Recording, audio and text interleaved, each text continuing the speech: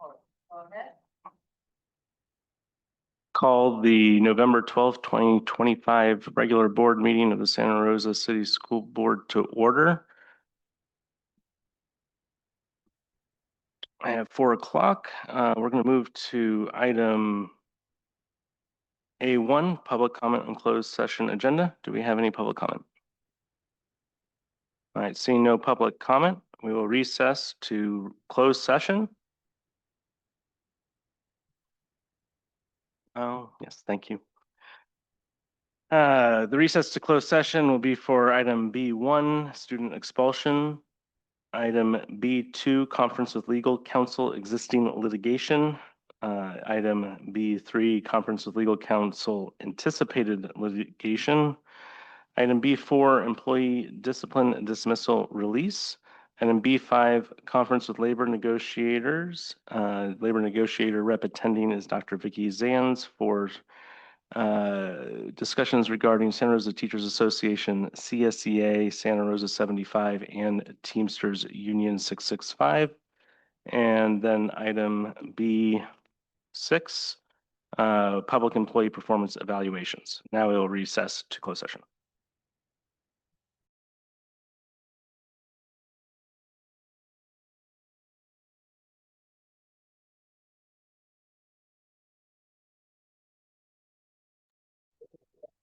Yours should be live all the time. It's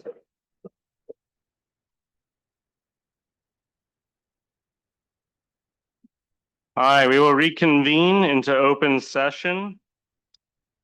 Everyone settle down. We're reconvening the November 12th, 2025 meeting of the Santa Rosa City School Board. If I can have everyone rise for the Pledge of Allegiance, we'll have the flag on the screen momentarily. There it is.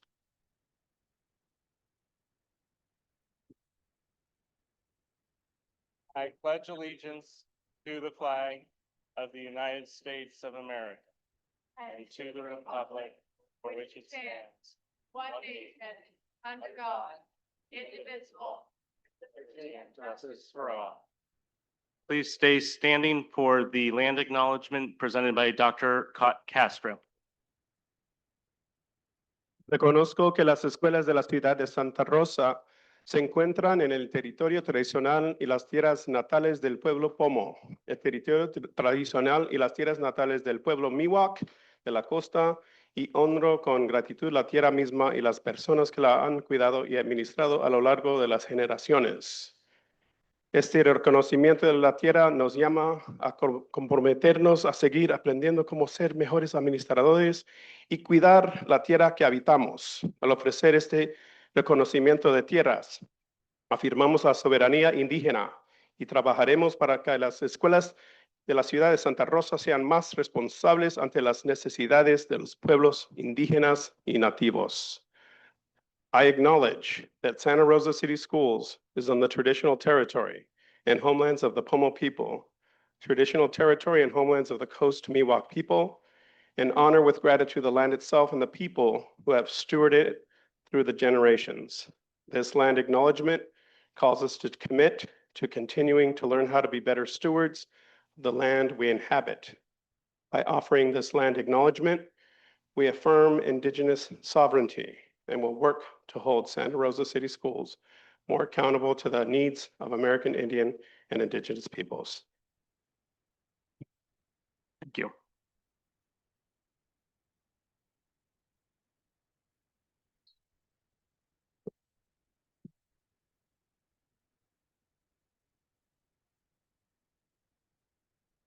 All right, moving to item C3, report of actions taken in closed session. We have 2 actions to report out. In a hearing, in case number 2025-2603, a hearing to consider expulsion, the board voted unanimously for expulsion. And that is under section, Ed Code section 48115.1C.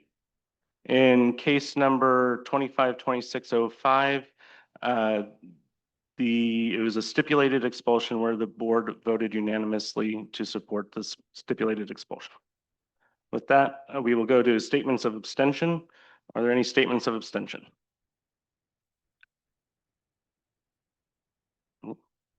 Seeing no statements of abstention, we will now move to adjustments to the agenda. Are there any adjustments to the agenda? Trustee Jenkins.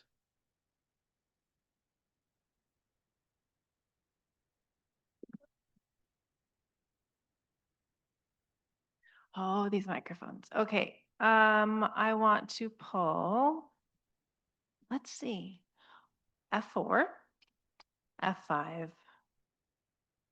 F8, and F12, please. Any other adjustments to the agenda? Seeing no more further adjustments to the agenda, we will remove to reports. We'll start with our report from the California School Employee Association, Santa Rosa 75.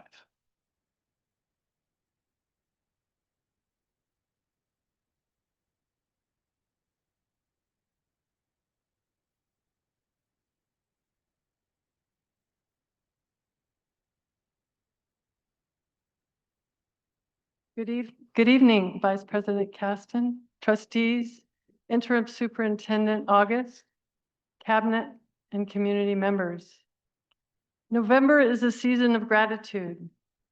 I want to begin with a simple pause, a breath, a moment to honor the people who show up every day for our students. To our teachers, our classified staff, our counselors, our bus drivers, our secretaries, our paraeducators, our custodians, our principals, our directors, and our school board, thank you. In a year this heavy, your dedication is appreciated.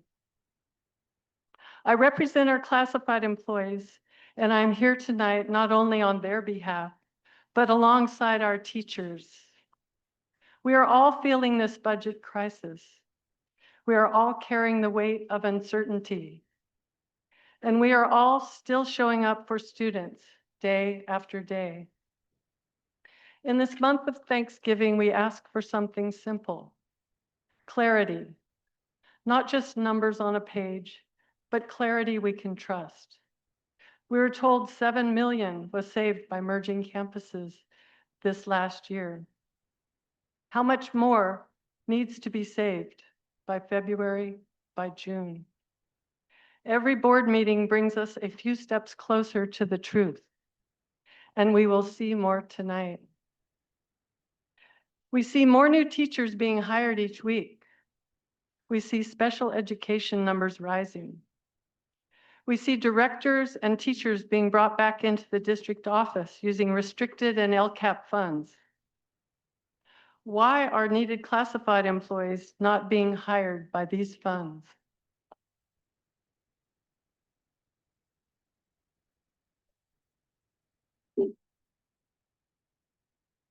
We may be the lowest paid, but we carry some of the highest responsibilities, keeping the schools open, clean, and functioning. We want to help. We always do. But trust must be restored first. As we approach Thanksgiving, let us honor what truly matters: our people, our students, our community, our shared hope for a district that stays under local control. No one wants a state takeover, not our staff, not our families, not our city, not our county. We deserve better. Our students deserve better. Stop the takeover, restore the trust. Together, united, we can do better. 6-7.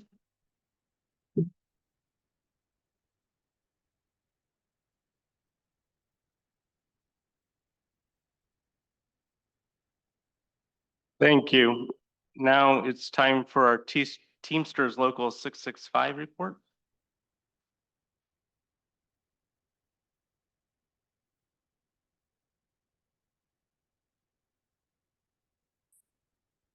Good evening, President of the Board and the rest of the Board of Trustees.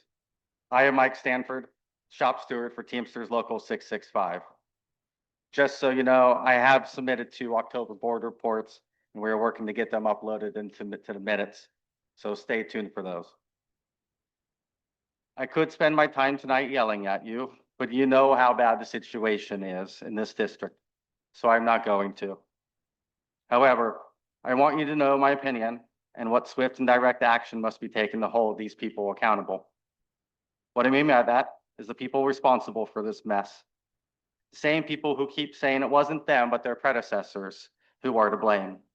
The same people who kept the district's financials from you. The administrators who make up the district cabinet should be let go with cause immediately. That is the only way to hold them accountable.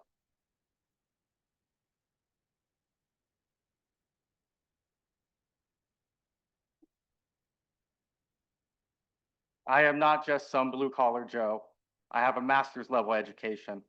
So I do not understand how you all let this happen, especially those of you who were on the board during COVID and approved budgets knowing that 2020 was supposed to be the year that campuses were to start closing. And just this year, this board approved a budget with a negative balance. Who does that? You all celebrated last spring the supposed savings of 6 to 7 million. Didn't say it. By relocating almost all the middle schools to their respective high schools and kept out LC Allen open, knowing full well that had you closed LC Allen, this district would be in a better financial shape. Still bad, but better. You sat there as cabinet told you that they would let go of all the program managers, but you approved the budget with 8 more program managers than last year. 44 people who make 6 figures to do what exactly?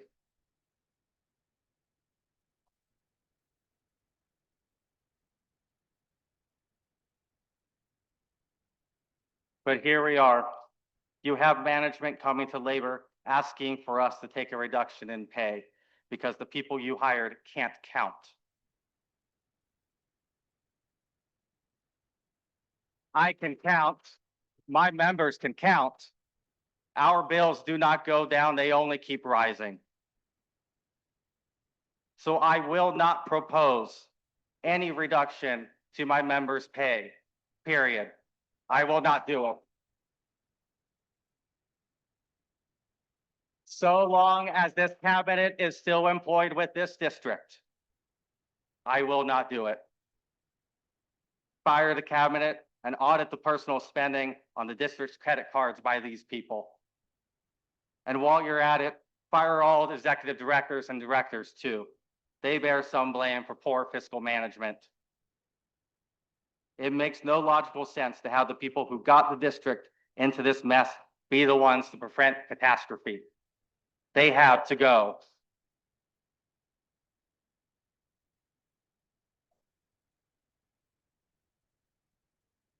As for finding the money to save this district, I think you should close LC Allen. Stop relocating the middle schools to high schools and bring special services percentage of the outgo down to the state average. Thank you.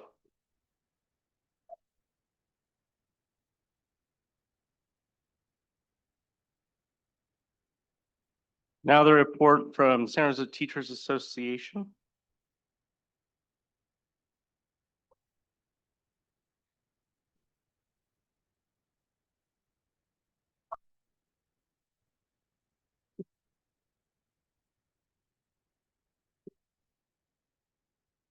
Good evening. Superintendent August, Vice President Keston, members of the board and members of the community. I'm Catherine Howell, the SRTA president, representing about 800 teachers in Santa Rosa City Schools.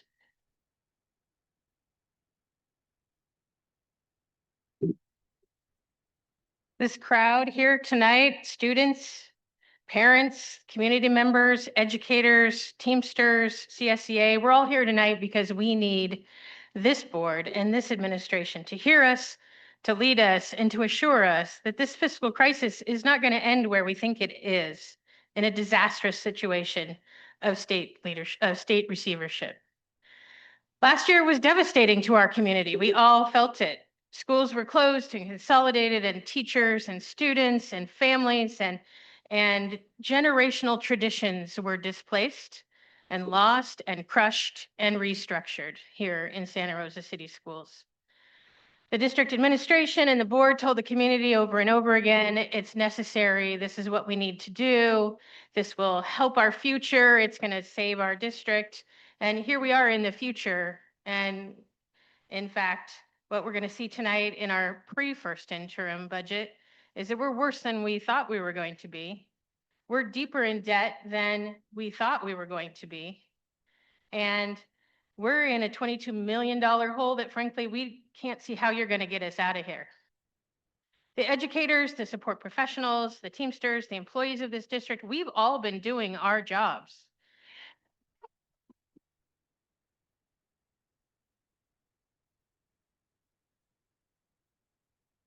Every day we come to work and we teach and we support and we nurture our students. We have more students in our rooms than ever before. Just go talk to a second grade teacher. And we keep doing our jobs. We gave up classrooms, we gave up staff rooms, we gave up conference rooms, we moved people in so that their offices were old closets with no windows. We've doubled and tripled our room occupancy and use. And the whole time we had administrators telling us to expand our capacity. We've been doing our jobs and we keep them engaged and we're getting them educated and we're getting them ready for the rest of their lives. And we need you to do your job now.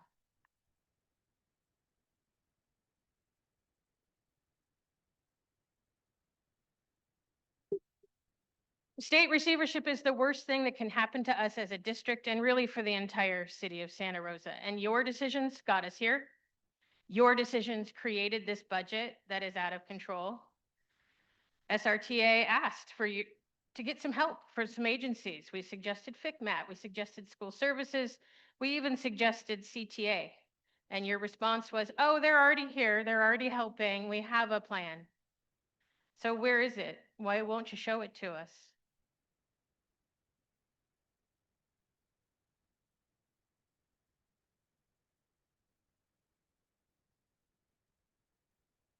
We have out of control spending, and the only solution that we've seen or heard is to take money out of our pockets.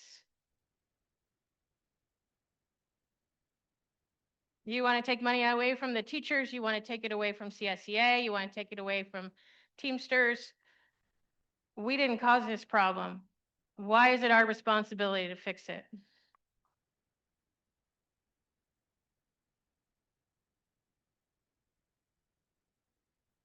I wish I could sit back and trust the system. I wish I had faith that you would find a way to restructure the budget and get us out of this mess, but I don't. All I can do is to continue to ask. Show us the numbers, show us the plan, show us the progress. Give us some hope, because we don't have much right now. Right now, there's a group of people, you know who you are. They're going to walk down the aisle and deliver to you very nearly 2,500 letters.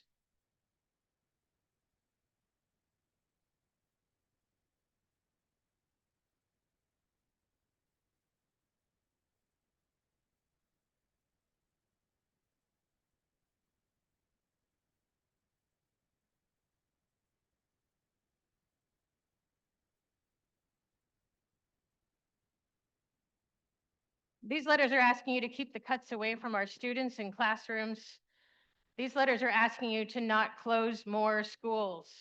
This didn't save us last year, and it isn't a solution now. And these letters are asking you, don't wait. Restructure the budget now. Don't say, oh, we can wait till July, it'll be fine. Because we don't think it will. Make the changes now that will stop the takeover. Please protect the future of our students. Thank you.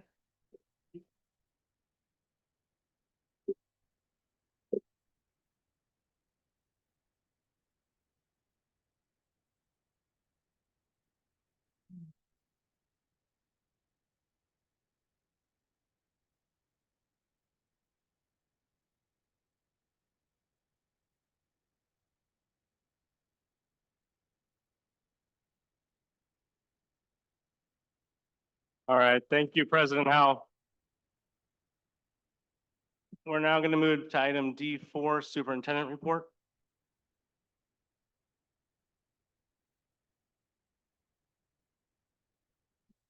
Thank you, Vice President Caston, and the rest of our board and our community. Thank you for those of you who are in attendance this evening, and to our labor partners for your heartfelt, truly heartfelt concerns. Despite our difficult but ongoing budget solution discussion, we also have much to be grateful for. A few highlights before we dive in. Congratulations to Helen Lehman Elementary's Wendy Aroche, Sonoma County Teacher of the Month.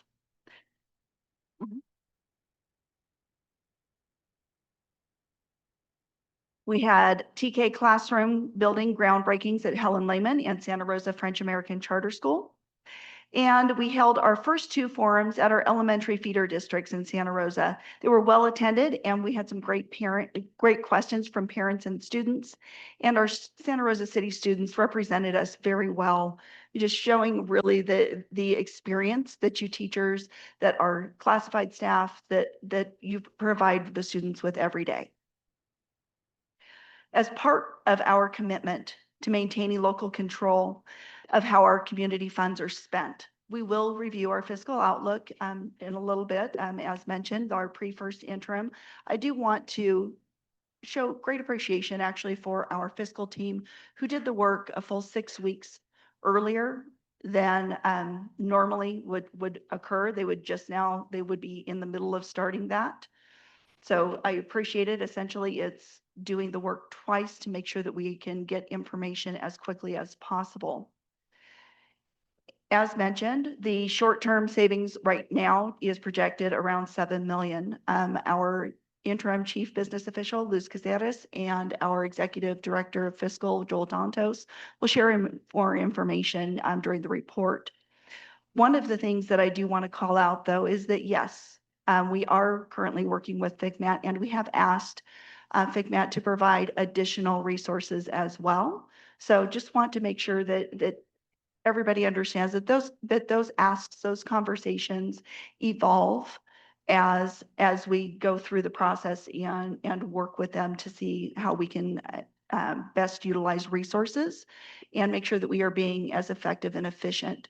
I want to make sure that I call out that our teams are being very mindful, thoughtful, and analyzing what's the root of what is going on rather than just looking at surface level data.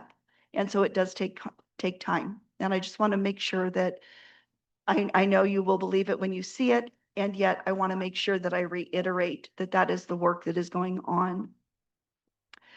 Our ability to continue aligning funding resources with community values depends on staying the course. We do hear from staff who are impacted by reductions, and we appreciate your commitment and resilience to continuing to serve students. These budget solutions are painful. There is no way around that, and they are also necessary. Thank you to this board and our staff for your steadfast commitment to having difficult conversations and making decisions that will determine the future of our schools and our community. While I have been spending time checking in with site and district staff, along with specifically formed groups such as our Fiscal Stabilization Advisory Committee, Superintendent Advisory Network, and Superintendent Student Leadership Council, I am also working to develop community outreach events in the coming months along with our trustees. I do receive many emails, and while I have not had the opportunity to reply to all of them, please know that I do read them. And I am so proud to be part of this community that at the heart truly cares about students and the opportunities available to them. Thank you. Thank you, Interim Superintendent August. We'll now move to D5 Board President Report. I'll go ahead and give my report during this section. So I want to address all of you and obviously this ongoing budget issue and the letters that we received. I couldn't agree more with the concept of don't wait, and action at any government, and action here has been fast for government, but slow for the necessity of this situation. And it's incredibly frustrating for you and for us. To the speaker who who mentioned, for those of us that were here in 2020, no one up here was here in 2020, not a single one of us that's up here up here today. And so it is unpacking and learning. And as the community is learning just how deep and dire this situation is. Fundamentally, we're left with about 4 levers that we get to use to address this. In the spring, we use the lever of consolidations where we provide services. And we're seeing that there was savings and not nearly enough. That leaves the remaining 3 levers, the big buckets of policy that we have as options. And those are concessions, cuts, and new revenue. New revenue is in many ways out of our hands, not that there's not things that we can address. And none of these buckets alone can solve this. There's no silver bullet. There's no one solution. We can't close all of our schools. We can't, I mean, we would then not be providing education. So it is going to be a very painful end to this story, but it's an end that needs to end with us still providing quality public education with resources that we can marshal.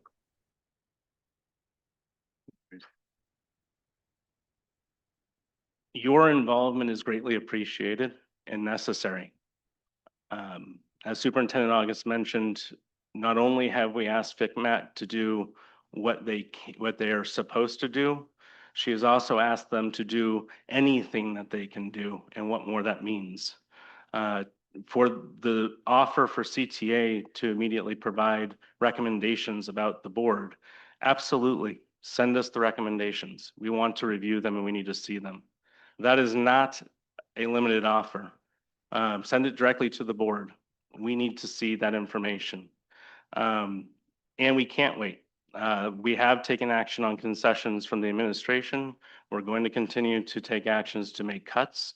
And we're going to do everything that we can to resolve this issue because there is no other choice. And I think I speak for the entire board because we just approved as a board that our top strategic priority is an excellent education and enrichment opportunities for our students. And that's the lens that we need to make these decisions through. In that light, I will report out that I had meetings. I attended DLAC with superintendent in order to hear from the members of the district DLAC committee. And I also was able to meet with multiple teacher groups in the last couple of weeks, and I greatly appreciate all of that input as we continue to go through this. I'll save the rest of my comments for the budget item and move to D6, board member reports. Is there members that would like to give? Trustee Delatorre?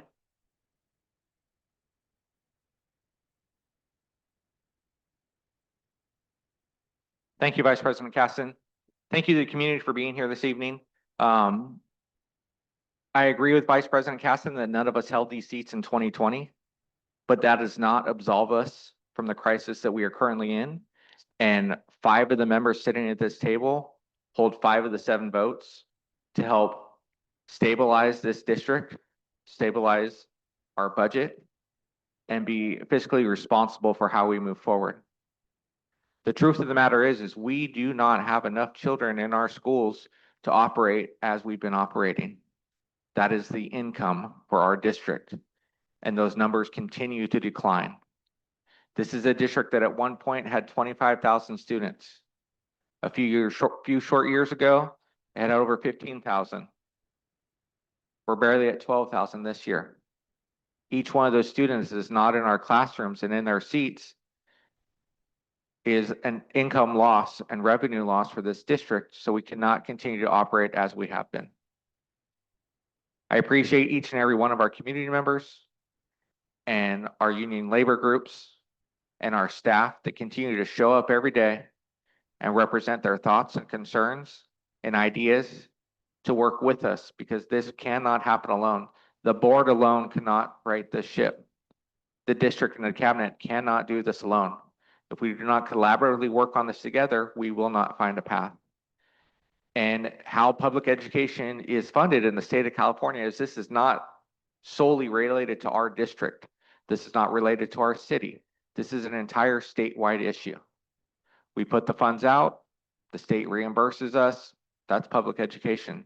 But if there's a wildfire or a flood, then that reduces what money could come back towards education. There might be limited funds that might be available, and the reality is some of those do not come to fruition.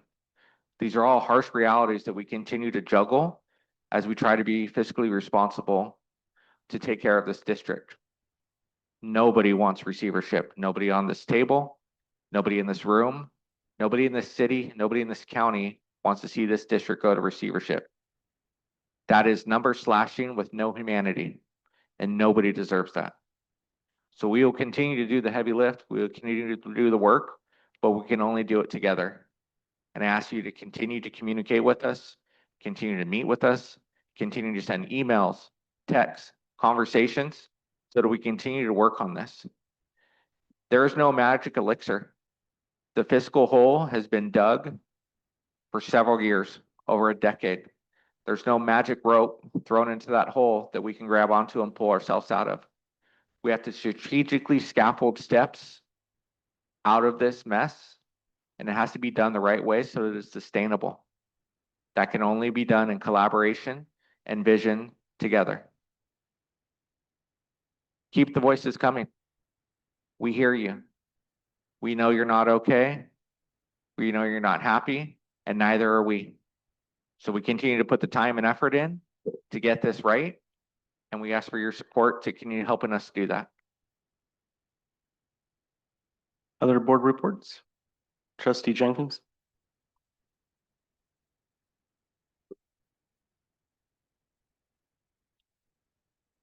So I wasn't sure if I was going to give a report tonight or not. It has been 3 weeks since our last meeting, which to me is alarming. I have met with SRTA. I've listened to the finance subcommittee meeting.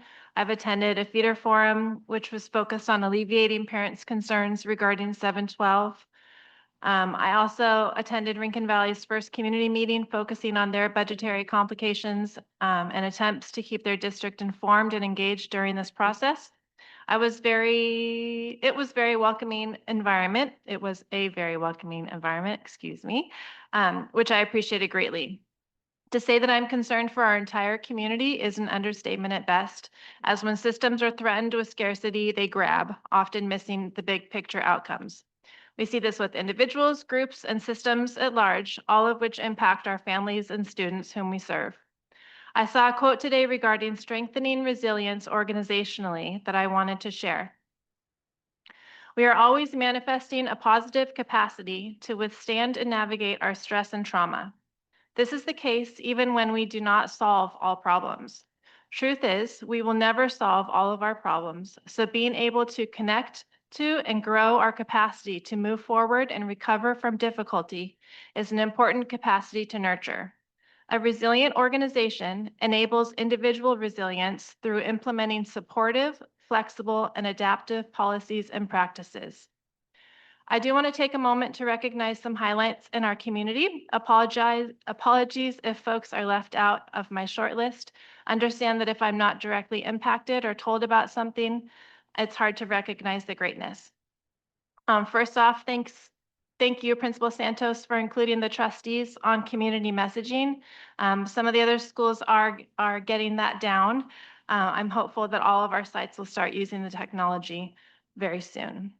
Highlighting the amazing job of all of the Lady Vikings teams who advanced to playoffs, flag, volleyball, golf, and I think tennis as well, all did amazing this year. Props to all of the flag teams who finished strong with their inaugural year. It was quite the packed ride with 23 games, and I'm excited to see the future of that sport within our schools. Another huge shout out to Montgomery volleyball team who placed 4th in the league, and a huge shout out to the Curio cheer team who's headed to, is it nationals? Where are you guys headed? They're headed somewhere to Florida. I'm so excited for them. It's awesome. And then, of course, let the winter sports begin. I cannot wait till basketball season is here.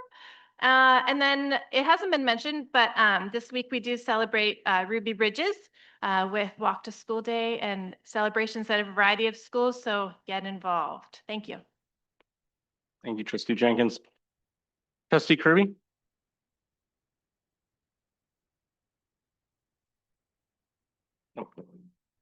Thank you. I also want to thank the community and the teachers for everyone being here this evening to show your commitment to helping us get through this crisis. Let's see, on Halloween, I was able to, I attended the senior night football game at Maria Carrillo and watched them pull out a last second win over Ukiah to earn a playoff spot. I was able to swing by and observe a classroom at Elsie Allen. I had a meeting with SRTA leadership and appreciated that and to help discuss our path forward through this crisis. Lastly, I was able to meet with the CTE Foundation of Sonoma County to learn more about their role and function in the county, and was excited to learn about some of the services and funding that may be available to improve and possibly expand our CTE programs at our schools. I urge the other board members, if possible, to set up a meeting with them to try to discuss that with them as well. That's all I got. Trustee Prack?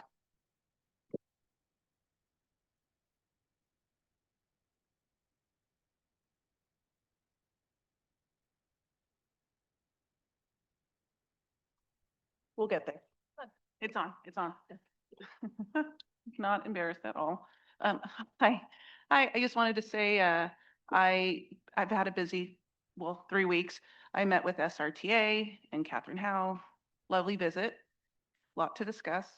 I had the privilege of visiting Ms. Thompson's classroom at Elsie Allen. I never thought I would use the word tranquil in a high school classroom setting, but it was peaceful and the kids are wonderful. You're doing a great job, Ms. Thompson.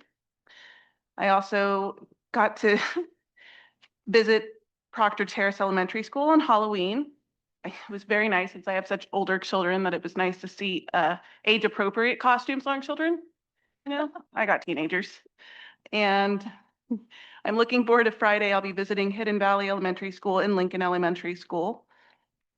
Oh, and I also attended the Helen Lehman groundbreaking ceremony. It was nice to see Maestra, I call her Maestra Senna, but Christina Senna is the principal, and it's nice to know that a former teacher has moved up. And I see my buddy, Ryan Thompson. It's nice, because I think you're part-time here as the athletic director just want to point out, he was a really great administrator, a vice principal at Pioneer last year, and it was sad that we lost him due to budget cuts. He had gotten his notice and found another job elsewhere when afterwards he was offered his job back and he couldn't take it. So I miss you. That's all. Thank you. Trustee Creo?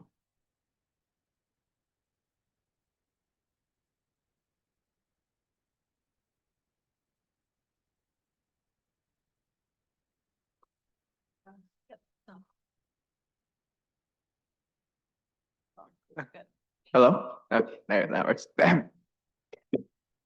Well, I'll make this quick so we can move on to the other agenda items, so we don't have to keep you guys here for so long. But I definitely do want to say thank you so much for all of you to show up tonight. It is amazing to see that everyone's here supporting each other, and I honestly think that's an amazing sight to see. So, round of applause for you guys.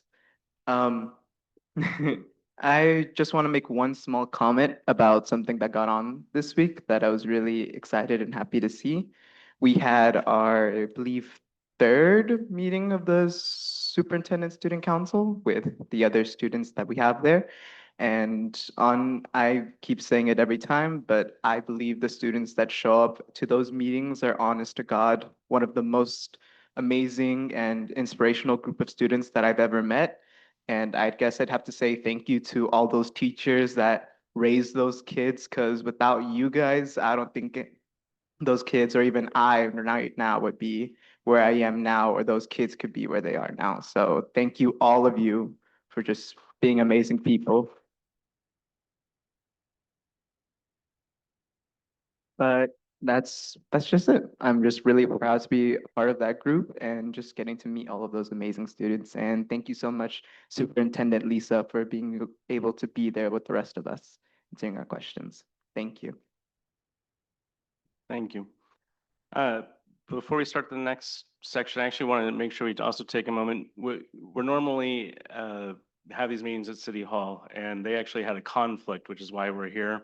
And we always have dedicated employees that have to support the board when we're in a location, but it's especially true when we have to be in a location where all of the IT and all of the things that are necessary to run a meeting have to happen. So I want to specifically thank all of the CSEA employees that are working right now to be able to make this meeting happen. And if we can, give them a round of applause. Thank you.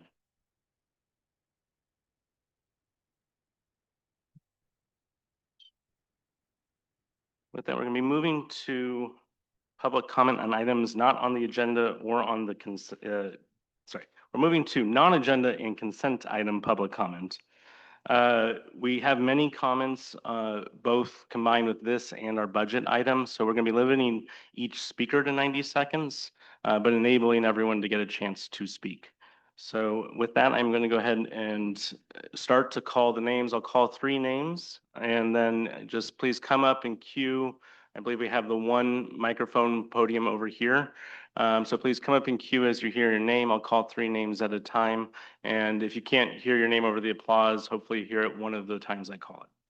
So we're going to move to, and we haven't been cutting folks off from applauding, but please be cognizant of not making any hateful or inappropriate comments. We will cut the mic if there's anything that is considered hate speech, and that has happened recently. And I just want to be really clear, we're going to cut it. It's not acceptable. Don't do it. So we're going to start with Holly Redsinger. We're then going to move to Liliana Vasquez, and then we're going to have Eugenia Padilla. Holly? Hi, my name is Holly Retzinger, and I'm an English and ALD teacher at Pioneer, as well as a parent of an 8th grader at Montgomery Junior High. I'm here tonight because I remain deeply concerned about the future of our middle school athletics programs. Before the vote to close our middle schools and move to the 7 through 12 model, both the board and SRCS leadership assured this community that middle school athletics and electives would not be impacted. Unfortunately, that promise is not being kept. Our high school campuses simply do not have the capacity to support after-school athletics for 6th grade levels. Our middle grade students have already lost electives, such as culinary arts, and after-school sports are now taking place at the very campuses we closed. Most recently, our athletic directors have been told to create a plan for all 7 through 12 athletics to occur solely on high school campuses next year. This is not logistically possible. If this directive stands, many after-school sports will be scaled back or eliminated entirely.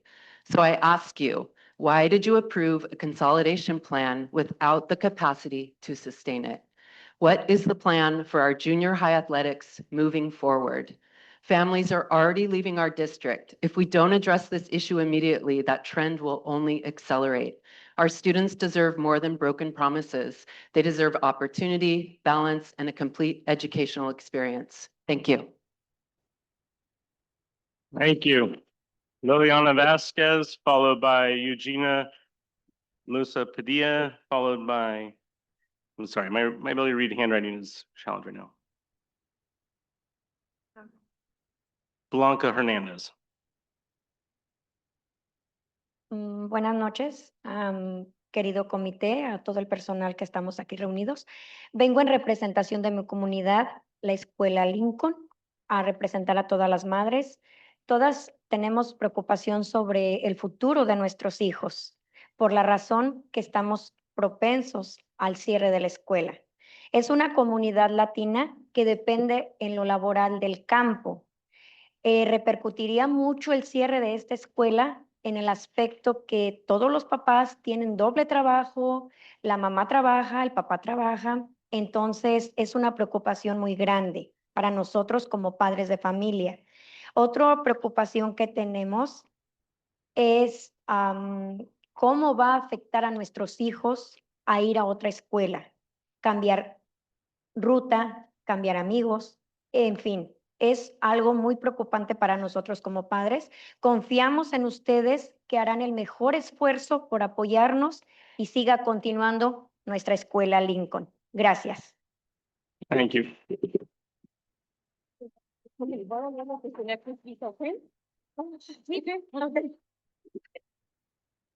My concern about the school closure is how it will affect my community. It is surrounded by many people who depend on help from friends and family to take the children to or from school.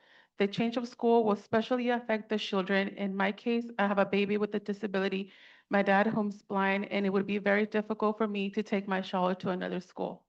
Thank you for your time. Thank you. Gracias. Eugenia Padilla, followed by Blanca Hernandez, followed by Jeanette Ciprian. Buenas noches a todos los presentes. Estamos aquí reunidos por una razón, para proteger el futuro de nuestros hijos. Las familias y estudiantes de nuestra comunidad se están enfrentando al desafío más crucial de la educación. Es relevante destacar que con la separación y el cierre de las escuelas, las familias y estudiantes se sienten frustrados y angustiados, sin saber la seguridad del estudiante en la nueva escuela, la calidad académica, la necesidad de un proceso de integración. El Distrito de Santa Rosa está tomando la decisión que ellos mejor les favorece, sin tomar en cuenta las opiniones de las familias y sin ser escuchadas. Nos oponemos al cierre de nuestra escuela. La escuela es del pueblo y el pueblo queremos estudiar. Está cerrada. El Distrito de Santa Rosa necesita arreglar sus presupuestos para evitar cierres de más escuelas. Ya lo están implementando ahora. ¿Cómo están planeando la transportación de los estudiantes para ir a otra escuela? ¿Cuánto se van a gastar en la transportación? Thank you very much. Thank you very much. That's your time.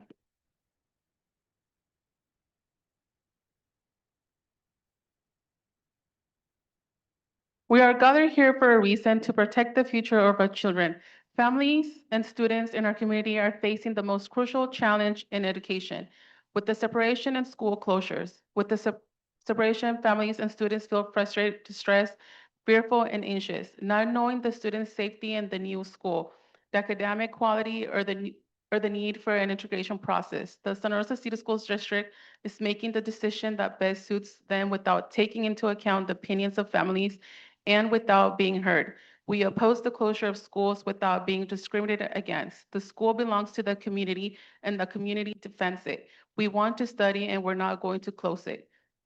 One of the questions were, how is the budget closed from them usually, and ¿Tiene las preguntas? Sorry. Eugenia, el papel. And how transportation would be, and how much they're going to spend transportation, and who will cover the cost of transportation. Yes, thank you. Sorry about that. That's it. Thank you. If we can make sure that we record our questions and get them to our staff so we can respond. Blanca Hernandez, followed by Jeanette Ciprian, followed by Marla Dishun.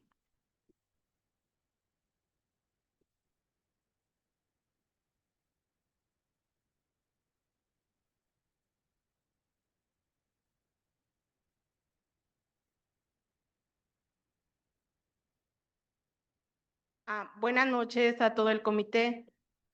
Bueno, nosotros venimos en representación de la escuela Abraham Lincoln Elementary. Somos unos padres muy preocupados por nuestros hijos y queremos que lo mejor para ellos, y su estudio es lo más importante. Lo que nosotros queremos es que nuestros hijos no se estresen para nosotros el estrés de ellos que desde ahorita ya está causando porque nos dicen, mami, ¿cómo nos van a mover de escuela? ¿Cómo nos vamos a reunir? ¿Qué mis amigos? ¿Qué mi educación? Entonces nosotros de todo lo que hemos tratado de hacer, por favor, no nos cierren nuestras escuelas, nuestros hijos es el principal o el futuro del país, del estado de aquí de Santa Rosa, y por todas estas firmas que hemos juntado y por todo lo que hemos hecho, por favor, no nos cierren la escuela. Y es lógico lo que está pasando y sabemos y estamos conscientes, pero lo más principal para nosotros es nuestros hijos y el estudio y el futuro de nuestras familias. Y por favor, de favor le pedimos, no nos cierren la escuela.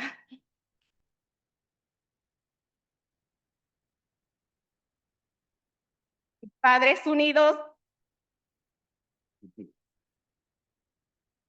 niños, queremos la escuela, nuestra escuela. Thank you. Gracias.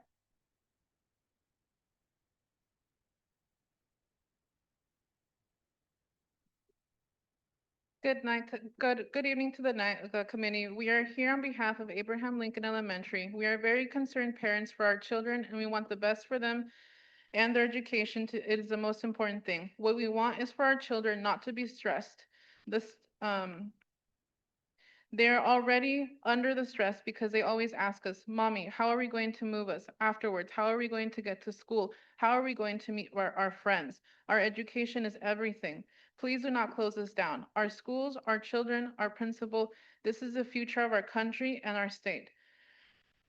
You received all the signatures and we have put together everything. Please do not close us down. Do not close our school. It is not logical what is happening, and we know, we are aware, but the main thing for us is our children, the students, and the future of our families. Please, we ask, do not close our school. Parents united, children united, we want our school. Thank you. Thank you. Jeanette Ciprian, followed by Marla Deshun, followed by Nicolo Atu.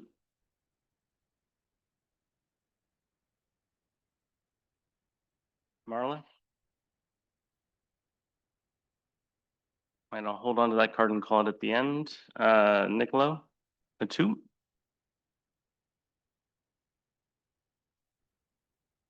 I think he's coming around here. He's coming around. So Nicolo, and then we'll have Julie Natalini, followed by Emily Thompson. Nicolo. Hello, good evening. My name is Nicolo Atu.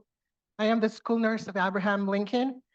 And this morning, I had just had a student came into the health office. He scraped his arm.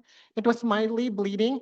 And after I gave my first aid, you know what he told me? He didn't thank me. He called me a hero. And I urge this school board to make sure that you stop the state takeover. Because closing another of our neighborhood schools is not just a financial calculation, it is a direct blow to the heart of our community. And once a takeover happens, it's going to take our voices in the community. I look at the kids and I see that they are not expenses. These are the investment of our future.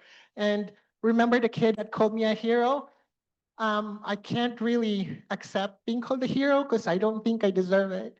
I want them to look at you guys as their heroes, our heroes to this community. Thank you for the opportunity. Thank you. Julie Natalini, followed by Emily Thompson, followed by Jessica Licken.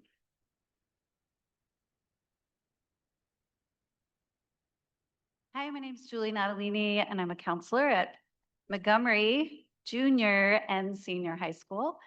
And I wasn't actually going to speak tonight, so I don't really have it completely prepared. However, my concern, and actually our Teamsters guy stole my line, but it was going to be that we can't expect the district who got us into this mess to get us out.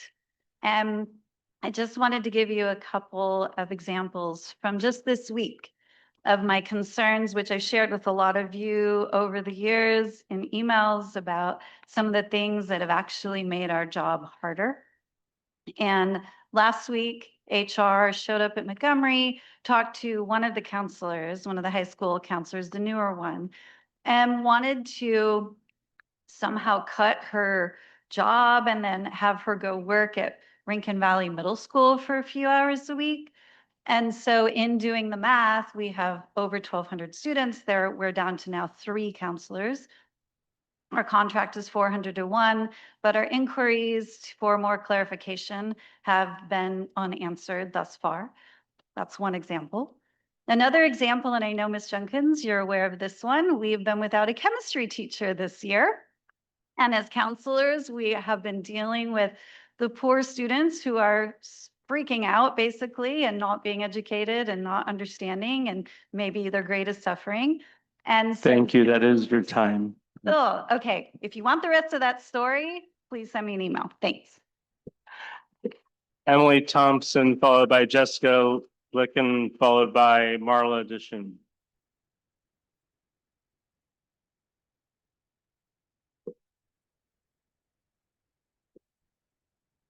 Hi there. I just wanted to send out a little reminder that I have asked that all board and all cabinet members please come to my classroom throughout the school year. I ask this mainly because you are making decisions about our students. You don't know my students. You don't know our students. No offense, but when was the last time you were in the classroom with these kids, especially after COVID? These decisions that you are making directly impact all of our kids and directly impact us. It has made such a difference having you come into our classrooms. I've had a majority of the board come to my classroom and a couple of district cabinet members come. So thank you for those who have come. The kids are so excited, and you can tell that they are impressed and that they are valued when you come and put an effort into getting to know them. And that's what we're here for. So please, just as a reminder, come to my classroom, come to my school. Don't just stop with my classroom. Come to all of our classrooms. We'd love to have you.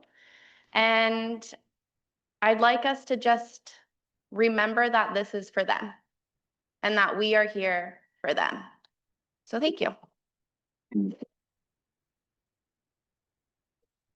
Jessica Litchen, followed by Marla Dishun, followed by Jenna Becker.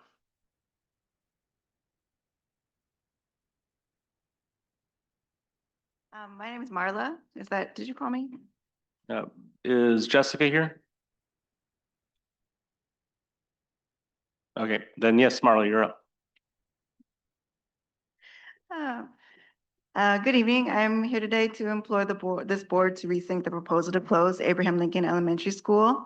The group I came with tonight walked here from our school on 9th Street to be here.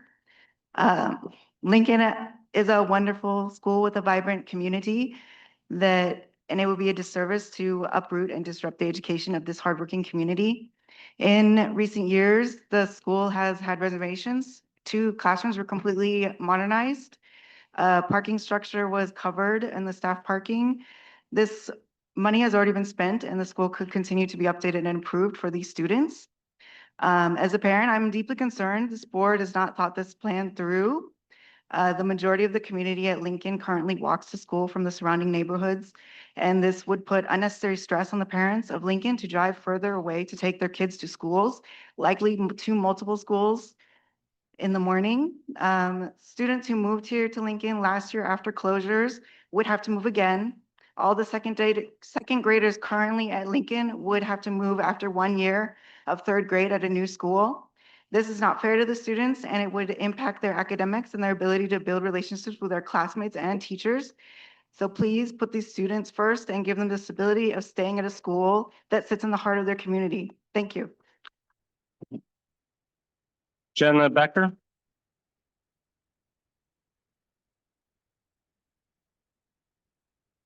My name is Janet. Muy buenas noches al plantel, a comité y maestros y maestras y padres de familia y estudiantes que nos acompañan.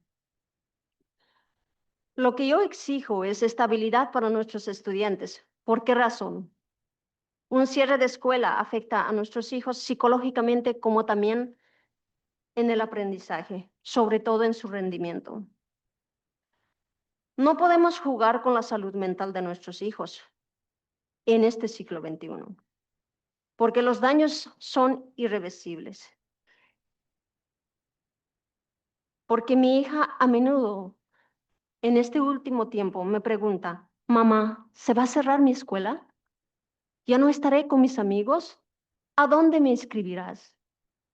Y esta es la pregunta de todos los niños que están sufriendo en este momento. Por esta razón, mi pregunta es, ¿darán estabilidad a nuestros hijos? Y no más cierra las escuelas.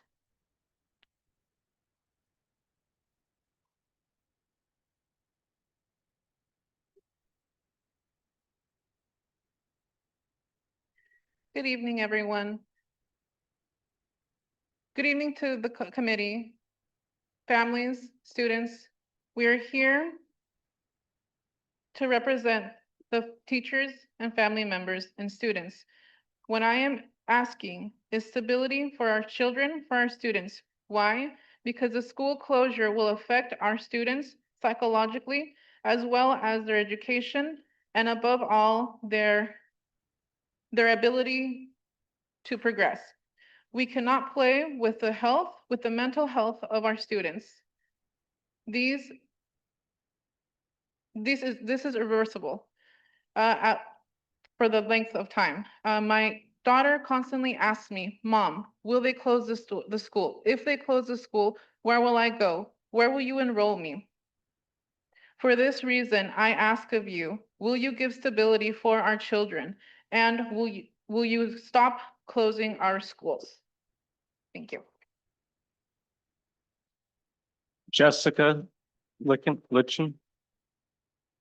Jessica Litchin or Jenna Becker? Yeah.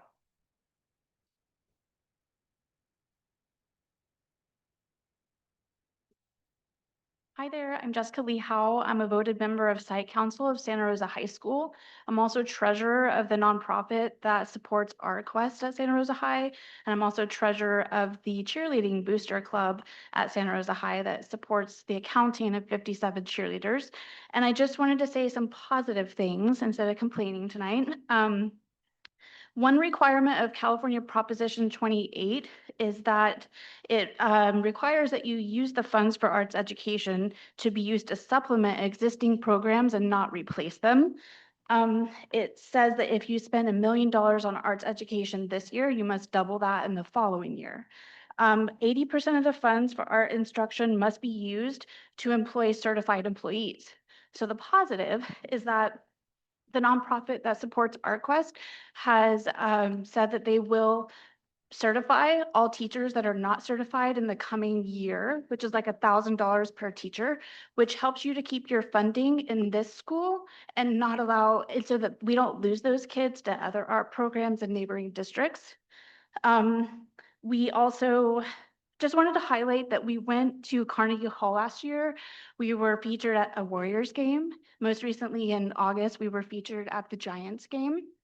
And coming up on November 20th, we have our first premiere of The Christmas Story at the 6th Street Playhouse. And we would just love to hear and see the board there to support us. Thank you very much.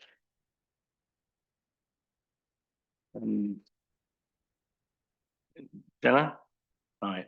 If we can make sure we note the name of the speaker 2 speakers ago, because I did not have a card for Jenna, go ahead. Good evening. My name is Jenna Becker, and I teach history and leadership at Comstock Middle School. I'm here because I care deeply about our students and our schools. Right now, we are facing cuts that don't reflect the needs inside our classrooms.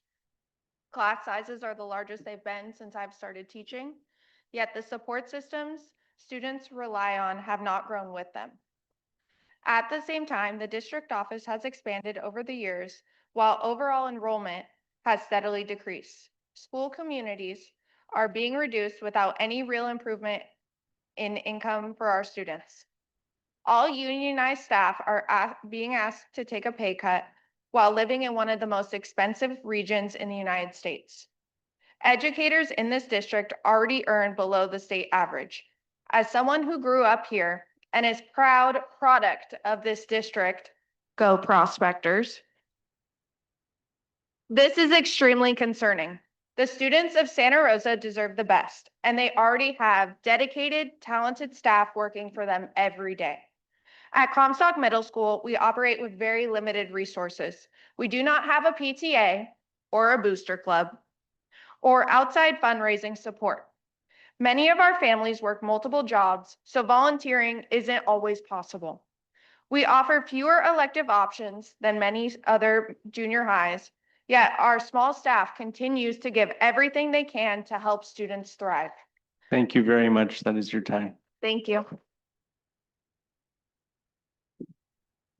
That is all the cards I have.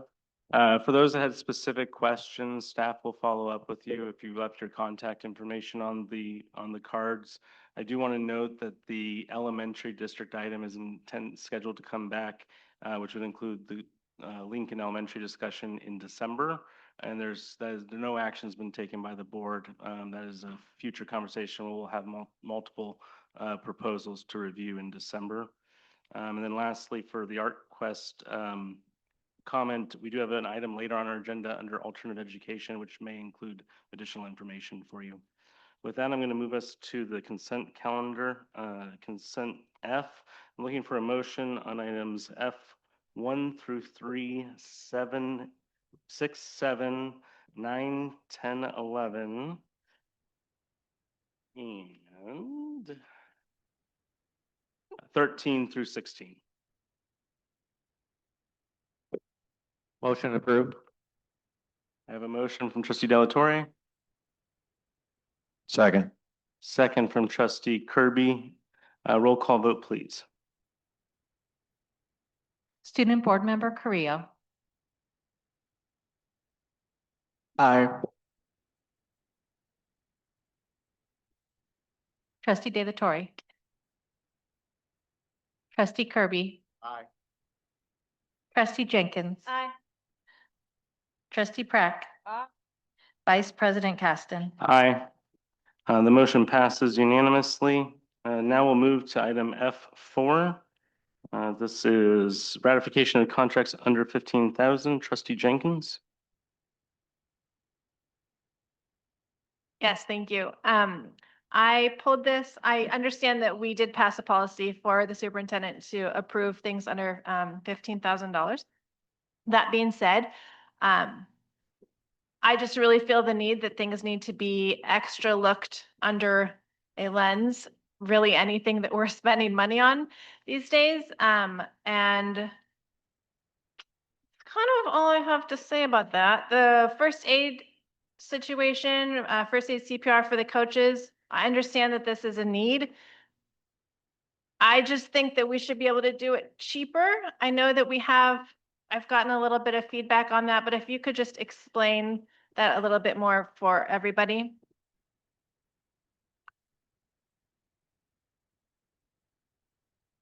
I'm actually going to invite up Athletic Director Thompson to explain the information.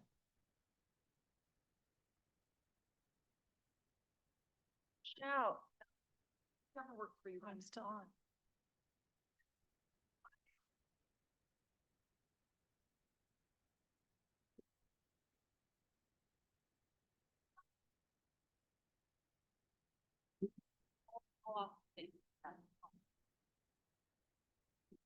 Hello, everybody. Okay, clarification on the information for first aid and CPR. So we currently have one of our athletic directors who is certified to teach CPR and first aid, who holds multiple sessions all year to clear coaches because they have to be CPR and first aid certified to be able to work with student athletes. And given the price estimates from other organizations around us, We are actually paying based on these numbers here, a little bit cheaper on what it would be with the cost that's associated to train all volunteer and paid coaches within our system. So, yeah, so all of our grades 7 through 12, we have roughly over 340 volunteer and paid coaches within all of our programs across all the secondary school sites. So, and each one of those coaches every 2 years has to re-up their certification in first aid and CPR. And it's not like every year all 340 plus have to redo it. It's in waves based on when they get cleared or certified. And some programs have multiple volunteers that come through and cycle through, or even they add new volunteer coaches that want to come and help the programs. And currently paying for this service, or one of our athletic directors who's certified and trained to do this, it makes it so that our coaches, especially volunteer coaches, do not have to pay for that themselves, which if they did have to pay for that themselves, it may push a lot of our coaches away, our quality coaches that are working with student athletes. So. Trustee De La Torre? Shucks. Oh, touched it again. Sorry, that was my bad. What are we paying for?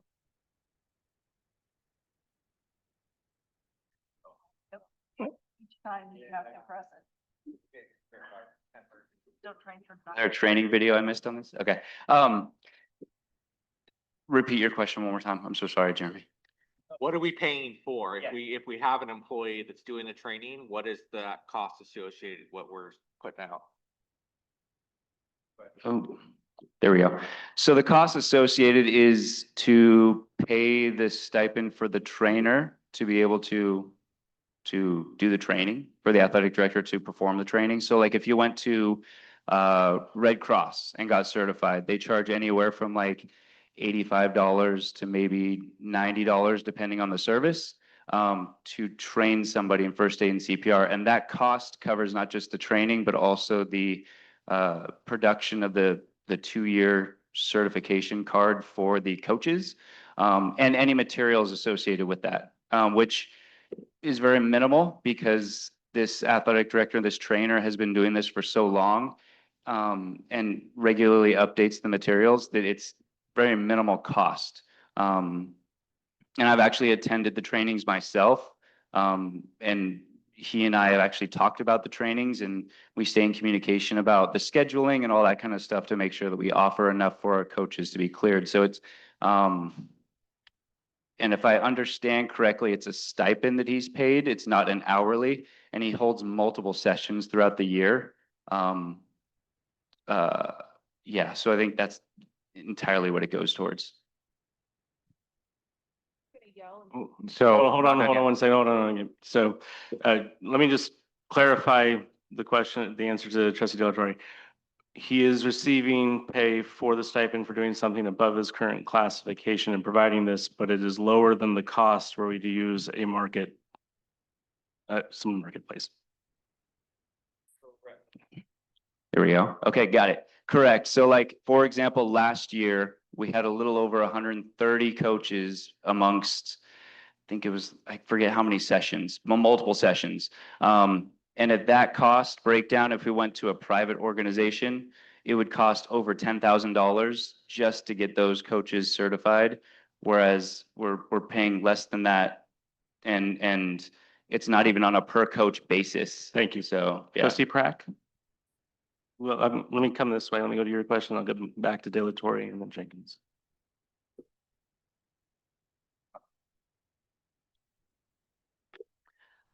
Is there any way, just thinking of cost saving measures, can we partner with like the JC and their first aid CPR that they use for their coaches and maybe split the costs? Is that something we can look at? I mean, we can look at other options for sure. It's just a matter of if it's going to be cost effective, right? Like currently, for example, we have a partnership or agreement with Healthy Petaluma. That's the Heart Safe organization that works with us on our AED devices and all of that. They do, and they also help coordinate compression-only CPR for 7th grade classes at the high school, or excuse me, the middle school levels. So they do have a certification program that they offer to schools, and the price estimate that I provided with a little over 10,000 is based on the pricing information I have that they provide to schools for CPR and first aid training. If you do just CPR only, it's a little bit less, but of course our coaches want them to be first aid trained. So we could take a look at other programs around us. It's just a matter of if they're going to offer us a decent deal, and still get the quality too. That's the other key piece, is that the benefit of our athletic director, who's a certified trainer in this, knows, I mean, he's also a staff member here at Santa Rosa High, so he knows day in and day out what the coaches go through. So it's not just the CPR and first aid component, it's also how to apply it to the coaching realm and what the coaches need, and even what athletic directors need to know that's relevant to their job here, not just a generic first aid CPR thing. It's also tailored to fit what the coaches need within our system. Thank you, Trustee Delatorre, then Trustee Jenkins. So we pay one stipend to a staff member to train our volunteer coaches. Is there any? Yes? All of our coaches. Do we still have our sports medicine teachers training our students in CPR first aid in their classrooms? As far as sport. All right, I got it. Got the blue light special. As far as our sports medicine classes go, the only sports medicine class I'm aware of, unless something changes, is at Maria Carrillo, if that's correct. And so we don't have those sports medicine classes at other campuses.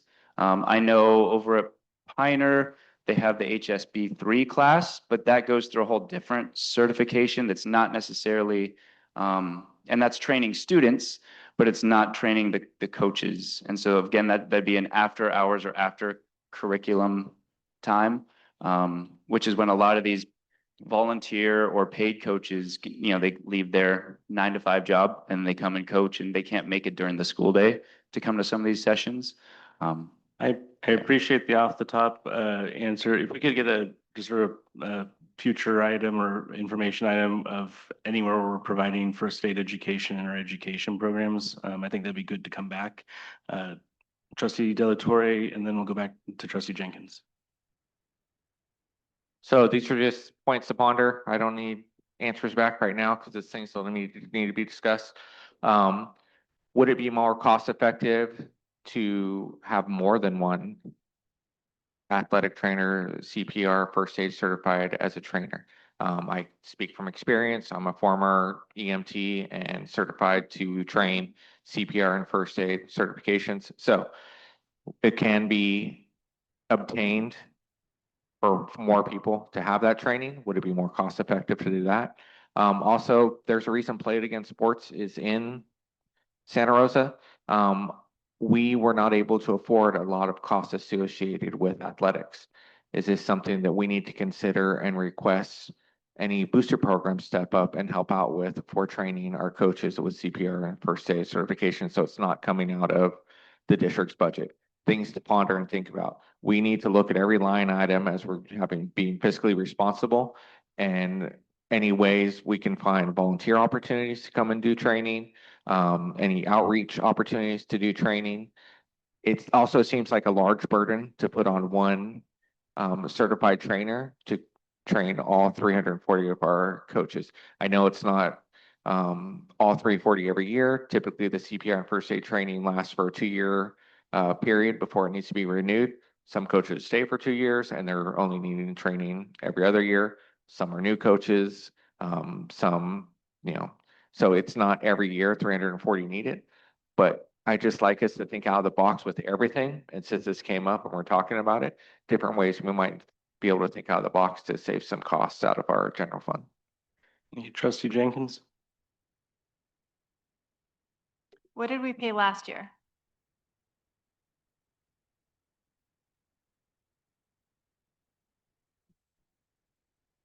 We'll bring that in, we'll get that information for you. I don't want to answer something off the cuff without having that available. Any other questions, comments, motion? Trustee Jenkins? I move to approve this item with contracts 2, 3, and 4.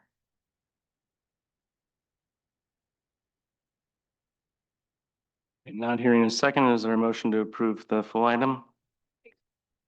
Second. Okay, second.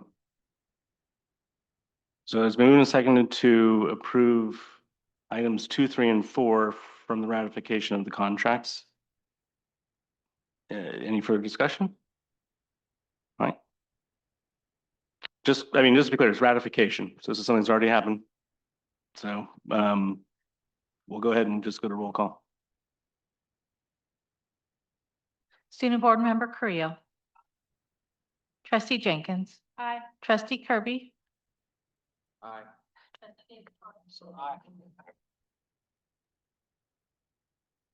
Trustee Prack. Vice President Caston. Aye. All right, and we'll bring back item 1 for action. All right, moving to F5. Approval of contracts over 15,000. Trustee Jenkins. Thank you. Don't fall. Yes, one moment. F5.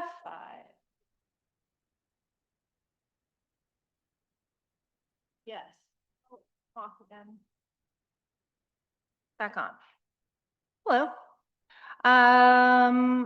So I actually have questions about all 3. We have Illuminated, Android, and Imagine Learning. And I know the information came back for us on this. I just haven't had a chance to review it. With the Illuminated contract, I think this one may be grant funded. Was that the? Yes, ARPA grant. Okay, so with the Illuminated grant, this is help me please if I'm saying this completely incorrectly, but because I don't have everything open, but this is a grant for Elsie, but it's the program is funded through a grant, but the contract is a $28,000 contract. Can we say a little bit more about that?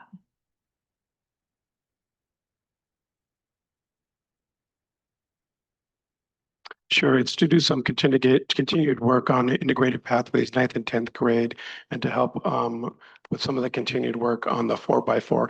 To give you some more in detailed explanation on that, the individual that actually put that information on the board responses is online, Erica Radro, and she's going to be able to provide some more specificity. Thank you, Dr. Castro. Good evening, everyone.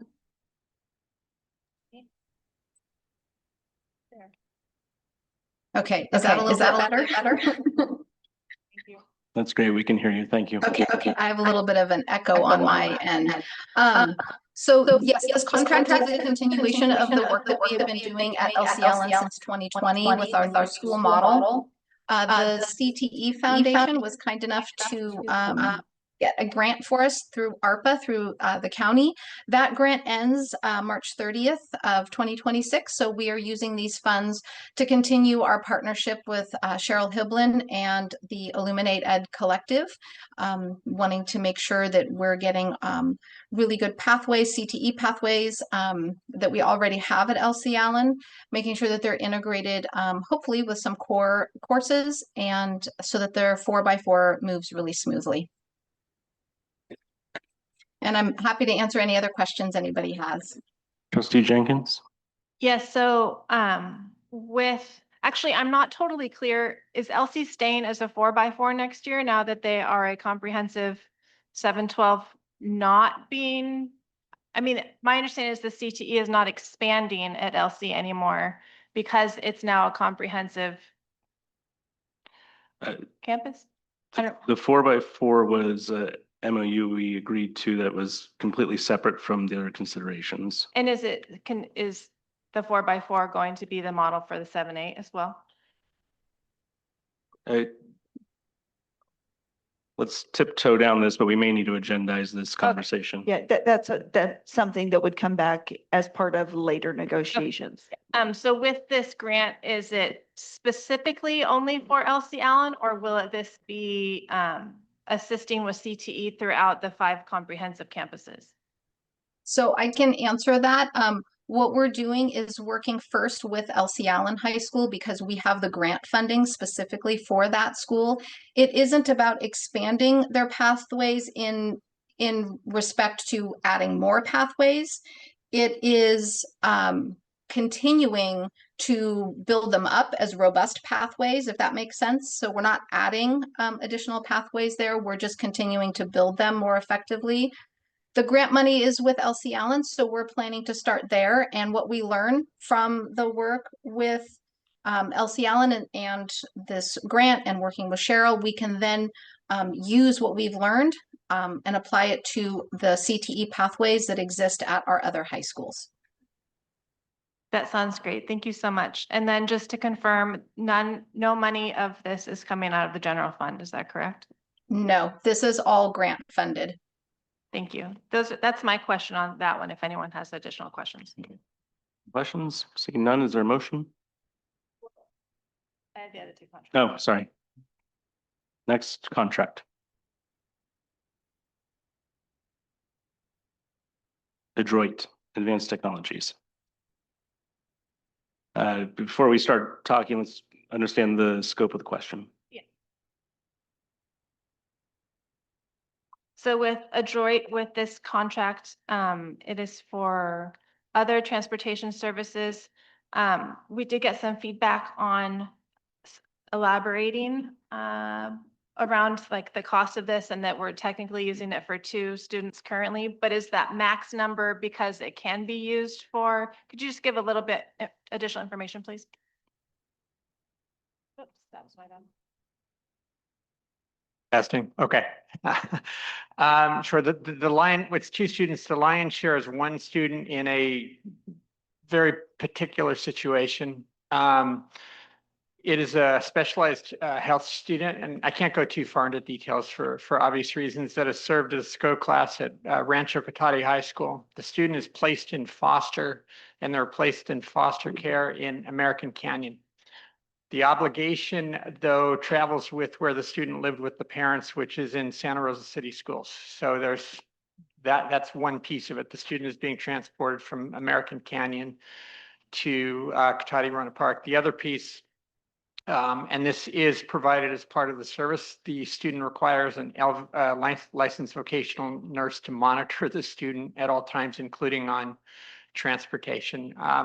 I will say we in special services are looking into a couple of things, namely, is there a placement that would be appropriate for the student that's closer, namely in the Napa area? Secondly, we're also going to work with North Bay Regional Center, since they were involved in the placement in American Canyon, to determine if they can contribute partially to the cost, since they're the ones that made the placement. But I can't guarantee what the outcome of that is. So yeah, this cost was calculated based on if the services continue out through the year, what they would cost for this student. But again, the additional pieces of a significant chunk of it is the LVN that's traveling with the student. Any other questions? All right, seeing none, Imagine contract. Thank you. For the Imagine contract, I believe this is the Edgenuity situation. Yes, it is. I think it was at your request. We don't, as you know, there's a lack of teachers across the state in several different categories, in certain science, math, and world language categories. And so we were looking for creative ways to fill the classroom until we're able to find some teachers. Luckily, actually, we were able to find a chemistry teacher, I believe, started today at Montgomery High School, or tomorrow. very, very lucky to be able to find that teacher. So we won't be, we actually pulled back that contract today for the chemistry teacher. But we are still seeking to find emergency contract for the Spanish teachers that we need to, until we find somebody. Some teachers think we have 3 openings at LCL. And so in terms of the specifics that we have with Edgenuity under Imagine Learning, Mr. Gilden-Gorin can provide the specifics that how they operate. Or do you have a specific question? Sorry. I guess my specific question is, being personally impacted by this organization has been extremely frustrating as a parent to see that office hours for the teachers who are, like, I didn't realize it was asynchronous for starters. So I have some feelings around that as far as if we're having asynchronous learning in a classroom and then paying another adult to be in the classroom, and then the teacher isn't available to the students because their office hours are in Central Standard Time. Like that, there's so many different issues with this. And so I have huge concerns with using them going forward just because of my personal experience with them in 2 days. So if there's anything that can be said to alleviate my personal concerns, that's always open for conversation.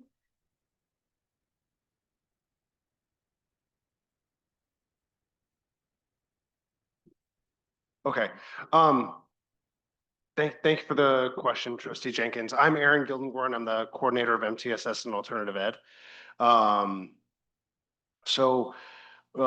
When the question first came to me of, is it possible for Edgenuity to fill these roles because they've been posted since the spring, and there's anything from teachers getting additional pay to counselors, administrators who don't have credentials in these subjects, developing curriculum, grading the student work.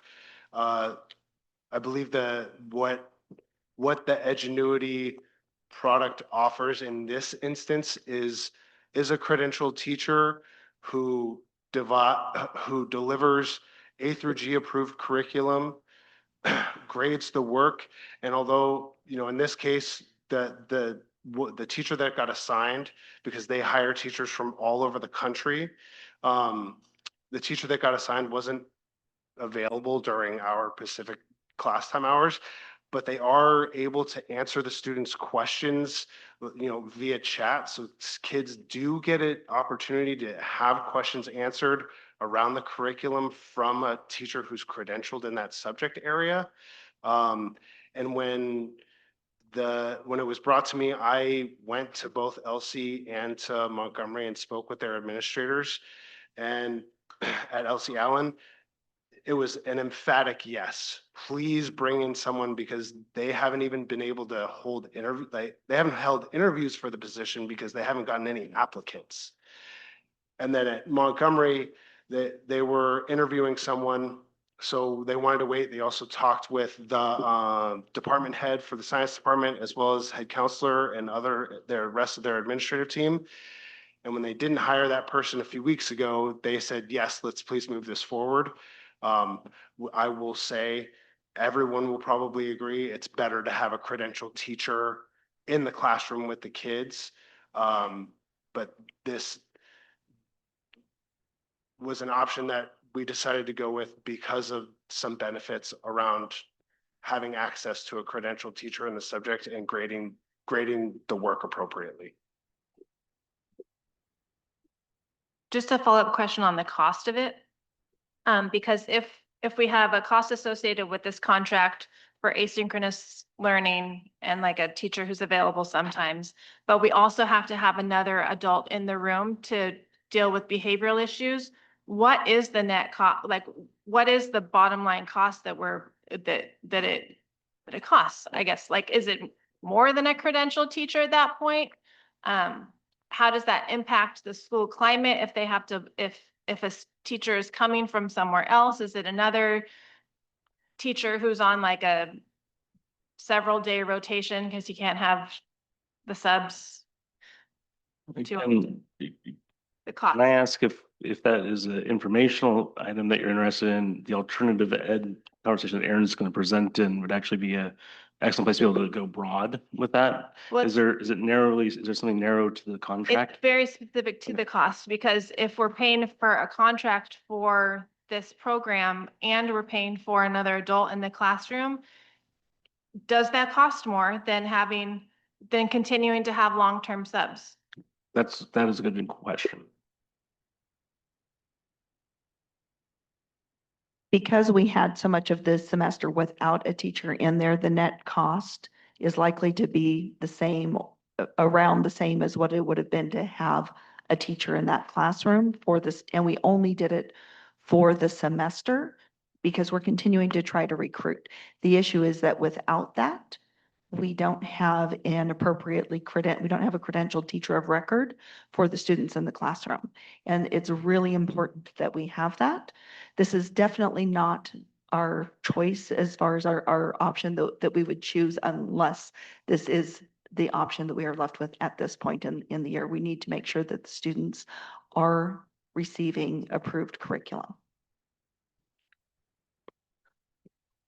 So can I summarize that by saying, we don't want to do this. It is just the option of last resort in this situation. Okay, Trustee Kirby?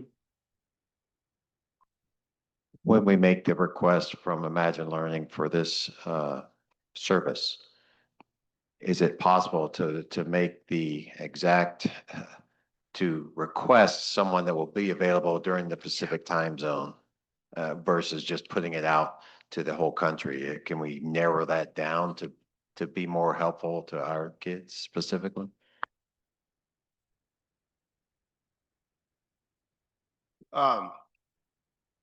Yes, we can, but they can't guarantee that that's who they will be able to get someone from the Pacific time zone. We could choose to, I believe that we could choose to not move forward if they don't, but at the same time, I'm not sure if that is necessarily better for students. Can we at least make the request and at least try to get that and then see if they can follow through with it? I see your emphatic yes. Yes. Is there another question? All right, and there is no intent on continuing this past this situation. The intent is to hire permanent employees. Correct. Any other questions? All right, do I have a motion on F5?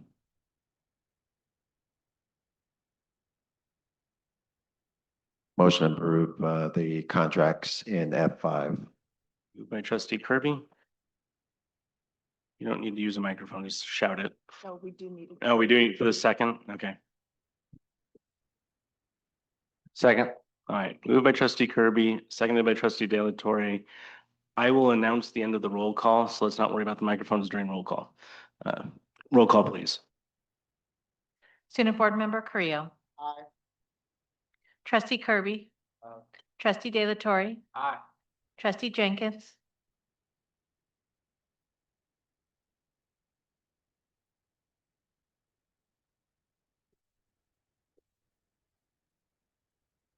No. Trustee Prack. Up to you.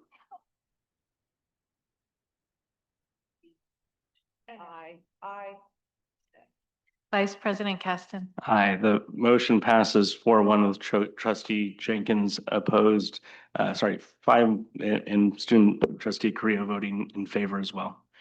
I will move to item F8, approval of resolution 2025-26-43, notice of intent to convey easement to the city of Santa Rosa. Trustee Jenkins presenting.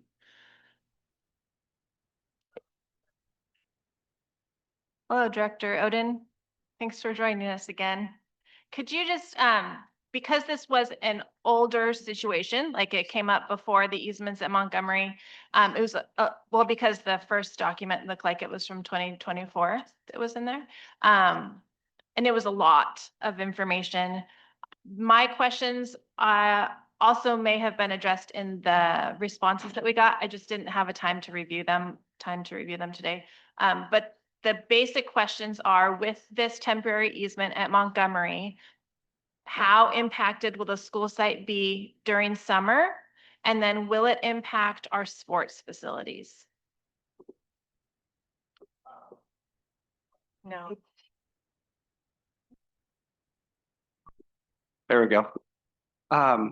It, just like any construction, it will have some impact, but it's not going to have much. The water line trench that they have to dig cuts through the staff lot, heading toward the back portables and then across the fire lane towards behind the gym. So it will have a little impact back there, but I don't think it'll be a problem for summer sports activities.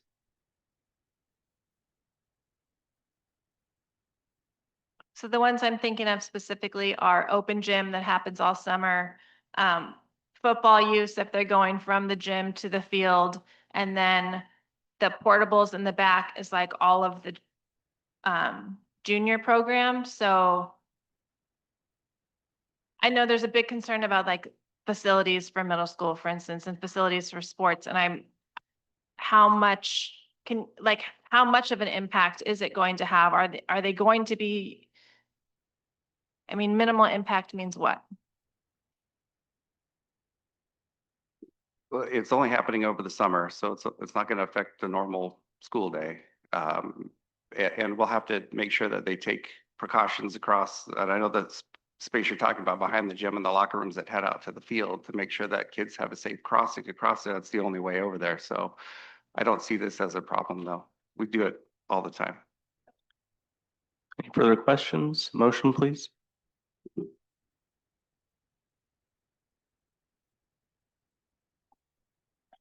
Motion approved F8. Moved by trustee Kirby, Second. seconded by trustee De La Torre. Roll call, please. Student Board Member Carrillo. Aye. Trustee Kirby. Aye. Trustee De La Torre. Aye. Trustee Jenkins. Aye. Trustee Prack. Vice President Caston. Aye, that motion passes unanimously. We'll now move to item F12. That is the approval of authorized signatory for California Department of Education Early Childhood Education Contract. Trustee Jenkins.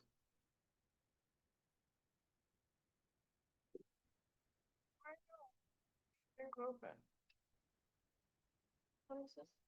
First Grade Children's Fund. F12. This is the preschool one, right? Preschool? Yes. Yes.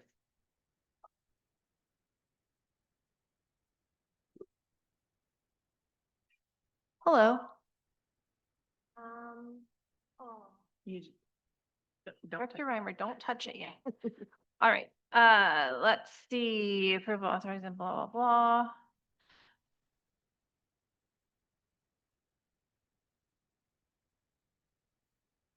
This is about the preschools at Monroe and Steele for next year, right? And so my question was, if this is for Steele next year and the plan currently is for Steele to be closed next year, how does this all work? You can walk me through it, please.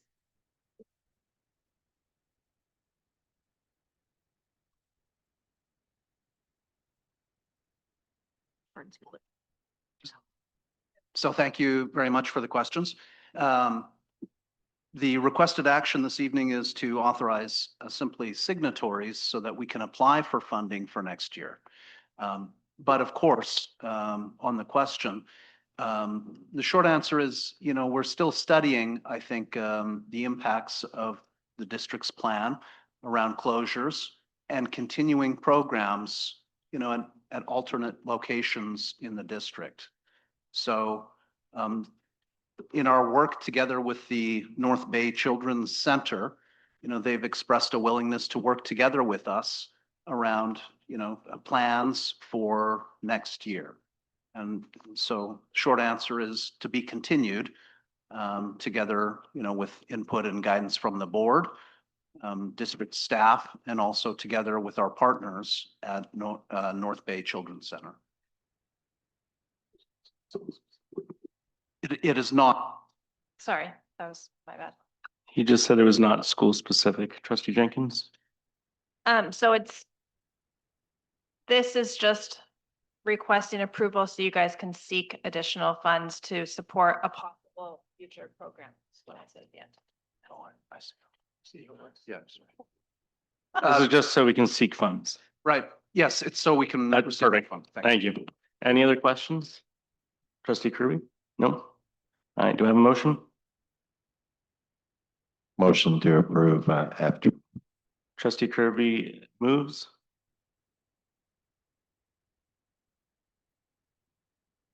Trustee Prack seconds. Second. Roll call, please. Student Board. Trustee Kirby. Aye. Trustee Prack. Aye. Trustee Jenkins. Aye. Trustee De La Torre. Vice President Caston. Aye, that motion passes unanimously. We will now move on to G1, discussion high-level fiscal solutions pre-first interim.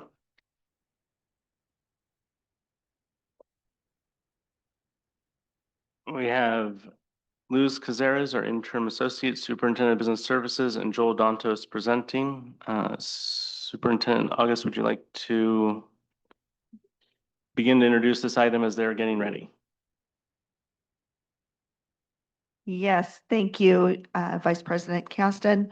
So as I shared during my superintendent's report, our team has been diligently working to get a pre-first interim done. So essentially doing the work of first interim with the information available to date about 6 weeks ahead of schedule compared to the normal first interim update. So I'm going to go ahead and hand it over to Luz, who is online, and Joel here in person, and I'll share my screen. So if you two can just give me the signal to move slide to slide. Thank you so very much. Just going to check to make sure you can hear me. Yes, we can hear you. Wonderful, thank you. Yes, you were noting, we have a lot of appreciation for the team, for Joel and team to be able to do this work at the clip that we needed it done to be able to just really get some momentum on the work that we're required to do. Just high level, a couple of items. So one, the significant updates that we've done since adopted budget. So the pre-first interim MYP and cash flow reflect a few things. So one, it reflects where we actually closed books, so our unaudited actuals. It reflects the 45-day revise, and so some additional dollars that we received there once the Budget Act was approved. And it reflects changes throughout the system that are based in what we know from our census day count. So when the board adopted the budget, we had our best guesses based on our best assumptions about the number of students we would be serving. We actually know that number now, and so we adjust our budget accordingly, and that's what gets reflected here.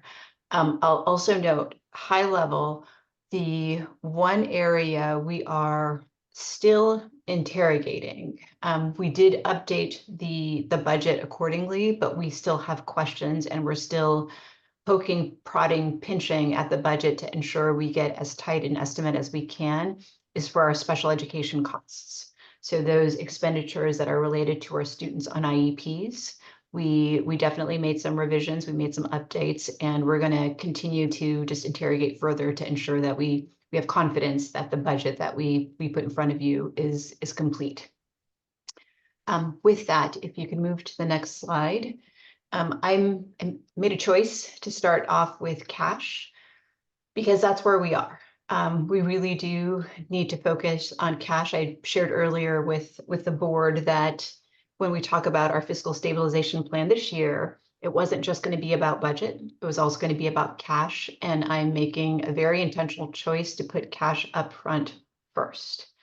As we have experienced since our adopted budget, we can go negative in our ending fund balance, right? That's why we can see we had our ending fund balance at unaudited actuals and adopted budget was red. That cannot be true for cash. Some folks are wondering, if the hole is that big, why haven't you been taken over? It's a question I've received. It's because we still have positive cash. So unless we need a emergency loan from the state, we are on our own to solve our problems. And so that is what we are actively working on with intention. Here you have our updated cash flow for the current year. A change in the way we present that I, again, made a very active, intentional decision on this, is we did not include any solutions. Okay, so you are seeing the number that I see, that Joel sees, that gets us worried about where we are and sets the work up and the pace of the real solutions that are going to have to be approved. And so these are the numbers that we're looking at.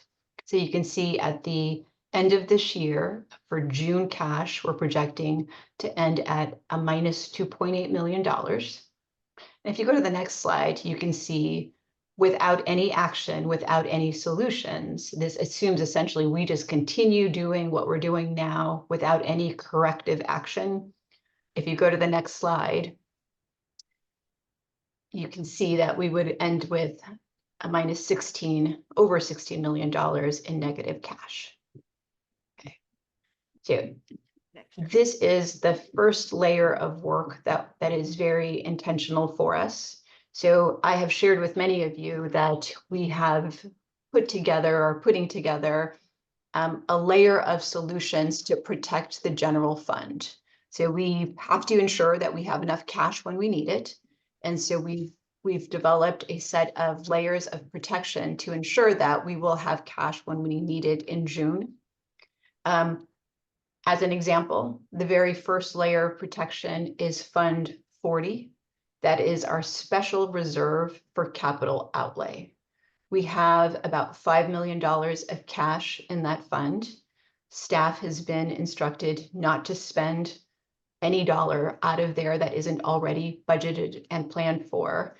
And when I say staff, so it's everyone from the budget managers who would be spending those dollars down to our head of procurement who would be approving those requisitions, right? So everyone is on notice. We're not spending any money out of Fund 40. We have to ensure the cash is available to us if we need it. I have at this point prepared the layers of protection for cash that I see. I've shared it as a preliminary plan with both FCMAT and the county for their consideration. I want to get their best thinking on my best thinking. And once we get to agreement, we'll be presenting it to the board as well. I'm going to go through all of the pieces and then we can come back. So if we go next to the MYP. And just so everyone, before you can just everyone's aware of the structure, we're going to go through the presentation. The board's going to ask questions, only questions. Then we're going to go to public comment, and then we're going to come back for discussion. So please complete your entire presentation before we ask questions. Thank you. Now we're on to the MYP. I noted earlier the components that have changed here, and I will note we are in a worse position than we were at adopted budget. And that's in part because it reflects the tightening of our estimates of where we really think we're going to be. If we go to the next slide, this is, again, there are no solutions assumed in here, right? Or no solutions that haven't been approved by the board or haven't been implemented by staff. And so this is showing us the reality of where we are. And I want to note again, the area where we're still interrogating is special education.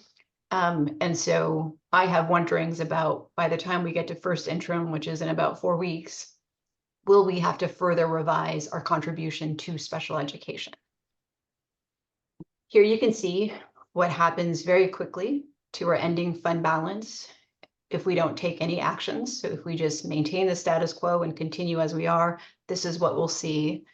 I want to highlight just over time, the structural deficit is about that 15 million mark. There are a few pieces that aren't in the budget yet, but that's about where we are. And so we're going to need this combination of one-time solutions that will replenish the reserve, and then ongoing solutions that will essentially deal with, eliminate, solve the structural deficit. And so we've got a couple of both of those pieces that are in consideration for us. You can go to the next slide, please. Here's the list of potential cash and budget solutions that we are actively working on.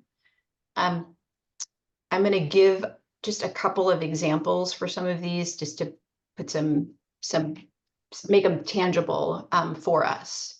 So that very first one, maximizing the use of restricted resources.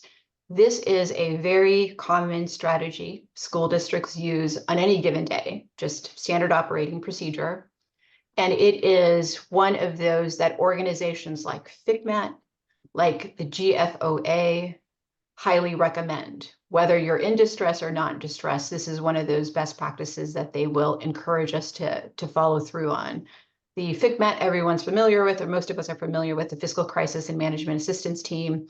GFOA is the Government Finance Officers Association. It is, for finance folks, it's our gold star.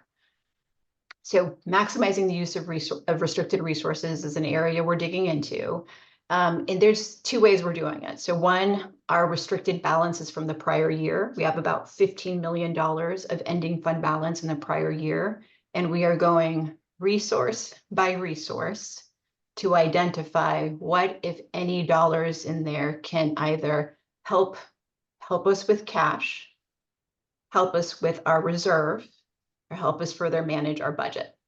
Okay, so we are looking at them specifically for those three areas. For cash management, as an example, it's not as easy as it might sound. And one example is we have about $1 million in a resource it's the kitchen infrastructure and training. It's about $1 million. Ideally, I would love that the dollars are very restricted, so there's not a lot we can shove in there in terms of expenditures. But if I can't use it to help the fund reserves, I would like to use it to help conserve cash. Now, I noted it's not as easy as it sounds. It has an expiration date of June 30th, 2026. Right, so I can't hold it because otherwise we're gonna lose it. But in working with our director of CNS, we have learned that the requirement is for it to be encumbered, not expended. And so that's the path we're going to follow, is we're going to make sure we have a spending plan. We'll make sure they're encumbered, but we will hold off on actually spending and paying for it as long as we can to try to conserve some of our cash. Another example here on restricted resources, we have just over $3 million of Medi-Cal billing dollars. And so we're looking at what are those expenditures that are appropriate and eligible for that funding source to identify whether or not we can transfer some unrestricted spending into that resource code. This can, if for anyone if this is sounding worrisome to you, so a couple of things. So one, yes, it is a move of desperation, right? We're trying to ensure we can replenish our reserves. We're trying to ensure that we can conserve cash. So yes to that.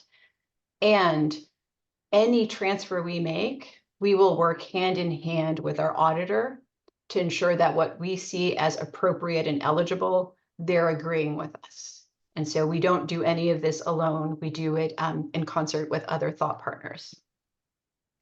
Next line down is reducing the supplemental pay. That is what it sounds like, right? We've done some reductions already with car stipends. We pay some overtime and things of that sort. And so those are other pays we're looking at just holding on to for this year, reducing this year and in the out years as best we can. The next item is reducing and restructuring the district office. This is one we are actively working on now with the intention of bringing. Luce, please hold on. Yep. If you can go back about one sentence and repeat, there's a little bit of noise. Oh, yes. The reducing and restructuring district office. That is one we are actively working on now to bring a proposal to the board in December. And so we will be seeking board action on some recommendations at the first board meeting in December. We're thinking of that as round one of budget solutions. And then we'll have a second round of budget solutions in February, but the district office restructuring and reduction will be a part of the December package. Next item is reducing school site staffing. As one would expect, we're a school system. We spend most of our dollars, most of our resources go to people. Most of those people are at the school sites. And so we will be looking at where we can reduce school site staffing to generate some of those ongoing budget solutions. Another piece is managing the special education cost increases. You'll note I didn't say reduce. I didn't say cut.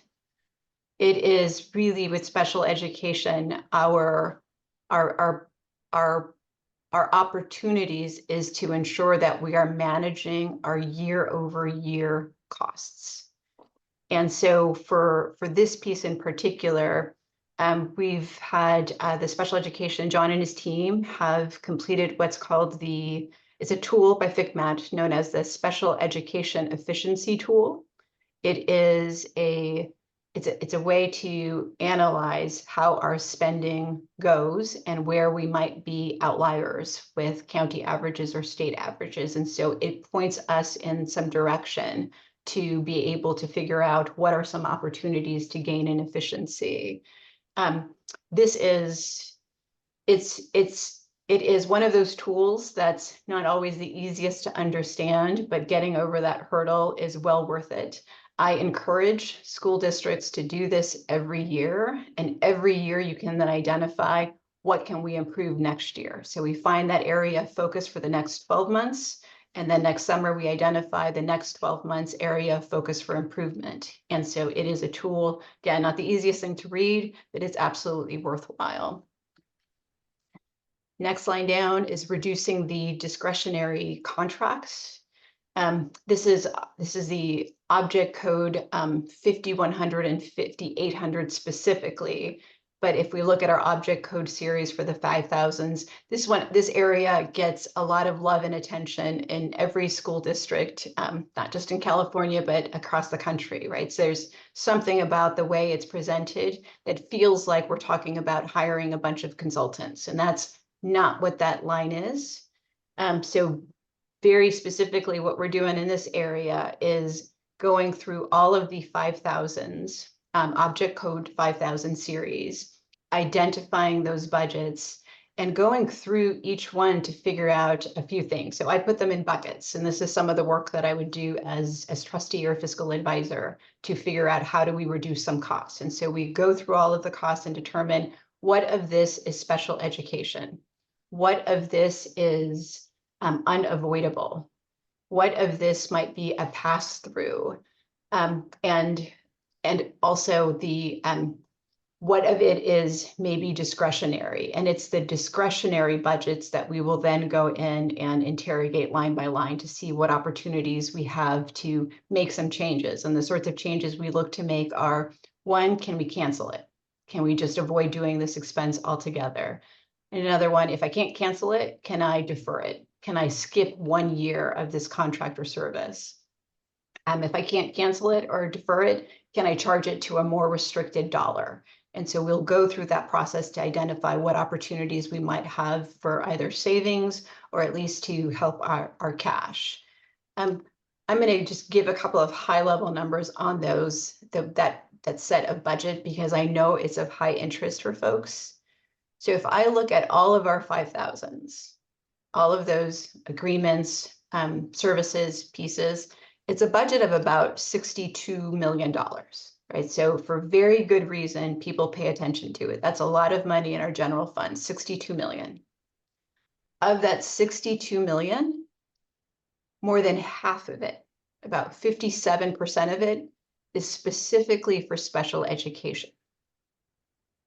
Okay, so of the 62 million, 36 million is for special education. And so I mentioned that efficiency tool. This is why we do the efficiency tool, because we want to be sure that we're capturing opportunities there.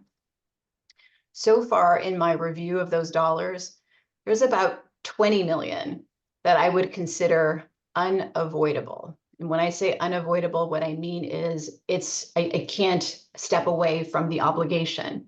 What might be considered unavoidable? Insurance, utilities, an audit, a financial information system, a student information system. Those are all things that we can't step away from spending. And so far, right, in the analysis, there's quite a bit there that we either can't touch quickly because it's special education, or we can't touch quickly because it's unavoidable cost. We're still digging through it. So as an example of something we will be determining, we spend about $2.4 million on licenses for online things. And we are working on a plan to be able to audit all of those expenses to again answer the question of, do we need this? Can we defer this? Can we cancel this? Can we reduce this? So that's work that's in progress. Next down the line, exploring intermediate and long-term budget solutions. And so things like improving, can we improve our revenue by seeking a parcel tax? Might be an option. We've got the 7-Eleven committee now formed, and so looking into, is there a possibility to sell some surplus property, which wouldn't help our general fund, right? That can only be used for capital purposes, but it is cash that would be available to us if needed. And so again, those are not going to be immediate solutions. Last on the list is planning for some needs that have been unbudgeted over the years. I've mentioned these before, so technology replacement, curriculum adoptions, OPEB. OPEB is other post-employment benefits, and technology replacement. So those are all considerations we're looking into to see about including them in our budget and how we can incorporate them into the MYP. We can go to the next slide. We've got a timeline of some of the things we've already done, some of the things that are left to be done. And I want to highlight again, mid-December, right at the first board meeting in December is where we'll be bringing to the board round 1 of budget solutions. And then at our first meeting in February, that would be the second round of budget solutions. Did get a question on why for some of the timing piece. There are several of these items that are based on the designation that we've received as a lack of going concern. That was issued from the Sonoma County Office of Education when they approved our budget. They let us know that they were letting us, designating us as a lack of going concern. And with that came some additional responsibilities like updating our cash flow. And one of those pieces is by December 8th, we are required to submit to the County Office of Ed our preliminary fiscal stabilization plan.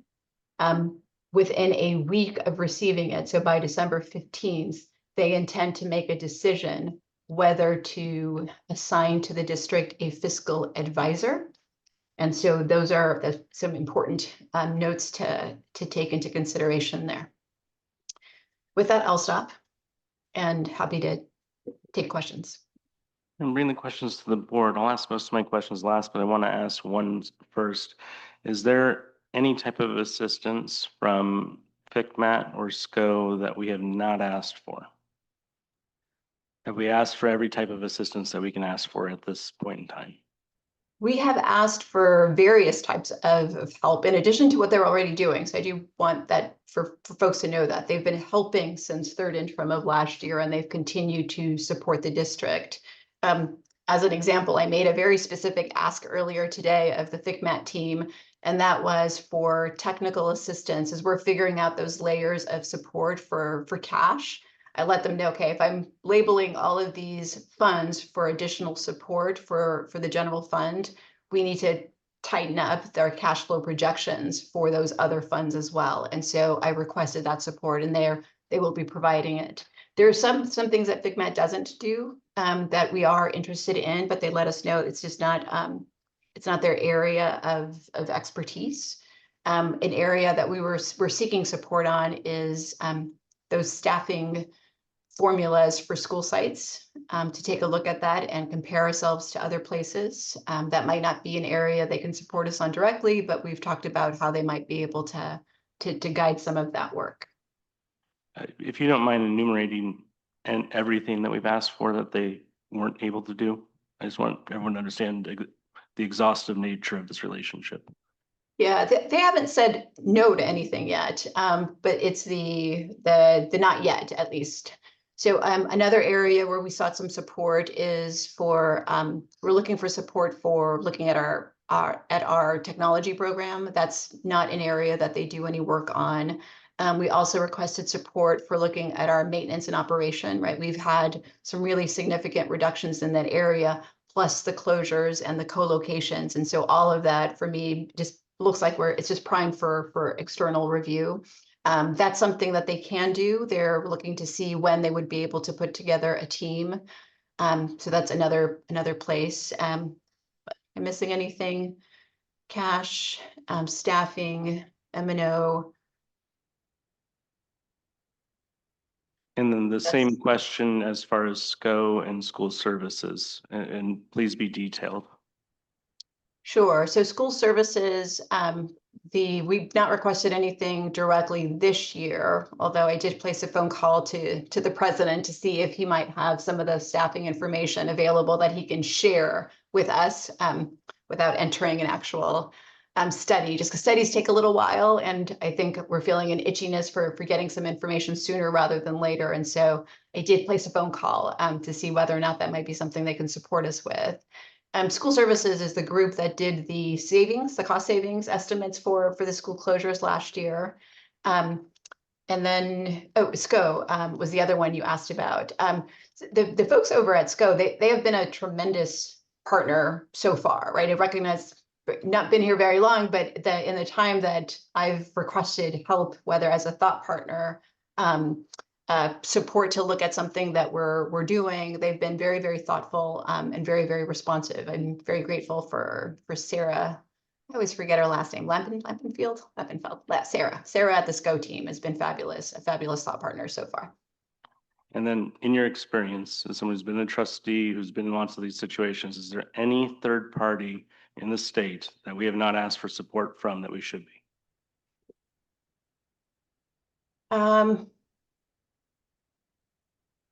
No, I can't think of anyone else who I haven't called in to ask something that I otherwise would. Thank you. All the way down to, as we are looking to see about forming our own SELPA.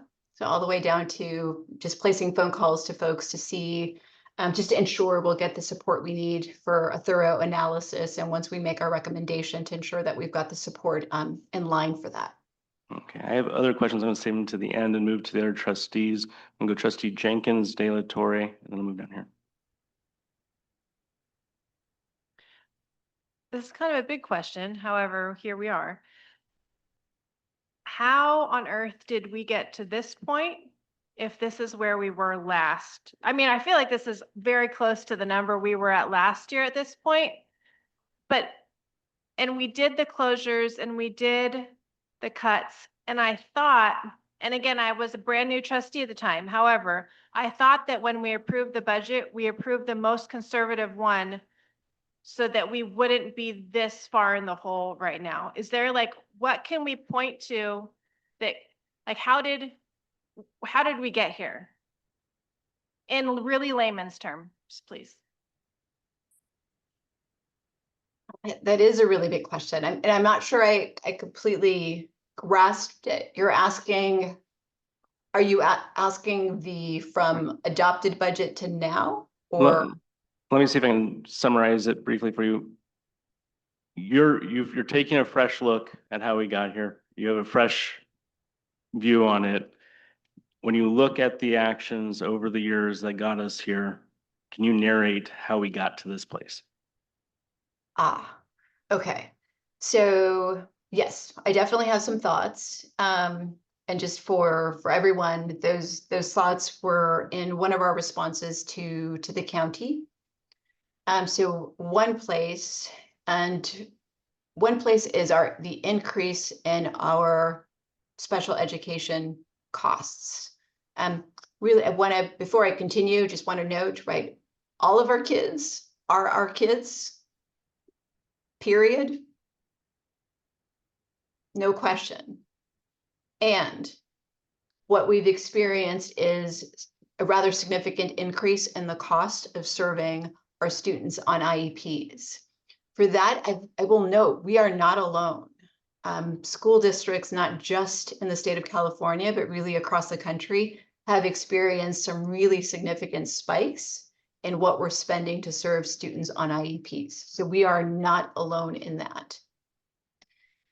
Another place is we have been, we've gone through various rounds of negotiations.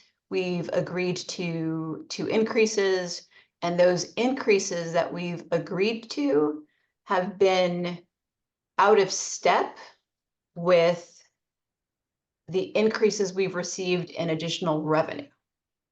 Right, so Hold on one moment, please. Yep. If we can please ask the room to provide the speakers with decorum and respect so the information can get decimated and understood. Nobody wants to hear what we're listening to, but we have to listen to it. And we need to ask questions and get answers. And if you continue to be disrespectful, then you can exit, please, so we can continue to have our meeting. Please continue, Luz. Sure. So we have the increases that we've agreed to have exceeded essentially the new revenue that we've otherwise received. And this again is summarized in the letter that we provided to the county in response. So I'm just going to quote some of it. I'm going to go to some specifics. So if I look at 24-25, this past year, the LCFF funded COLA was just over 1%. That's great. It's not very much, but it's better than zero. For us, because of declining enrollment, we got a fraction of that. So very little. It was actually 0.18% is what we saw as increase in revenue.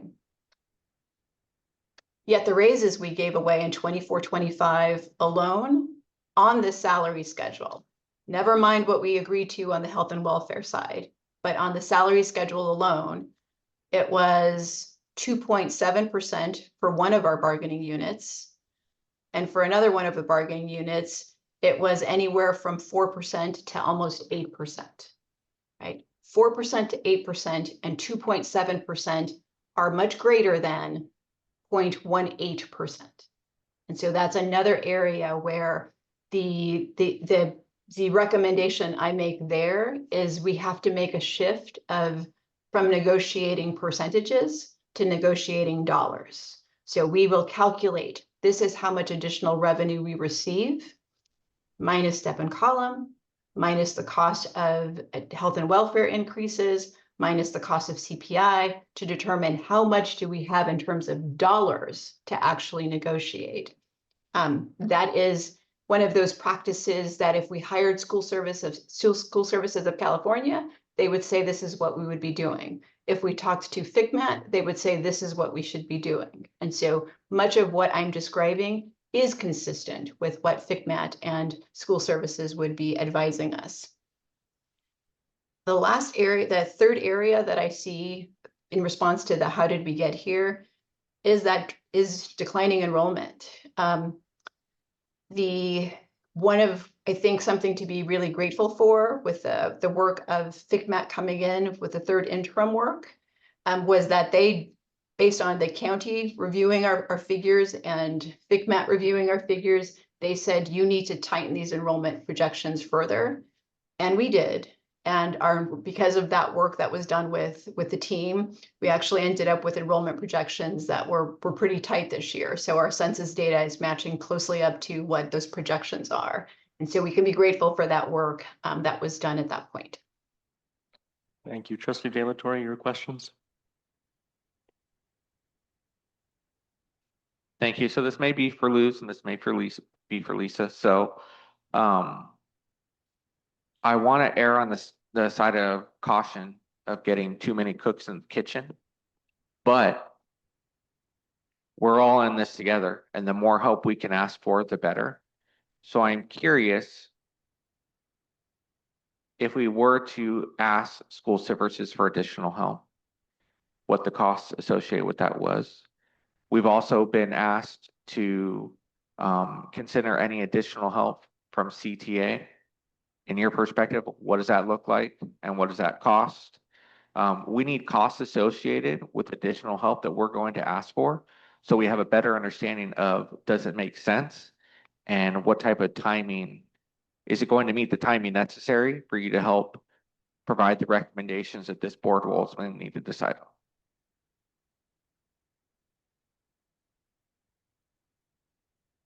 You want me to, Do you want to start or do you?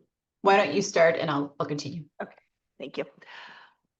So we would welcome, of course, any recommendations. We've heard multiple times that there are recommendations for reductions or ideas for the budget. We would welcome that information to be shared. And we provide the DAC files and things like that when we do reporting periods. My concern with having somebody else come in and look at things has nothing to do with transparency. We're happy to share whatever with anyone. It has to do with the staff time needed in order, we can't pull staff away from doing that deep analysis, those deep dives that Luce is talking about. And that is my concern with anything that we have others come in if there's something that pulls away. So that's my biggest concern. And if we look at school services, there's a lot of great work that they do. And Luce, correct me if I'm wrong, but typically if we bring in FCMAT, yes, they can look at operations and make recommendations. They don't typically come in and say, oh, here's where you need to reduce. And I think that's what people are thinking or asking for, and that's not the role that they typically actually do. So Luce, if you want to share your thoughts.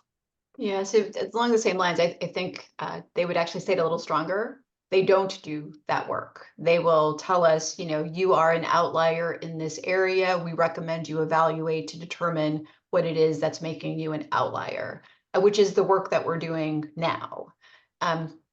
For very good reasons, they don't make recommendations on reductions, and that's because they believe, as we all do, that it's a local decision. So what one school district might decide when they learn they're an outlier may be different from what another school district might decide if they're an outlier.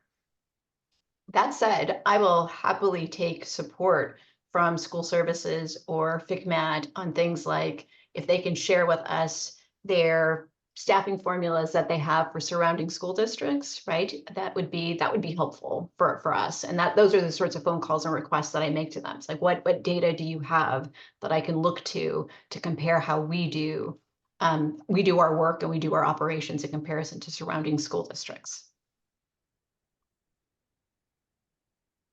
So I really want to lift up and show appreciation to this board for taking the opportunity to form an ad hoc WISCO and get this ball rolling much sooner. The fact that FCMAT was able to step in and do some process system work ahead of time.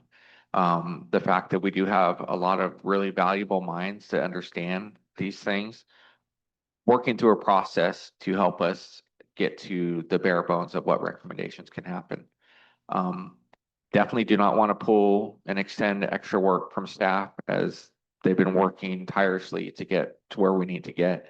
Is there any work that's already been done that could be provided to additional resources for them to sift through with help? Is that already public information? Is it stuff that's already out there that we can direct them and point them to? Can you look at this for us and help us with recommendation? Yes. So we are getting to that place. So I gave the example of those layers of protection for the general fund for ending cash in June, right? So I came up with a plan. I've shared those with the county and with FCMAT for their insights and feedback. And then it would be ready for public vetting. as we go through some of these pieces, we're having conversations about where to pull in folks. The audit I mentioned of all of the licenses, right? It's $2.4 million of licenses. Maybe 600,000 of that feels like it's an absolute, we have to do it because we need a financial information system. We need a student information system. The rest of it, right? So we can go through we can put together a team that can go through an auditing process of it to determine, do we need to continue this? Can we reduce this? Can we cancel this? Just to clarify, you're saying we can, but what you're actually mean is we are going to, right? Yes. Yeah, no, thank you. Yes, so we're in the process of figuring out what an audit looks like, what are the questions, and who are those the folks that we would like to get some of that deep thinking from. Trustee Latorre? The amount of wonderful CPAs that have approached me in public and said, if I can just look at your books, I can fix everything for you, I promise. And I get it and I appreciate it. But we have some very talented people understanding numbers that have been working really hard on this. And I just want us to remain with our eyes and ears open to any potential help and scaffolding provided to our staff to get through this, because we're not getting through this unless we get through it together. So a lot of the community is asking for those numbers. They're asking for that transparency so they can see the writing on the wall. And what I'm hearing is that we're getting there. And I really appreciate all the efforts that have gone into that to get us to what we're going to start seeing in December. And we're going to have more discussion and deliberation after public comment. Trustee Kirby? And just to follow up on that exact comment, on our last finance subcommittee meeting, the public can go onto our agenda, and there is a link on that agenda that says Transparent SRCS. It has all the books, all the numbers for our budget back through 10 years plus, I think, something like that. There is a little bit of a lag time, so you won't see the numbers of 2024, but we're also in the process. I know that Patrick, I think, is in the process of trying to get that link onto our main website to make it more transparent to everyone. Luz, can you also talk about the fact that we are currently undergoing our usual third-party audit right now as well, in addition to all this other people that are looking at our books, correct? That is correct. And I can hand that one off to Joel to just provide a little bit of where we are with timing. I will note though for everyone, we've had multiple years of audits with no findings, right? So that tells me our processes, our procedures, our internal controls are solid. Any other questions? I can just give an addition on the process of the audit. So the audit starts pretty close to when the fiscal year starts. The auditors engage with us, prepares for that audit. Then in the middle of the year, they do a mid-year visit where they do testing of our internal controls as well as our financial accounts to make sure that we are following those internal controls and that they don't see any discrepancies in our financial reports. That happened last April. Then they do remote work with us, and then they do an end of the year visit. They were here the last week in October for the whole week, and they reviewed they followed the audit guide. They have fairly regulated items that they have to look into that are governed by the state.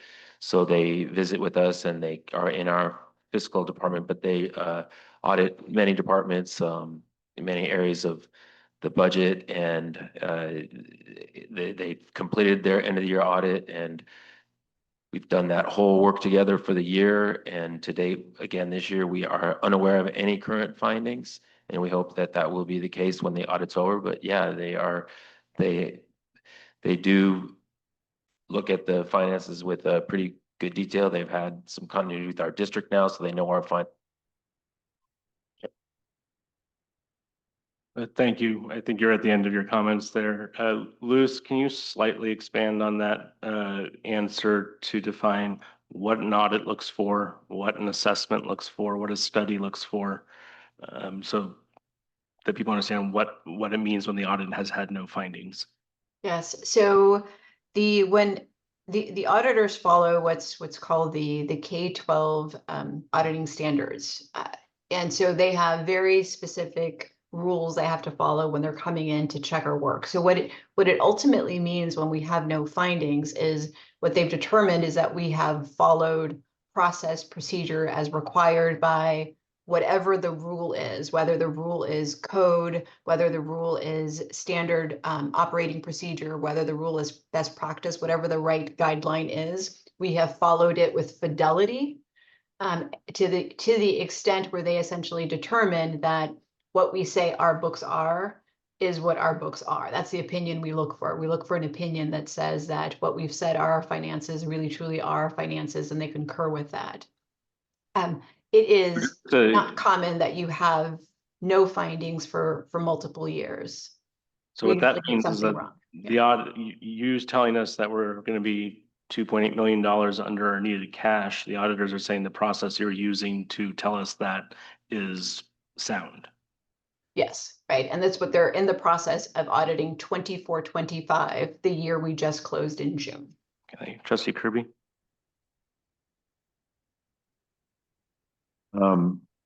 To continue a little bit, I hope this doesn't get too far in the weeds, but so you were talking about the 62 million in the 5,000 series of some of our expenses. And in looking through, there may be a couple that hopefully you can clarify. There's the 5450 that says, that talks about, it says other insurance. And I see it's budgeted for roughly 3.8 million. And we've had no payments, or that money is still sitting there. Is that because our insurance, that insurance bill only comes up once a year, or is there room? Is that, it's not showing encumbered, it's showing still there. So maybe expound on that particular item. Why don't I try first, and Joel, you can add. So that's, I mean, that's got to be our property and liability insurance. That is, I'm guessing we're part, actually, no, I know we're part of a JPA, RESIG, and they will invoice us usually twice a year where we have to make those payments for a premium.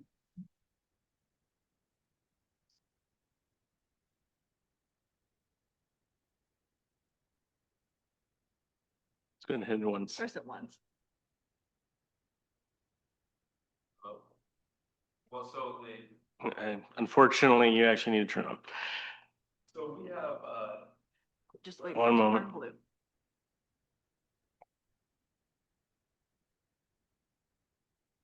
All right, let's grab the one right over there.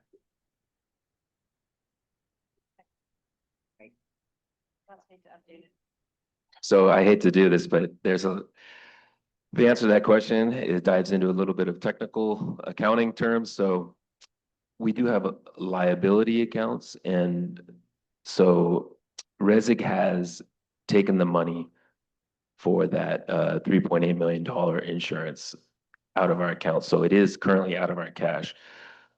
There are some things that occur in that liability account as well. Like, for example, if we do have an insurance claim, they take our deductible out of it. And it has just been our practice to make that final transfer, that journal entry during our year-end closing process. But we could do it today to show that account expensed. That is one account that, and with our accounts being overseen by the County Office of Education, they do county transfers. So that's a great catch. That is, I can assure you that working with RESIG, that $3.8 million is our current property and liability amount that we budgeted. So you won't see any change in that, but we could transfer that cash now and then do some more cleanup at the end of the year to get that balance to zero. But because that is a liability account that balances zero at the end of the year, we've just waited till the end of the year. Trustee Pratt?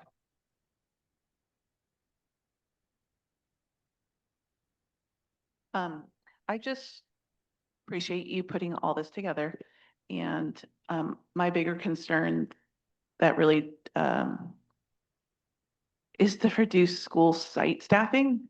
And it's a concern because I feel like there was already so many cuts last year that I don't, no, just wait. I just, I just want to make sure that if that can be like the last thing that can be discussed. I don't want to lose more quality teachers if, and have them go elsewhere. Or, and not just the teachers, but the classified staff, classified, certificated, both, and classified. But I get All them. of that. Yes, Classified. yes. Do you have any questions? No, it's not a question. It's a request. I solidly second your request. Trustee Jenkins, question? No, do you have one question or many questions? Two. Go ahead. So one is a follow-up question for you, Luce, regarding the outliers comment. The question around the outliers comment is, are we really an outlier, or are we just the biggest district in this area, so it's hitting us first and hard? But the question that goes with that, so it's a two-part, there's two-part questions. So that's part of the question. And then as far as having communication with our neighboring districts, we kind of need to do that as much as humanly possible, because it does feel like we are not an outlier. We're just the biggest getting hit hard first. So I guess I'm questioning that comment. Like, do you really think that we are an outlier in this situation, or do you think that we're just bigger? I think my outlier comment was about certain spending patterns, like that's part of the analysis to figure out where are we outliers specifically, right? So do we pay more in utilities than per student than our surrounding school districts? So that's where we look for outliers to see what are we doing differently that maybe isn't as efficient as it could be or as effective as it could be. With regards to our size,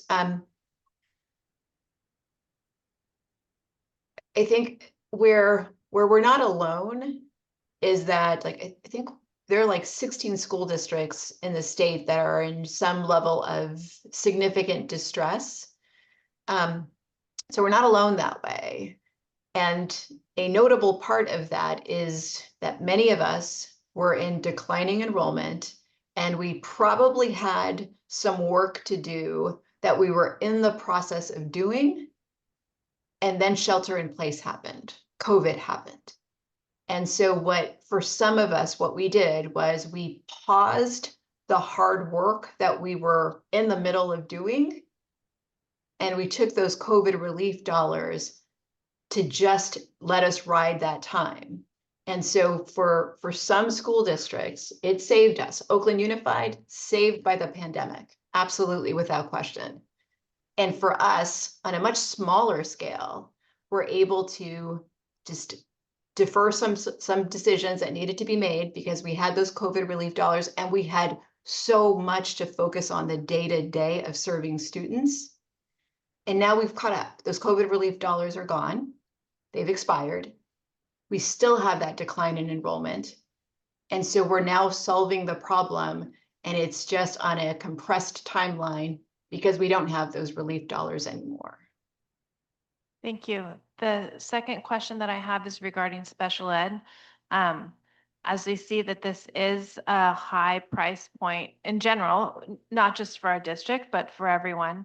At the beginning of this calendar year, I believe, is when they did the strategic action plan for special ed, with what was said to be, if implemented to fidelity, I think is how you say that, that it could save us up to $30 million. I'm wondering, one, where we are on that, and and then also, like, special ed in general is a little bit confusing / concerning when it goes to the next level of out-of-state placements, out-of-district placements, things of that sort. And is there anything that the district can be doing to push policy around that, going to state legislation, things of that sort, so it's not as expensive for us going forward? I know personally from working in behavioral health, I'm always astounded that like residential placements are paid for through the school district. It blows my mind because these are not cheap situations, and it's not, anyways, I could go on a rant for that. But is there anything being done both from a district level, and even outside of the district to push policy away from that? Let me go to Superintendent August first on that. So yes, there is a lot of advocacy around that. One key number that I want to point out is that right now, and so under IDEA, which is the federal promise for special education, the promise when it was created 50 years ago, this is the 50th anniversary, was to fund 40% of our special education costs. We are funded at 6%. That is $22 million this year. The difference. If the feds funded what they promised 50 years ago. So we've had advocacy around that. In fact, Luce, Vice President Caston, and myself had a call with, just went blank. Thank you. Congressman Thompson's office just recently advocating for that. We also participate. Did this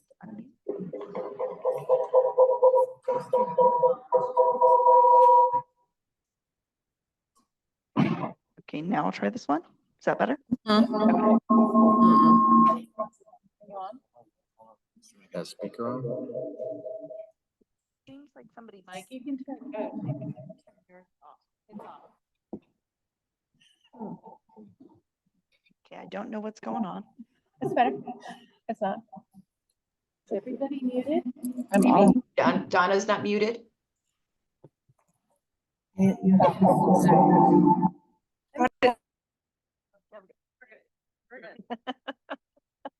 At any rate, yes, there's a lot of advocacy around federal funding, but that not only federal funding. We, talking about all of the different ways to really look at improving that. And as far as the task force for special education, they have started meeting. I'm not positive on where they are on that process, but remember that it wasn't an immediate implementation. That was like, I think it was in a 7 to 10 year period for full implementation. I'm gonna go to my questions first, and I'll come around for a second round for the board. Can we,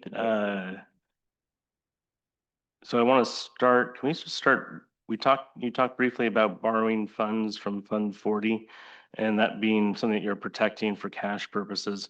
If we were to borrow funds from Fund 40, can you just explain what that means for next year?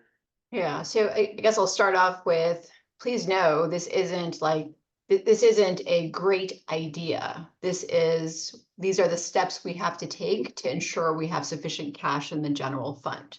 So typically, if we're not in distress, we would not be looking to borrow from other funds. So I want that to be clear. I don't want anyone to walk away thinking, oh, that's a great solution. It is not. It is not a great solution.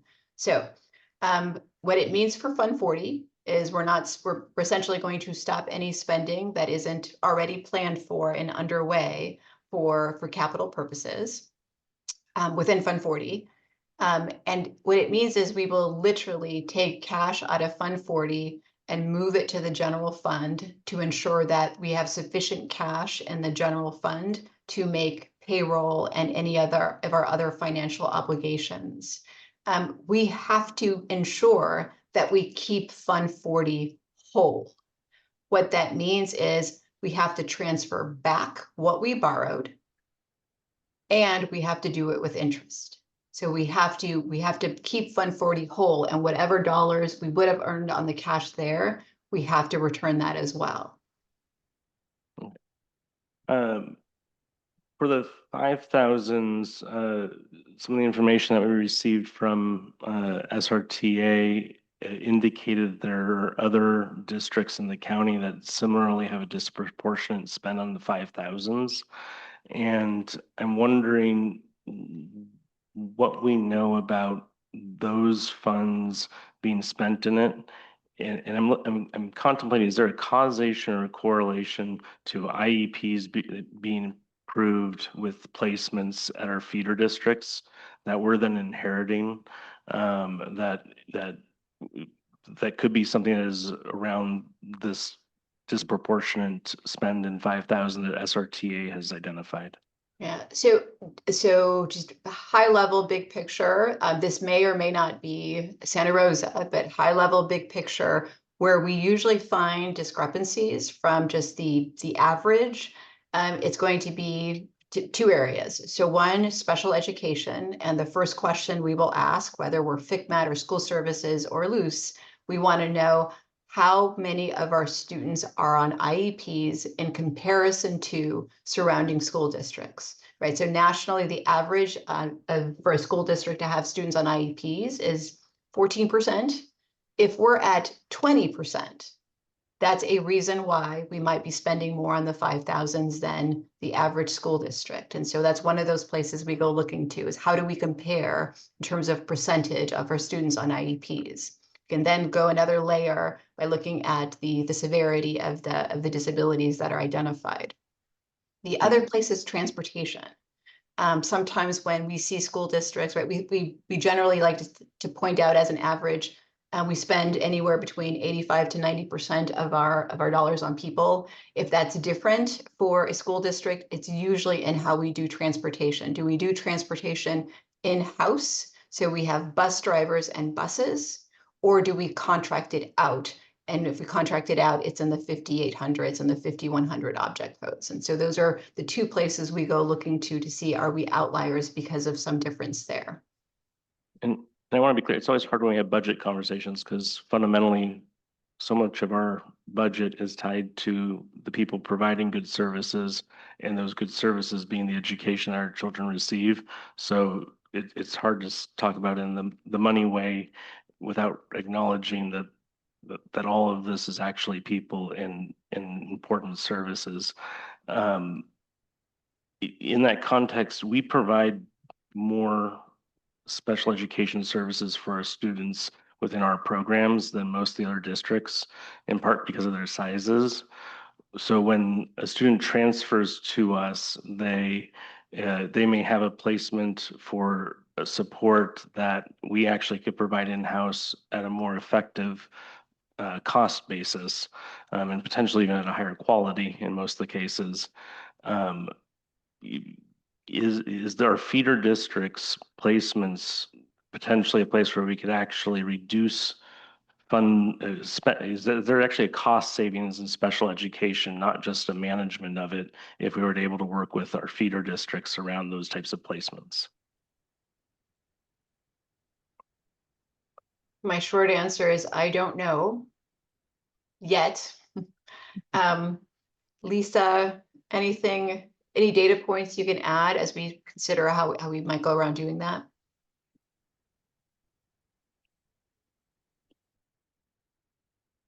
I think this is part of, as we think about special education as a whole and the way that we approach it, we have been expanding services and doing, fee for service.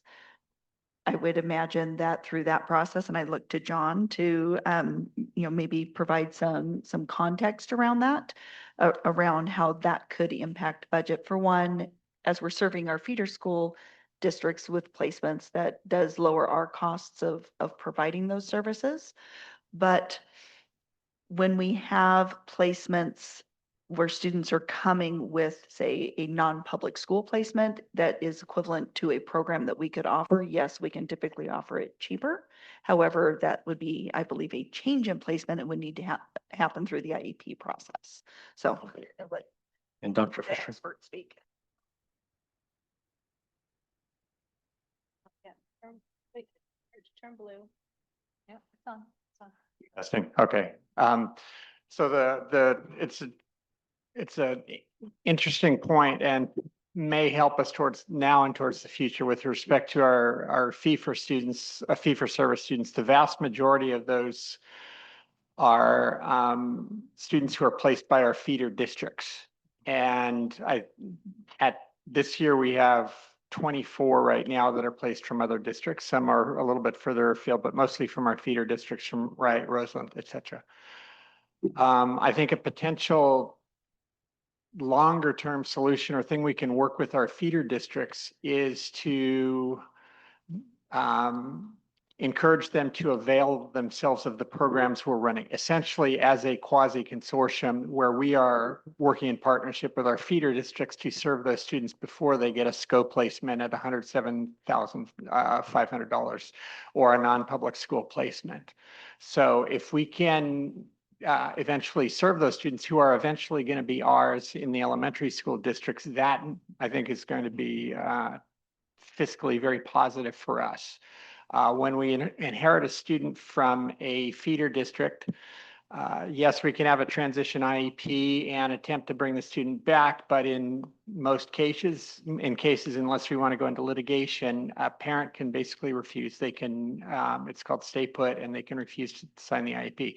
We've generally been very successful because I think we offer excellent programs, and the folks touring our programs desire to come to our programs. But if we can work with our feeder districts to bring those students into our system earlier, again, then I think it'll be a very positive development for us, whether we have sort of a formal partnership arrangement with our feeder districts or we're, as we are now, we're contracting with them under master agreements.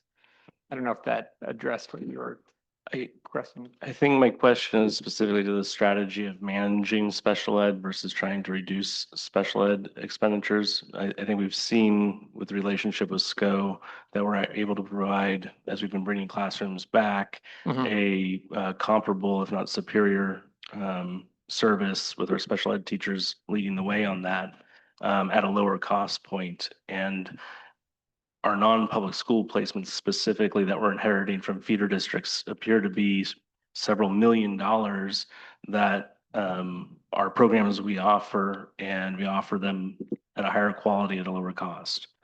Yeah, and I will say with respect to non-public schools, and we've looked at data on this, the non-public schools theoretically are supposed to be relatively short-term placements for a student to come back. In our county, at many non-public schools, they are not that. A student will go into a non-public school in second grade and stay. To call out a name, Inova is a well-known example, great program, et cetera, but the parents become very invested in that program. So again, in terms of managing costs, if we can work with our feeder districts and develop our programs, potentially offer seats and partnerships with feeder districts, we're going to be able to serve those students before the parents get super invested in that non-public school, and they're very difficult to bring back. With respect, and I think I've mentioned this before, with at least a couple of our non-public schools, and we made very serious efforts to bring back students. And I will say it, at least in one case, it ended up in litigation. And that is that again, the parents become very invested in the non-public school, and the non-public schools at the same time have an interest in maintaining that. So I think the point in terms of managing is well said. If we can get to those or work with those families, second, third grade from our feeder districts before they become, I'll say, embedded in the non-public school system, I think we'll have a better chance to reduce our non-public school out of district placements, which we typically inherit. Well, thank you. And I do have more questions not related to special ed, but I want to go to Trustee De La Torre because I think your question probably is related to special ed. So I just want to say I have the extreme honor of sitting with John Fisher and the Special Education Task Force, and something that is really being lifted up as we discuss this management of special education funding is every team and discussion is through the fiscal lens of responsibility and stewardship. And when we discuss special education, all students are students. and all students need to have opportunities to be in general education that we are providing at the highest level. And it's not only a matter of looking through the lens of how we work with our feeder districts for proper identification and application of those interventions, but it's how do we intervene with our students and families at an earlier level to provide the supports that are necessary that may not need to be an IEP or a 504 that can build social, emotional, healthy awareness within that student, partnered with the family.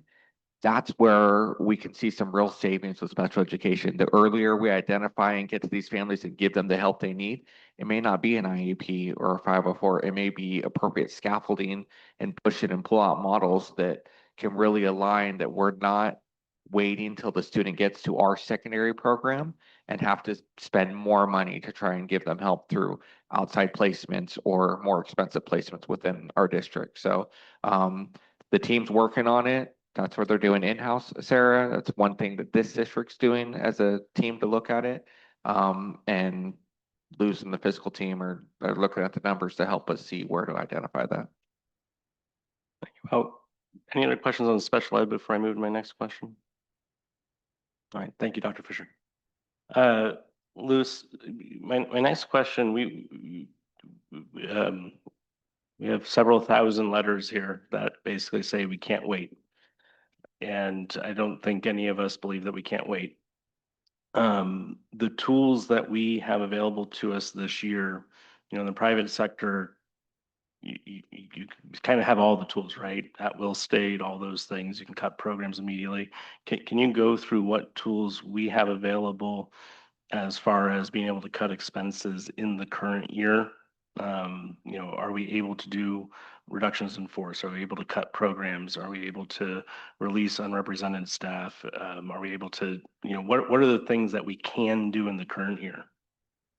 The things we, Oh, you're muted.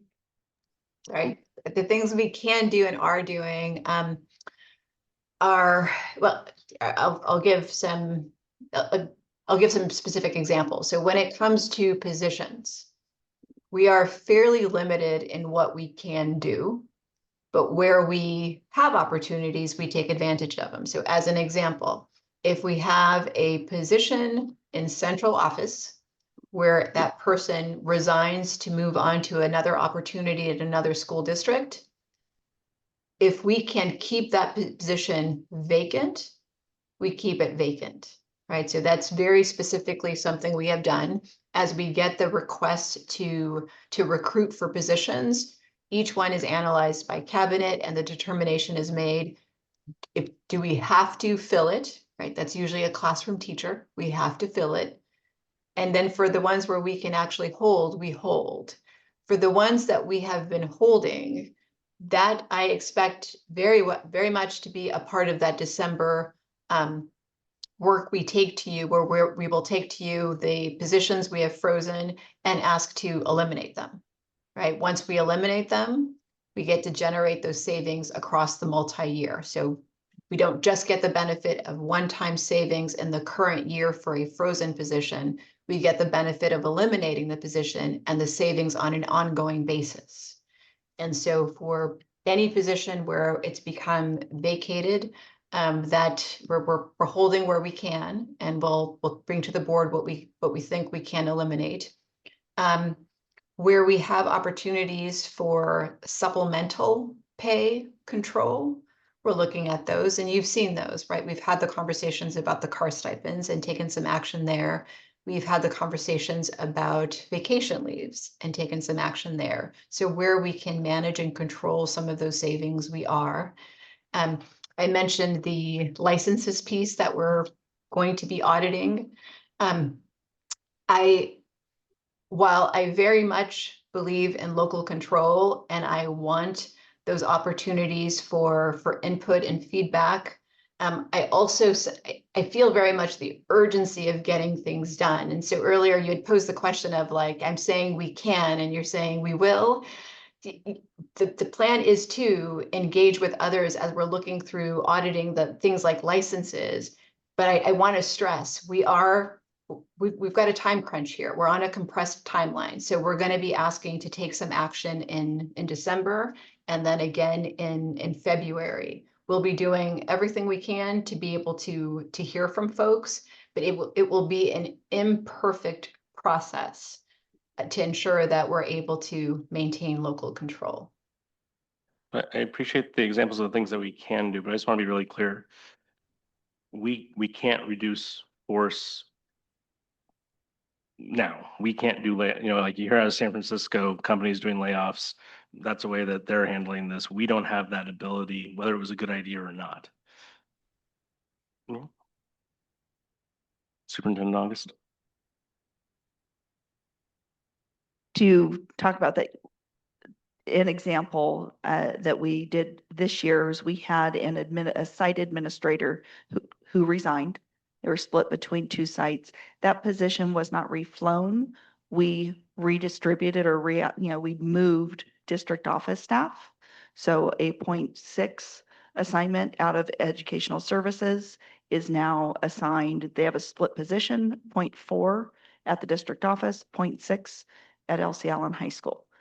We had one of our program managers, same thing, took the other portion of that assignment, now reduced 0.4 at the district office, and that 0.4 is at Ridgeway High School. Those are the things that where we can make adjustments in the current year, but we can't force something in the current year aside from something like that. Yeah, the employees we have today are the employees we will have through the end of the fiscal year unless they volunteer to separate from the school district. And that's why the county is very clear, FIGMAT is very clear, CDE is very clear that the ending fund balance that we have, we will not be able to solve this year. That's not an expectation anyone has set on us because we can't go in and do any layoffs for the current year. All of those big solutions for the structural deficit will come in the following year. My last round of questions, Trustee Dillashaw. Yeah, go ahead. I'll make a motion to extend the meeting to 11:30, please. Is there a second?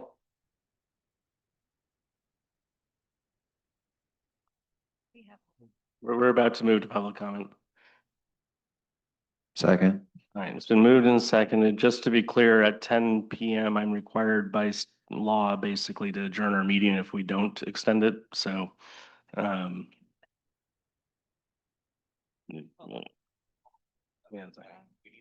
been moved and seconded. Yeah, let's go to roll call. Or actually, let me just ask, anyone opposed? Can I ask you a question? Ask the question.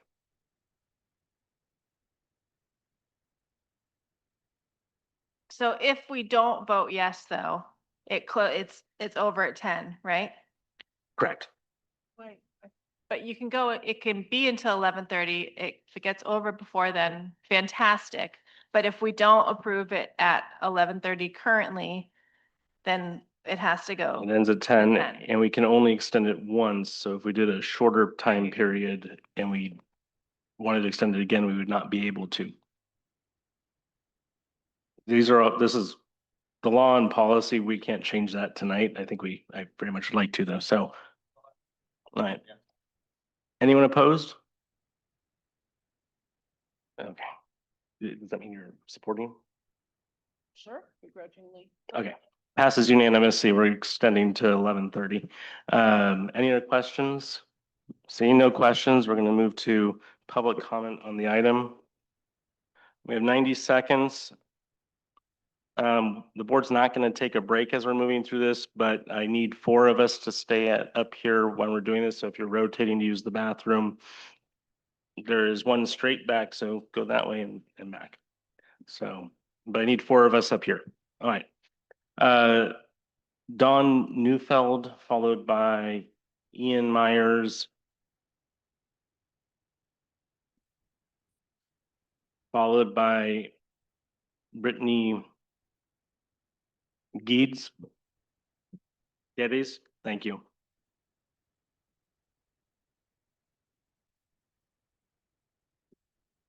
Dawn? I was just told by a colleague to keep it clean. But as I sit here for hours of the board asking questions that are not being answered, that are just being talked around, I'm getting more and more frustrated. So I'm going to ask some questions of my own. I realize I will not get answers tonight, but I want to ask them anyway. My name is Dawn Neufeld. I teach English and ALD at Pioneer High School, and I have some questions. What is your role as a board of trustees? To hold district personnel accountable, to oversee how we spend money, to require efficiency and truthfulness? Who holds district leadership accountable for the way they run things and for the reports they give? Who holds them accountable for accuracy and transparency? Why is the district office so slow in providing financial information when asked for it? Why are you, the board and the district, not enlisting help to clarify what the numbers really are and what solutions are out there? What in the world is happening with the 5,000s category, and why can't you get a clear answer about it from anyone at the district? Why are teachers and staff members being asked to remedy the problems created by those running the district? Why am I, as a single parent living in one of the most expensive cities in California, who also has to pay a lot for child insurance or for health insurance every month for me and my child? Why am I being asked to take furlough days Thank you. and pay cuts? Thank you. That is your time. Ian Myers, followed by Brittany Eads, followed by Steve Schultz. Thank you.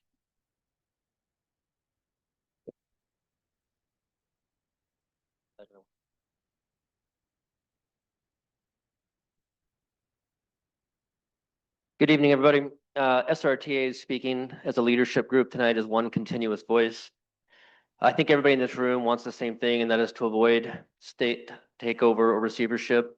We know that our students will be the ones to make the biggest sacrifices, right? If we fall into receivership, they're the ones with going to have larger class sizes, fewer programs, fewer supports, and that loss of local control can last for decades.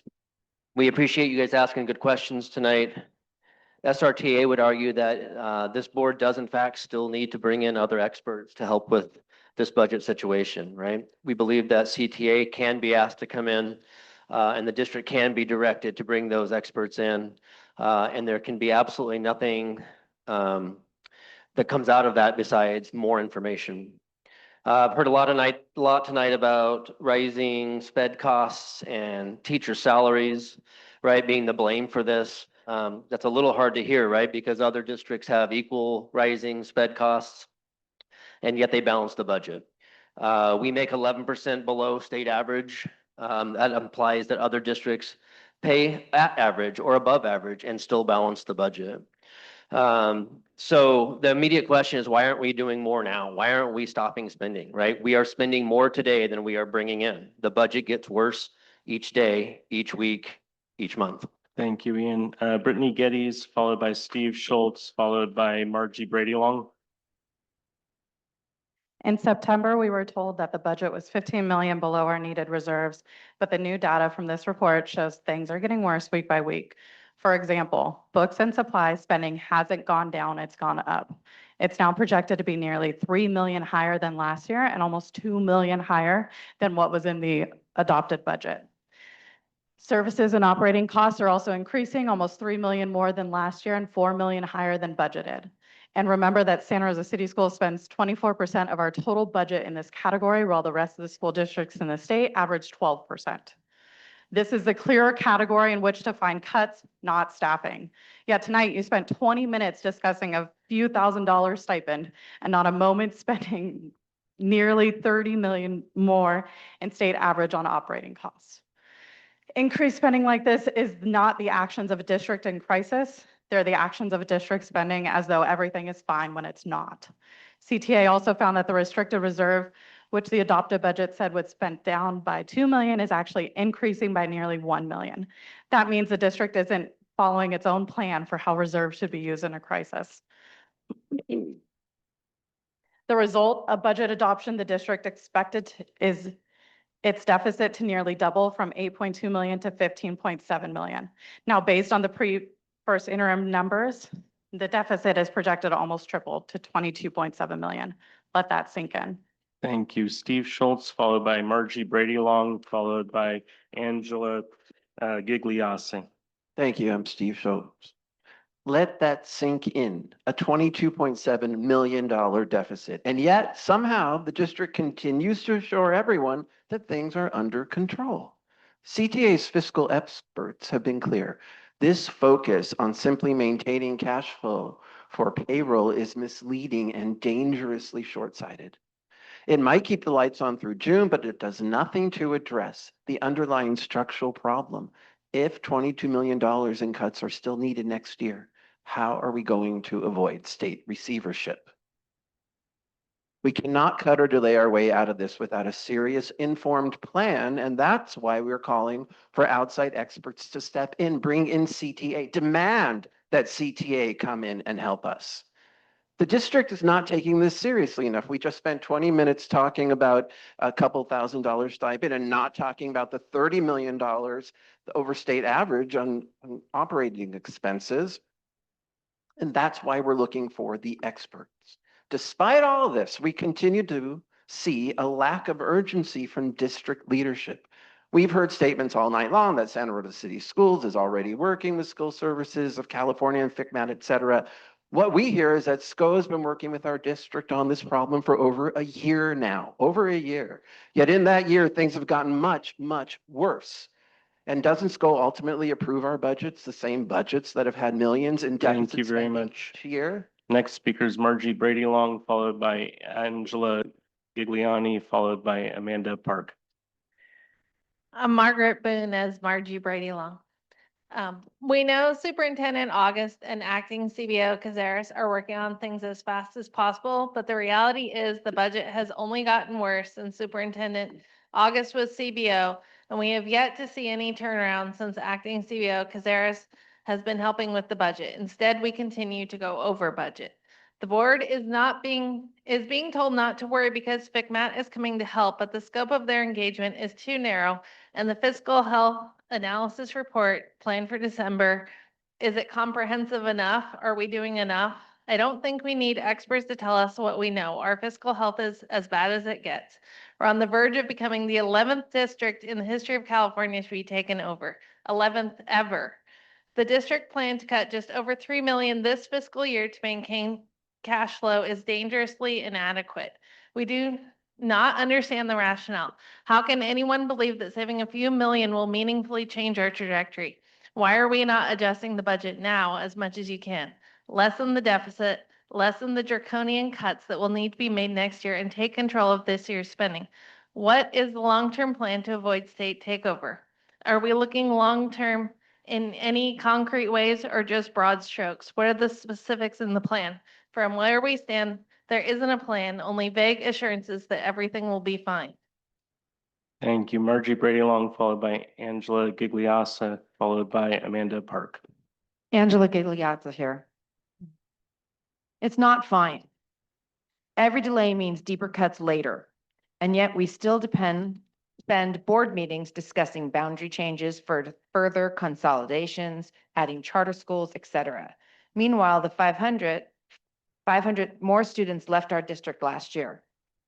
And students are already feeling it. They're seeing programs cut, class sizes grow, counselors and specialists stretched thin, beloved teachers leaving our district for financial stable districts. These are not abstract numbers. These are real world consequences of poor management and denial of that management. Now is the time for leaders to lead. In the last 3 weeks, we met with all 7 board members and specifically made requests to direct the district office to take action to bring 3 outside agencies to help recommendations and give recommendations together. SRTA was very disappointed to learn that this was not even placed on the board agenda, but I do appreciate every single one of you that brought it up tonight. How can it hurt to get more information? How can it hurt to get more experts in? The more information means more informed decisions. Inviting school services, FCMAT, and CTA to work together to conduct a full fiscal review will only strengthen your understanding, not weaken it. If the goal is truly to protect students. Thank you very much. So Is Margie in this line? Just, no, thank you. All right, Amanda Park, followed by Catherine Howell, followed by Ashley Bell. If the goal truly is to protect students, transparency and outside guidance should be welcomed. And I would like to acknowledge the board members tonight for asking some of those hard questions that need to be asked. If Santa Rosa City Schools enters receivership, do we want to look back and regret not asking for help and the hard questions that go with it? Is this board buying into the narrative that district management truly has this under control? Clearly, those in charge are not making the financial decisions needed to right the ship. We continue to deficit spend. If not insisting for help leads to 20 or more years of receivership, who will be the ones living that nightmare for the next 2 decades? Not this board, not this district cabinet, not this teacher. Only our next generation of students and our teachers currently in their 20s and early 30s. They will bear this burden. They will be the ones left in the classrooms trying to pick up the pieces, doing more with less, and explaining to families why their children's schools no longer have the resources they once did. Please don't be the board who ignored the warnings and dismissed the experts. You have the power right now to prevent that future. To show this community that you are willing to face reality, seek help, and act in the best interests of our students. Thank you. Catherine Howell, followed by Ashley Bell, followed by Tyson Rustler. In closing up this chain speech, I want to say thank you for the robust conversation tonight, but we are still urging you to fully acknowledge this true scale of this crisis. Currently just looking for cash flow cash flow cuts, we feel is not going to get us there. Don't wait. Ask for more help and get some recommendations from some of these agencies that can help us make these budget restructures now. We also need you to commit to full transparency with staff and the community about your findings, about your next steps. Broad strokes are not good enough. We need numbers and we need a plan. And we need you to share that plan with the community to show us how you're going to do this. How are you going to keep us from state receivership? Santa Rosa students deserve stability, opportunity, and hope. They deserve a school district that puts their future above pride or politics. They deserve a board that listens to the facts and chooses decisive action over denial. Let's put the students first, act before the state acts for us and takes the steps necessary to protect our schools, our teachers, and our community. Thank you. Thank you. Ashley Bell, followed by Tyson Ressler, followed by Kristen Reed. Ashley Bell, Santa Rosa High School. Santa Rosa City Schools remains in financial distress. Despite layoffs and consolidations, the situation remains dire. Amy Carter and the district management are eager to lay the blame on staffing costs, but frankly, that is a deceptive argument that doesn't tell the truth or solve the problem. Much like our colleagues at SCO, classroom personnel numbers have shrunk while the district office staff has grown. While elementary schools have been consolidated and middle schools have moved on to high school campuses, while there are reports of full classrooms and services being provided in closets, management is renting space for tens of thousands of taxpayer dollars intended for schools' facilities every month, justifying their luxurious offices because the monthly cost includes utilities. The solution isn't complicated, and the burden isn't going to be able to be borne by site staff and students again. The solution is simple. District office staff should be reduced by at least 35%, and the services and other operating expenditures portion of the budget needs to be reduced significantly. In comparable districts, that portion of the budget is 12%. At Santa Rosa City, it's 24%. That is a clear place to cut, not in classroom personnel, supplies, textbooks, or teacher pay. Asking teachers to take a 6% pay cut when they are already paid 11% below the state average is criminal and gross, especially when the number of district office personnel have increased. The services and other operating expenditures category is more than twice what it should be, and management failed to meet the legally required classroom personnel funding minimum last year. The state requires 55% of the budget to be spent on classroom personnel. Last year, they spent less, and this year they want to take a pay cut. A 6% pay cut is a permanent cut that impacts every year of earning for the rest of a career, and that is somehow comparable to the sacrifice of cell phone and car stipends. The Santa Rosa City School Board needs to demand answers, a thorough analysis from FCMAT, and input from labor. The Thank you, latent Ashley. argument is that staffing is the biggest percentage of the budget. Thank you. Tyson Ressler, followed by Kristen Reed, followed by Isolde Geis. Good evening, members of the board. My name is Tyson Resler and I teach science at Maria Creo. I work hard to serve my students and I need to know that I have the support of competent administrators who are doing their jobs. I was shocked to hear that our district is in the worst shape that the CTA has seen in 25 years. Every district is in declining enrollment. Teachers here are paid 11% less than the state average. That means most districts pay better and balance their budgets. Your underpaid and overworked teachers didn't create this mess. The bloated and unaccountable district office did. You just spent over $370,000 tonight before discussing the budget. Stop wasting time. Don't talk about anything that doesn't save money this year, because if it doesn't matter. It won't be your call to make once the state steps in. Make cuts away from the classroom. The core mission of the school district is to place students with caring and qualified teachers. This absolutely should be the largest budget item. This is what we do. 7 to 12 is a mess. There's no evidence that school consolidations have saved money. Radical changes like this have in fact cost money. According to the CTA, have also driven over 500 students to flee our district. We need to be attracting students and qualified educators, not scaring families away. Instead of cutting out our own heart, cuts need to be made to services and operating expenses, which is double what it should be, and our top-heavy district management. Eliminate wasteful outside contractors, cancel every contract you can, bring these services in-house where our qualified educators can serve. Thank you. Kristen Reed, followed by Isolde Geis, followed by Pete Parkinson. Good evening. My name is Kristen Reed and I teach at Montgomery. I'd like to express my concerns regarding the district's ability to negotiate this budget crisis. You had your shot to save money on the backs of classroom teachers, site admin, and site classified staff already when you made plans to consolidate school sites. Despite an overabundance of skepticism, we attended those Empower meetings because we wanted to make the best of the misguided path you set us on.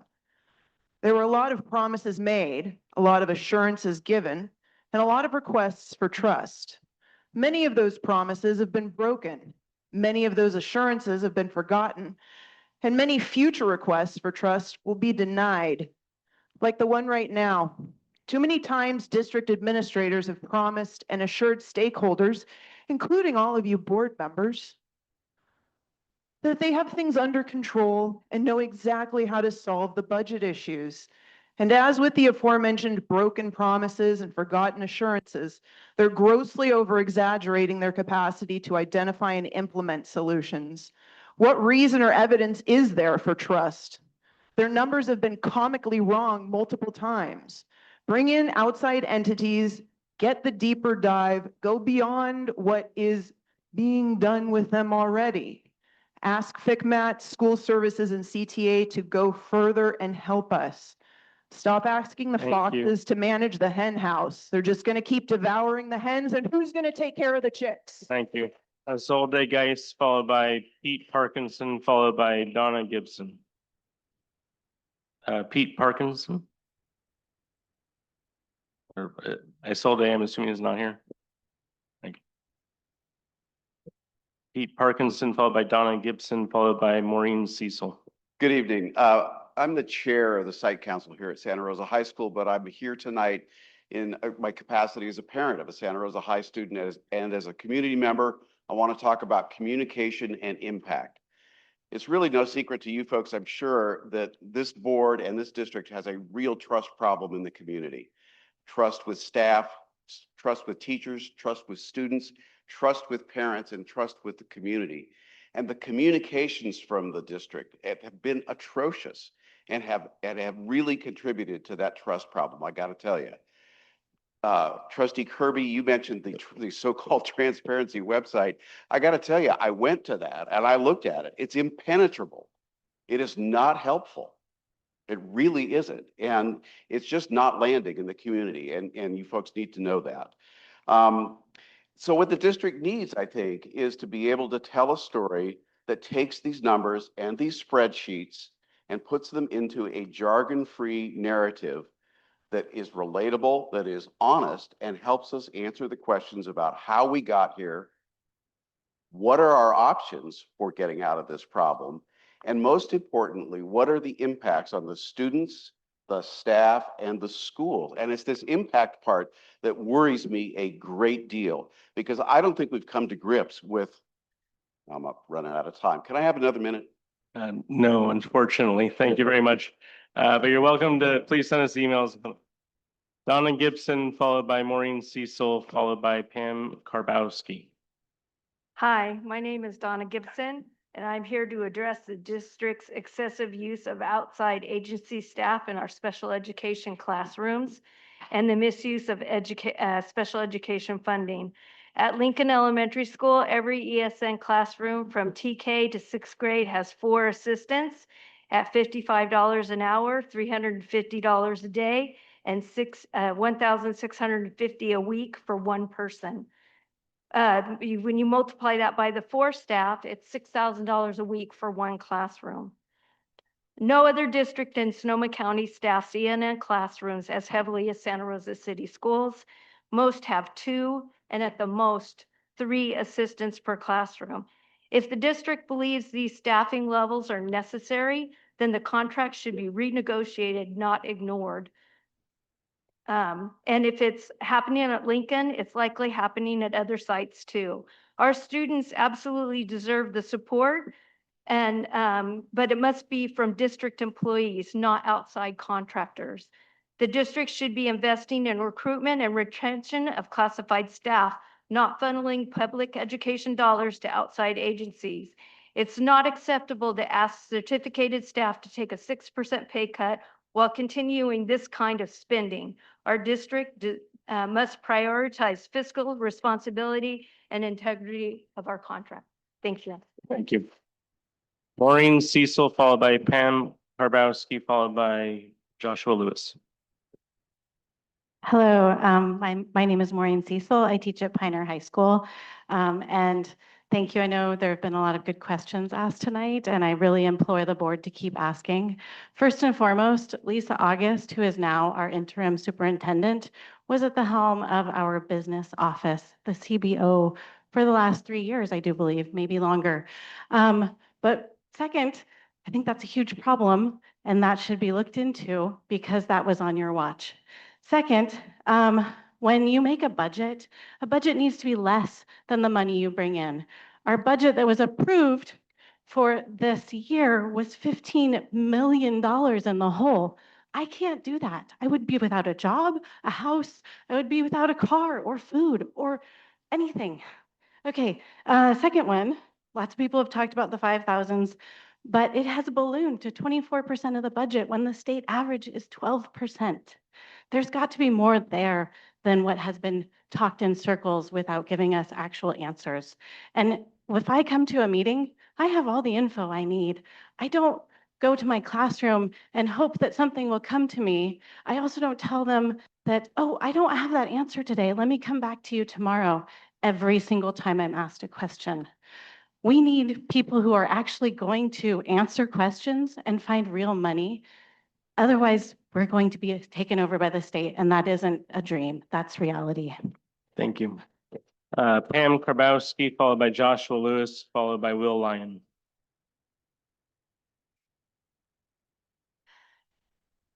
Good evening. My name is Pam Karbowski, and I was a PE teacher at Brook Hill and Biella, but we all know what happened to those schools. So now I am at Burbank and Hidden Valley, where I was welcomed with open arms at both schools. Being in the district for 12 years, like Sarah asked earlier, how did we get to where we are at today? How can we possibly think it's okay to have the state take over? This needs to be avoided at all costs. What is your plan for this to not happen? We need to look at who made the mistakes, the errors, and who continued to spend the money that we didn't have. I will tell you, it wasn't the teachers. Yet there is talk of cutting 6% of our salary. How is this right? We are already 11% below the state average. We have been doing all we have been asked and more. We give our students a stable learning environment. We love and care about them. We go above and beyond to help them to be successful, and we continue to take on more. If we make cuts to teachers' salaries, teachers will leave our district. In turn, this will affect our students, and we need to make sure we are making cuts away from the students. Thank you. Joshua Lewis, followed by Will Line. I am Joshua Lewis, special education teacher at Elsie Allen High School. If you know me at all, I really like to work with humor, so I'm going to come to you from a personal level. The SRTA leadership has done a really good job of saying everything I wanted to say. So I'm going to say, speaking personally, I'm bad with money, like personally bad with money. My mom helps me sometimes with money when I screw up. My mom's not going to give you money. There's thousands of letters there saying that y'all are bad with money too, right? We got to get better. So I think I really want to acknowledge the humility you guys have shown that we need help. CTA, FCMAT, your neighbors, anybody, YouTube it, right? Something. But Trustee Jenkins, I so appreciate you asking, how did we get here? Because in 12 months, we're going to ask the same question. And the result will be different. I have confidence that we're going to get through this, but we're going to ask how we got here. And one of the ways we're going to get through this is by looking at that 5,000s category. It's mind blowing that my school, Elsie Allen, we almost vacated Southwest Santa Rosa without having looked at that 5,000s category, right? Like, what are we going to say next year in 12 months is like, holy cow, why didn't we look at that? So we need to ask for help now and get the help and look at stuff diligently. And then we can hopefully have some good results. That's it. Thank you. Thank you. Will Line.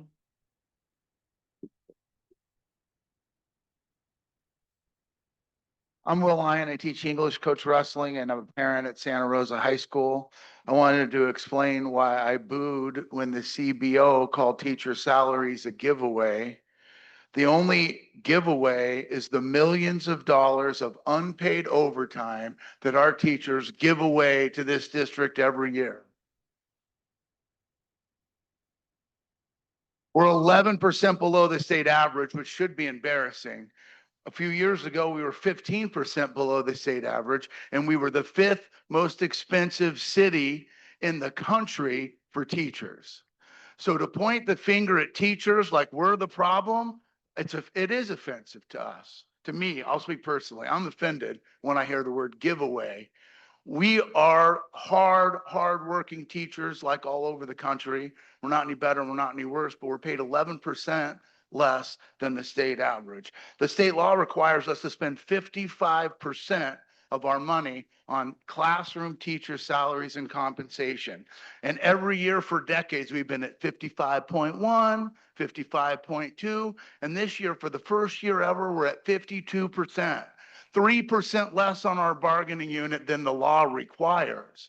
So if you say you can't pay us any more, really, you can't pay us any less. I haven't heard that explained, but that is a problem. Respectfully, I stand by my boo. I'll give you a comment. Well, I'm going to bring it back to the board. Before we ask any follow-up questions and discussion from the board, I just want to get responses to some of the questions that were brought up in public comment. There was a question or a concern around us just focusing, well, I guess there was a concern in both directions on this. It was just focusing on this year and not looking at the bigger picture, but then also needing to focus on this year first. If you, whoever is appropriate, if you could just address that concern. And specifically that we're focused on more than just, what are we focused on? Sure, and Liz can expound on this if she's prepared to. I'm sure she is. But there are two things to be solved for. Again, the most urgent piece is the cash flow. That does not mean that we are not also working to solve the structural deficit. We have some of the tools affect both, most affect only one. And so that's where we have the 2.8 to solve for this current year, which is the question about what is the amount that or what stops state takeover. It is maintaining our cash. There's that piece of it. And we can't only focus on making sure that we meet that cash obligation. It is on fixing the ongoing structural deficit. And that is not something that we have the tools to do in the current year. So I'm just reiterating the information that Luz shared earlier, which is that we do not have the tools available to fix it in the current year. That is not an expectation because it's not the option. We are working to reduce as much in the current year as we can. However, concurrently, we are working on that structural deficit piece, and we have timelines very clearly laid out for that.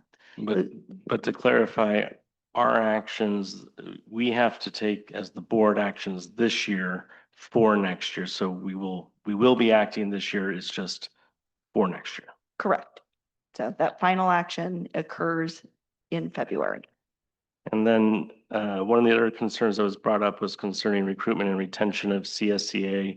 And to juxtapose that against what Luce was saying earlier around the concerns that we received from SCO and others about our labor contracts, can we talk about potential savings that we're seeing from the recruitment of CSCA employees within the 55,000s? So the more that we're able to recruit and hire our own instructional assistants versus a contracted aide, yes, absolutely. That would be a cost savings. What we have seen happen in at least, I know of one case specifically, I don't know how many others, is that we have actually made an offer to an employee or to a contract aide to come work for us. They accepted and then were offered more by that employment agency. So it's this vicious cycle that's definitely causing an issue and compounding the concerns that we have. It was definitely helpful, the negotiations that we had with CSCA to improve the pay for the classified aides. That definitely has made an impact. We have had some recruitment, but not as much as we would like. And 1 second, it's with the board right now. And then there was a comment made about restricted reserve. Can someone address and explain the different numbers we heard about the restricted reserve? Luce, I think we're pointing to you. I don't know that I recall the comment that was made about restricted reserves. Can you repeat what the comment or? My understanding is that we were showing that we were increasing our reserve when we had intended or directed to spend down the reserve. Yes. So let's go back a couple of steps. So one, the solutions that are listed on that slide, in the slide deck, are for budget and cash. So 3 aims. 1, cash, ensuring we have enough cash when we need it. The second is restoring our reserves. And those are one-time adjustments that we'll need one-time solutions we'll be needing. And then there's a structural deficit. So those are 3 types of solutions that we are looking to. Some will be for board approval and some are management prerogative, and we'll be bringing those all forward for the board. So, okay, so the 3 things are being solved for. I want to make sure folks grasp that. Those are 3 different types of solutions. With regards to the reserves piece in particular, so I described how we're looking at some of those ending fund balances and identifying appropriate and eligible expenditures to shift into those. We've not done that yet. So in December, we'll have the first round of solutions for the board. And in February, we'll have the second round of solutions for the board. The shifts to ending fund balance will not help cash. They will not help the structural deficit, but they will help restoring the fund balance reserves, which is one of those 3 aims that we have. So the observation that was made by the member of the public, it's not that it's wrong. It's just, we've not done the work yet, right? We're identifying the ones where we can make use of and shift some expenditures. We've not actually shifted those expenditures yet. That'll be a part of the December work, the February work. And this isn't a we can, this is a we will. We are going to do that. Yes, the very specifically, I am looking to shift from unrestricted to restricted. I'm looking at about an $8 million target for the current year. So I think another part I heard was that if we're only looking to solve $3 million, goodness gracious, no, absolutely not. Are we looking to solve $3 million? Absolutely not. We have a structural deficit. We have a negative ending fund balance, and we have negative cash expected at the end of June. It's those three things combined that we are aiming to solve, and the solutions start this year.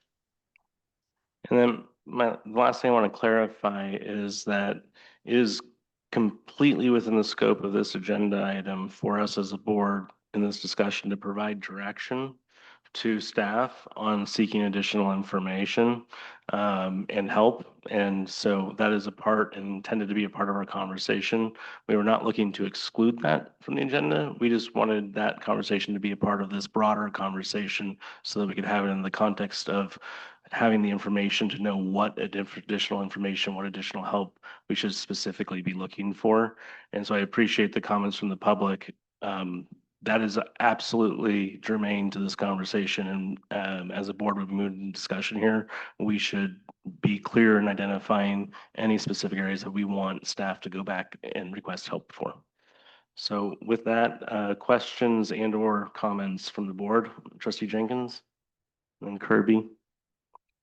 Yeah, I guess my big question at this point is, well, I asked, how did we get here?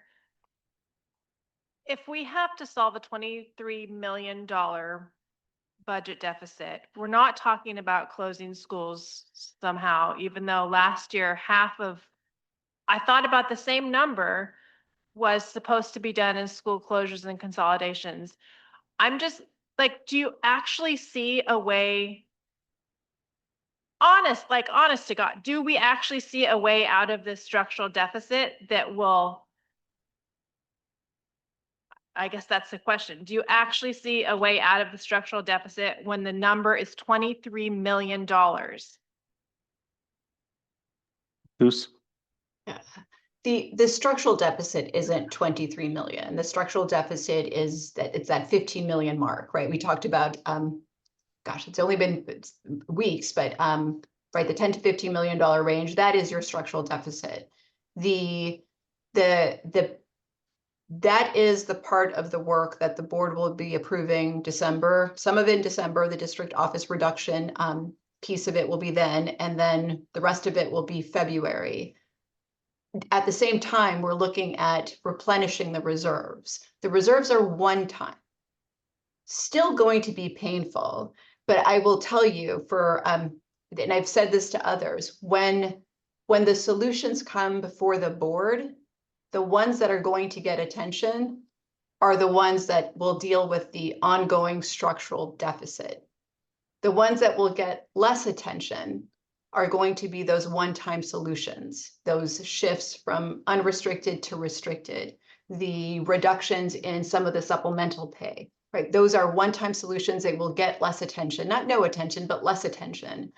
The hard stuff, what's going to really hurt, where folks are really going to start to yell at us, will be dealing with the ongoing structural deficit. That's what's really going to be painful for us. Do I see a way out of it? I don't see anything else. There isn't a choice. I agreed to take on this work to avoid receivership. That is why I'm here, because I don't want to see another school district take an emergency loan and then deal with the burden of it for the next 20 years. I have served as a trustee. I have served as an advisor. I know what it means to have stay and rescind authority over the board. And I promise you, we don't want that. There is no other choice. We will make the reductions that we have to. I've had the question asked to me a couple of times, so I wanted to clarify a question from the community. The reserve that we're targeting, that it was 3%, and then we changed our policy to aim for 10%. Even if we're talking 3%, is that 3% of our overall budget for the entire fiscal year? Or what does that 3% number correlate to exactly? Right. So I think the question is 3% of what? So the 3% of what is the 3% of total expenditures in the general fund. You'll see that number show up as part of like the Form 1 where we have the general fund details. Another place you will see a description of it that I highly encourage the board and others to look through. It's it's called the criteria and standards, and it's a part of every reporting period. So at first interim, you'll get all of those lovely fun forms that are not user-friendly. One of the forms, one of the maybe 20, 25 pages of the document will be the criteria and standards, and in there there are some notes that describe what's happening with the reserve requirement. And the reserve requirement we're establishing right now is for that 3% required reserve for economic uncertainties. Getting to the 10% policy, that is an aspiration we will get to over time, not this year, not next year, not the year after. Thank you. And then my final question is, oh gosh, it just left my brain.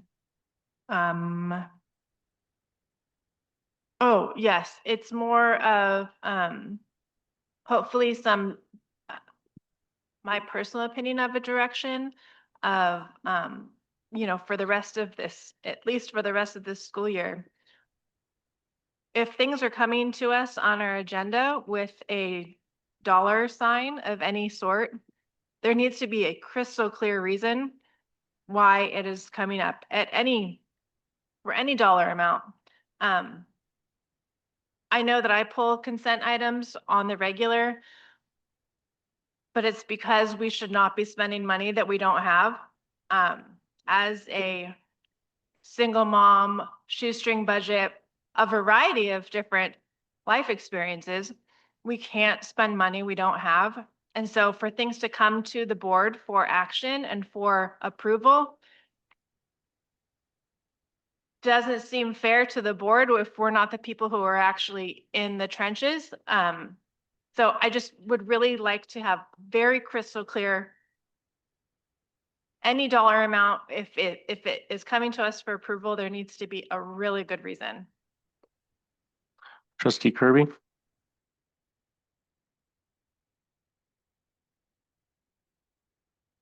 Okay, I got several different areas.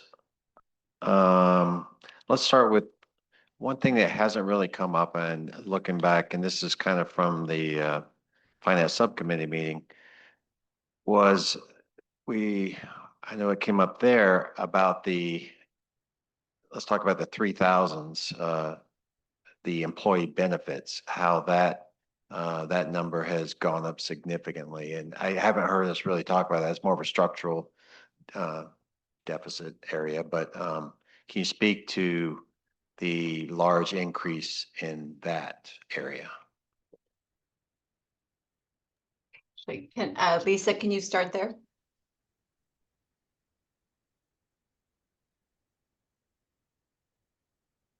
So one thing that affects that is a difference when we have a hard cap for health insurance versus a soft cap.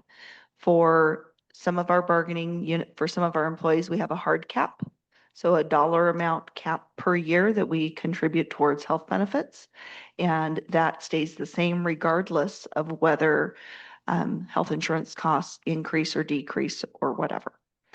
With the floating cap, so a split percentage of the cost, that is where you're going to see a fluctuation, because our dollar amount, even though, it increased, say, for some of our units or some of our employees from a 55% split to a 57% split. That 57% is the increase, but not only that, it's 57% of a larger dollar amount because the health insurance cost, the premium increased. So it's essentially, it's no longer a known number that adjusts. So how do we budget for that in the future, or how do we is that part of the renegotiation, our ongoing negotiations with our labor groups? How do we address that structural deficit or bring it down, hopefully? So we want to be careful around talking about negotiable items in public session.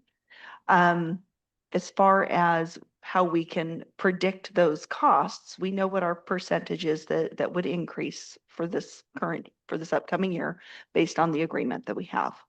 What we can look to are estimates from, our insurers or look to what they have been to have an idea of what the average increase is.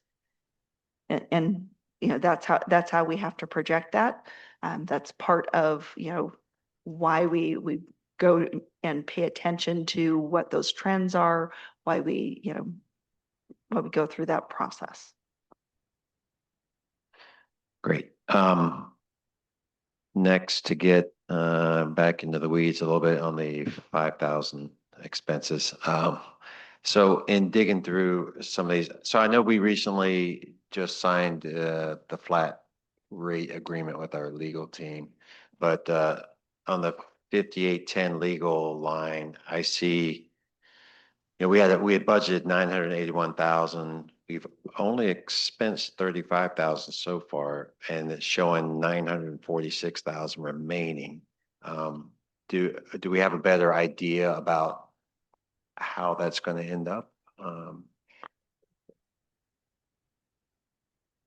think this year we're anticipating would be a high legal cost year for many reasons. And so we're not expecting to reduce that budget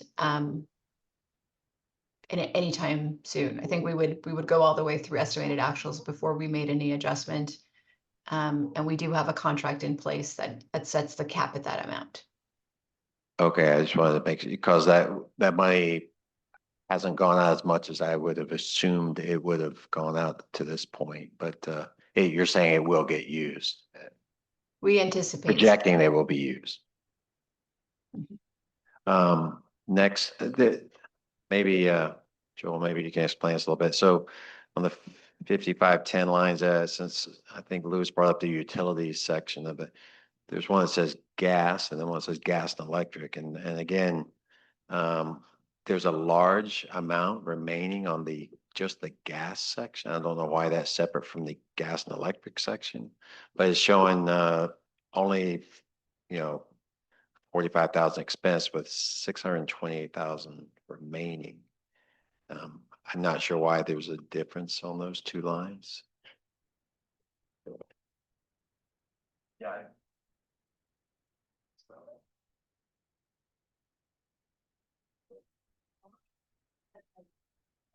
I can talk on behalf of that. No, it needs to be recorded. Oh.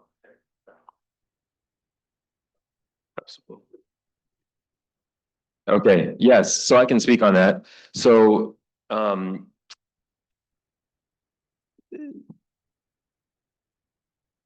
we currently are presenting the pre-first interim on the budget, the revised budget line item, and we've gone through all the accounts in great detail, reviewing them, looking at them, speaking with the representatives that oversee those budget areas. For example, the attorney's fees ones, we talked to that department, we recognize there is an agreement, but what hasn't happened is the requisition encumbered process that you're looking for, which you should be looking for. That is something that you would evaluate a budget against. Those two specific areas, we can look at getting that attorney budget encumbered, but the utility budgets, we do not write requisitions for those. That's not been our practice. We can revisit that practice, but we get those bills and we pay them directly out of the accounts payable department. They are budgeted based on a lot of analyzation, but to have, they read the meter and then charge us. So we could relook at writing a requisition for those line items, but that just hasn't been our practice. But those are, again, every line item is included in the pre-first interim. That the budget, through all the interim reports and budget, we are looking at budget, and then at the year-end unaudited actuals is the first financial report. We really look at those actuals, but you're asking the same questions that SCO asks us when they look at our budget. So those are very valid questions. I can assure you that there isn't any line item in the budget that Luz and I haven't looked at, that we haven't taken into consideration. Is there an encumbrance for that? Is there any gotchas in there that maybe there is an uncovered item that isn't budgeted for? But those two specific areas in the legal services and the utilities, we feel strongly that that is a solid budget at this time. Okay, thanks for that. To Director Jenkins' question about, are we really watching the money that goes out? So I see also, I hate to even bring this one up because it directly impacts our students, but the field trip transportation, I see $210,000 still sitting there. Have we frozen all of our field trip authorizations for the year? So typically that's from the site discretionary funds. And so or fundraising that they've done, there are lots of different ways that those are funded. And so those aren't typically areas. We have already reduced the site discretionary funds. So a lot of what we see coming forward are things that they've had donations for, that they've done fundraising for, or comes from a site discretionary fund. Okay, thanks. Lastly, so I know in our last meeting, was it the last meeting or maybe the one before? I lose track. For example, we had the elementary school combination idea come before the board.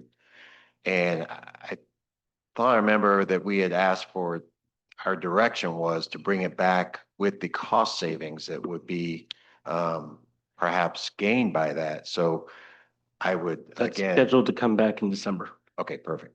Thank you. Trustee De La Torre?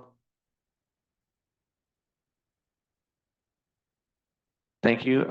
Lisa, can you please remind us, if I recall correctly, after we voted on a budget stabilization plan, were we not immediately hitting a deficit with the change of special education funding?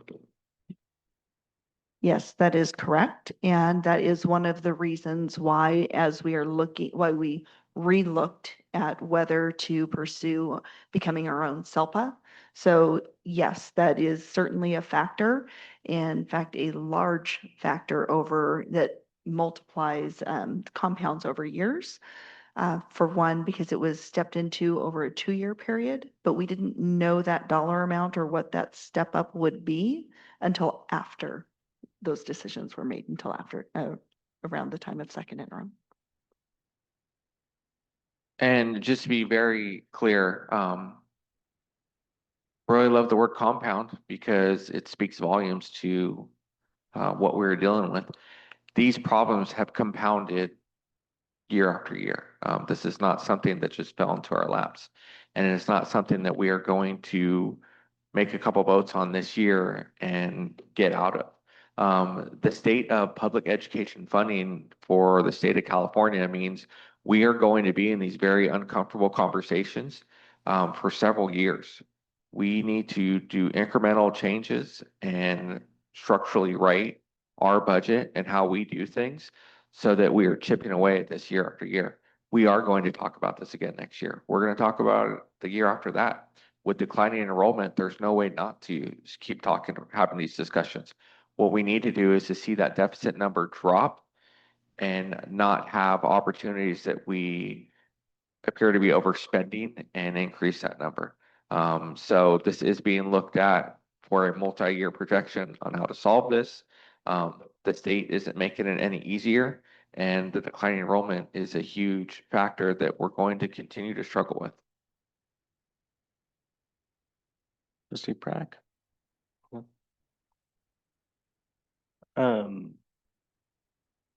Luz, you said the structural decisions are going to be the things that hurt and that we get yelled at. And I think it's important for us to just say it out loud, what that actually means.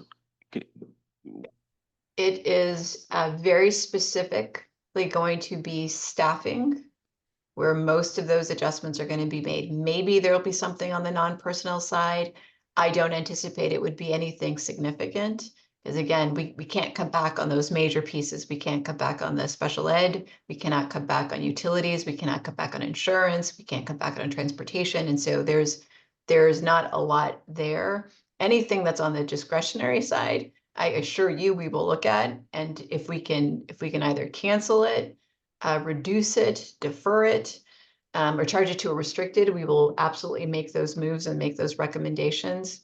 But overwhelmingly, we spend most of our dollars on people, right? And it makes sense that we do. We are a school system. It takes people to educate kids. That's where most of our dollars go. And when we need to make adjustments, it ends up being where we have to make most of the adjustments. And when you say staffing, because I want to get really clear about why it hurts, it means either how much we pay our staff or how many staff we have, which means how the quality and the scope of the education services we provide. That's right.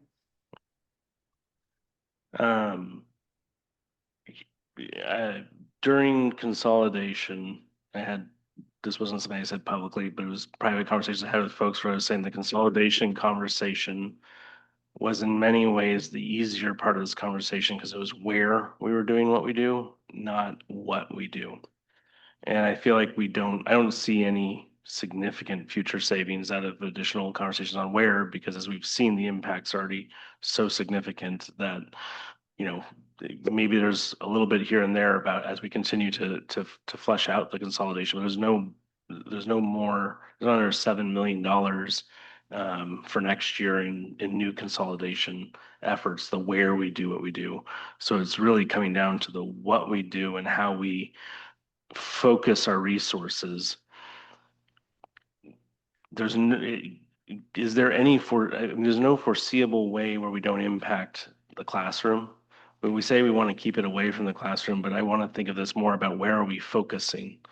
And we need to focus on having excellent education programs so that the students who have been born, it isn't a part of a population decline, choose to come to our schools. So, as we're going through this, what are those decision points that a parent and a student use to choose to be at a school, and use that lens for focusing what we keep, what we do well with the funds that we do have available so that we can actually attract the students to come. Because I agree with Trustee De La Torre when he says that we're going to be here year after year after year, unless we have that lens and we use that as a clear focus for this effort. Because the one thing we can do is attract the students who are here, and we know we have been losing them to other districts. So when we look at the cuts we're going to make and the hurt that is going to happen, I think the first lens what we need to use is the lens of what is a parent, what is a student using when they select a school to send their child to? Because if we don't get past that hurdle, we don't get the revenue and the ability to serve them, and that impacts every other student at that school by not having that. And I can sit here and list all the things that means that we're not going to be able to do. And it means that we're probably not providing a lot of support services that are very much impacting and supporting students in very sensitive situations, in situations of need. And that's not a good thing. It means that we need to call on the community, bring in partners, expand the call. It's not just FCMAT that we need help from. We need help from the folks who provide services that over the last 5 to 10 years, we as a school district have taken on providing with one-time funds that we didn't actually have any long-term funding solution to continue providing. There is a lot of support that has helped students through very important situations that the money disappeared. Since 2015, I believe, we've used one-time funds to build up what have been thought of as permanent support programs. So, as we're going out and seeking the help, I think a core part of that needs to be the community partners who provide the services that we've added when we had those one-time funds and we're now taking away. Transparency is key, and I know that there is a tension between providing accurate information and providing fast information. I know how hard it was for you to bring this information into us at this 6 weeks early and in what is very fast for the way government works. And I think on the reverse side, we need to get comfortable with the board receiving more preliminary numbers sooner, so that we're able to provide context, but that also necessitates the community understanding that when we receive those those numbers, that they're preliminary. And so, part of the transparency is we need to be able to receive numbers that aren't final in order to have sooner information, but we can't, but then we can't be upset when those numbers change because we asked for information to come to us earlier. But I do believe we're in a place where it's more important for us to have a guidepost that may not be 100% accurate than it is for us to wait for it to be 100% accurate. And that's just a sentiment I'll put back out there. I think I put out at the last meeting. I don't have anything else on this. I'll go to Trustee De La Torre. And if there's any last comments, then we'll move to alternative education. Trustee De La Torre. Just real quick, I want it said that I am very interested in seeking help where it sees fit from other experts in this field. But that being said, I have no interest in spending $20,000, $30,000, $40,000 requesting that help. So if there are ways to receive help from other experts in this field and it's being offered and it is not too much stress on our staff, I'm all for it. But we need to be fiscally mindful, and that doesn't mean we open the checkbook and hire a consultant to tell us something that we're continually working on. Yeah. That was a core question for the board. Does anyone have an opinion on that is counter to what Trustee De La Torre just outlined as far as seeking information? Right. Okay. I mean, I think that is a core direction from the board is we want to take all of the assistance we can get that doesn't cost us money that wouldn't be recouped, and also recognizing the timeline we're on. A 6-month study does not help us in these decisions. So I would, I'll reiterate, I look forward to seeing, and I asked CTA to send us directly the proposed cuts. I look forward to seeing that document. And I also believe that we heard from Seth that they're asking for supports from FCMAT and SCOPE are probably best positioned to give us additional recommendations and cuts, and we should explore everything we can with those folks that already know and aren't asking us for more money. Trustee Jenkins. Just one last thing from me on this topic is that as we continue to engage our community partners, be that at the schools, be that just in the community in general, if we could really make sure that we are really driving home the ADA stuff and specifically excused absences are not excused when it comes to dollars in our pockets. And really just continuing to drive that home. I heard it recently in the community at a different meeting of parents not understanding that, and for it to be, one day, the number I heard was one day, one child is $60.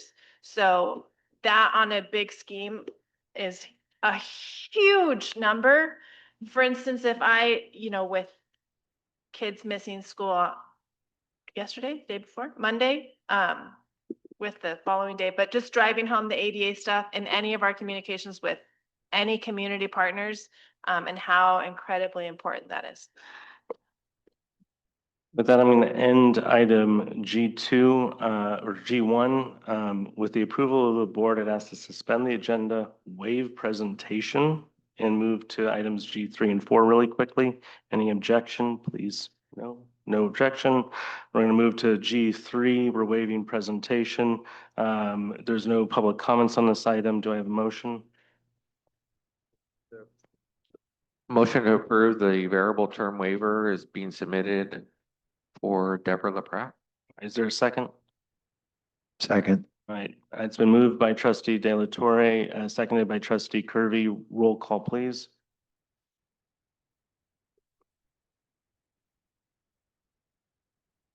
Trustee De La Torre. Aye. Trustee Kirby. Aye. Trustee Jenkins. Aye. Trustee Prack? Aye. Vice President Caston? Aye, that motion passes unanimously. Item 4, establishment of the annual organizing meeting of the Board of Education. We're waiving the presentation. Do I have a motion?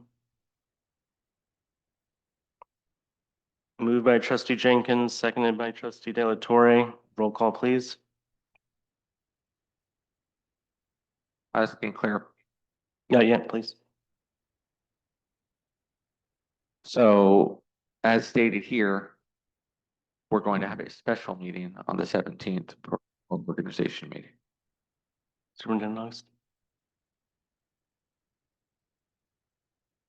So it is on it was on our calendar to have on the 17th. And doesn't mean that it has to be on that date because we don't have any newly elected officials, so it could happen earlier. However, we have had that date scheduled also for the Pivot Charter hearing as well as the MTSS deeper dive study session. So several things on that night. So just in confirmation that this means there would be a board meeting December 10th and December 17th. Correct. Trustee Kirby? And just to clarify, I had this as a possible hold, so I just want to be clear, I will not be here for that. I will be out of town. I don't know if that matters, but. I'm sure we can get to 4. I appreciate it. All right. I mean, do we want to, we can have it on the 10th and then have the 17th be an optional meeting that would be called if needed, if that's what we want to do with the organizational meeting, and that you'd be able to be there. We can move the organizational meeting to the meeting we know you'd be present for, is what I'm saying. I mean, I'm okay with that. I don't want to put everyone else out, but. So move the organizational meeting. All right. I would support moving the organizational meeting to the 10th when we know we'd have a full board, and we would still have the 17th meeting for the Pivot Charter hearing. Is there any objection to trustee Kirby's to doing that? That one more time? We would have the organizational meeting on the 10th. We'll still have 2 meetings, but we'd be moving the organizational meeting to the 10th when we know we'd have more board members present. Can we hold the 17th if needed? Put everything on We the will- 10th? We need the 7th. Yeah, we will keep the Okay. 17th as a meeting. The organizational meeting will be on the 10th. And is Pivot the only thing on the 17th? No. No. It's also the study session for the MTSS work, and I'm trying to remember the other item that was on we have a couple of things that need action. And just a reminder, the 10th is when we will be bringing the first round of reductions. It's also first interim. It's a pretty meaty We have meeting. lots of things going on, but having more people for organization makes sense, so. Okay, any objections to the 10th for organization, 17th will be a board meeting? Seeing no objections, roll call, please. Trustee Jenkins? Aye. Trustee De La Torre? Aye. Trustee Kirby? Aye. Trustee Prack? Aye. Vice President Caston? Aye. Motion passes unanimously to have the organization meeting on the 10th and a board meeting on the 17th. With that, we are going to move to item G2, alternative education updates, and I will let you all introduce yourself. So, thank you. Thank you, Superintendent August, Vice President Caston, members of the board, student, staff, and community at Santa Rosa City Schools. We are here to present an update on alternative education options, Santa Rosa City Schools. With that, I will turn the microphone over to MTSS and Alternative Education Coordinator, Aaron Geldengoren.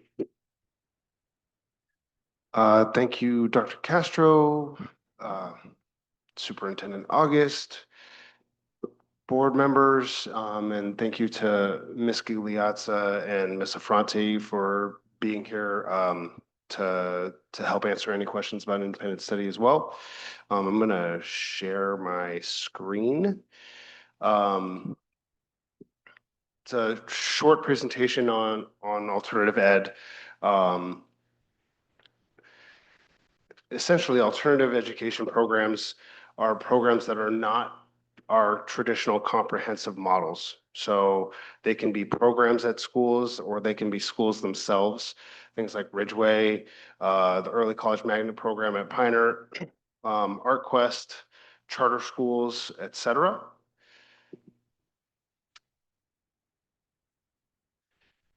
Currently, the charter options that are affiliated with Santa Rosa City Schools are Cesar Chavez Language Academy, Santa Rosa Accelerated Charter, Santa Rosa French American, Santa Rosa Charter for the Arts, and Kid Street Charter.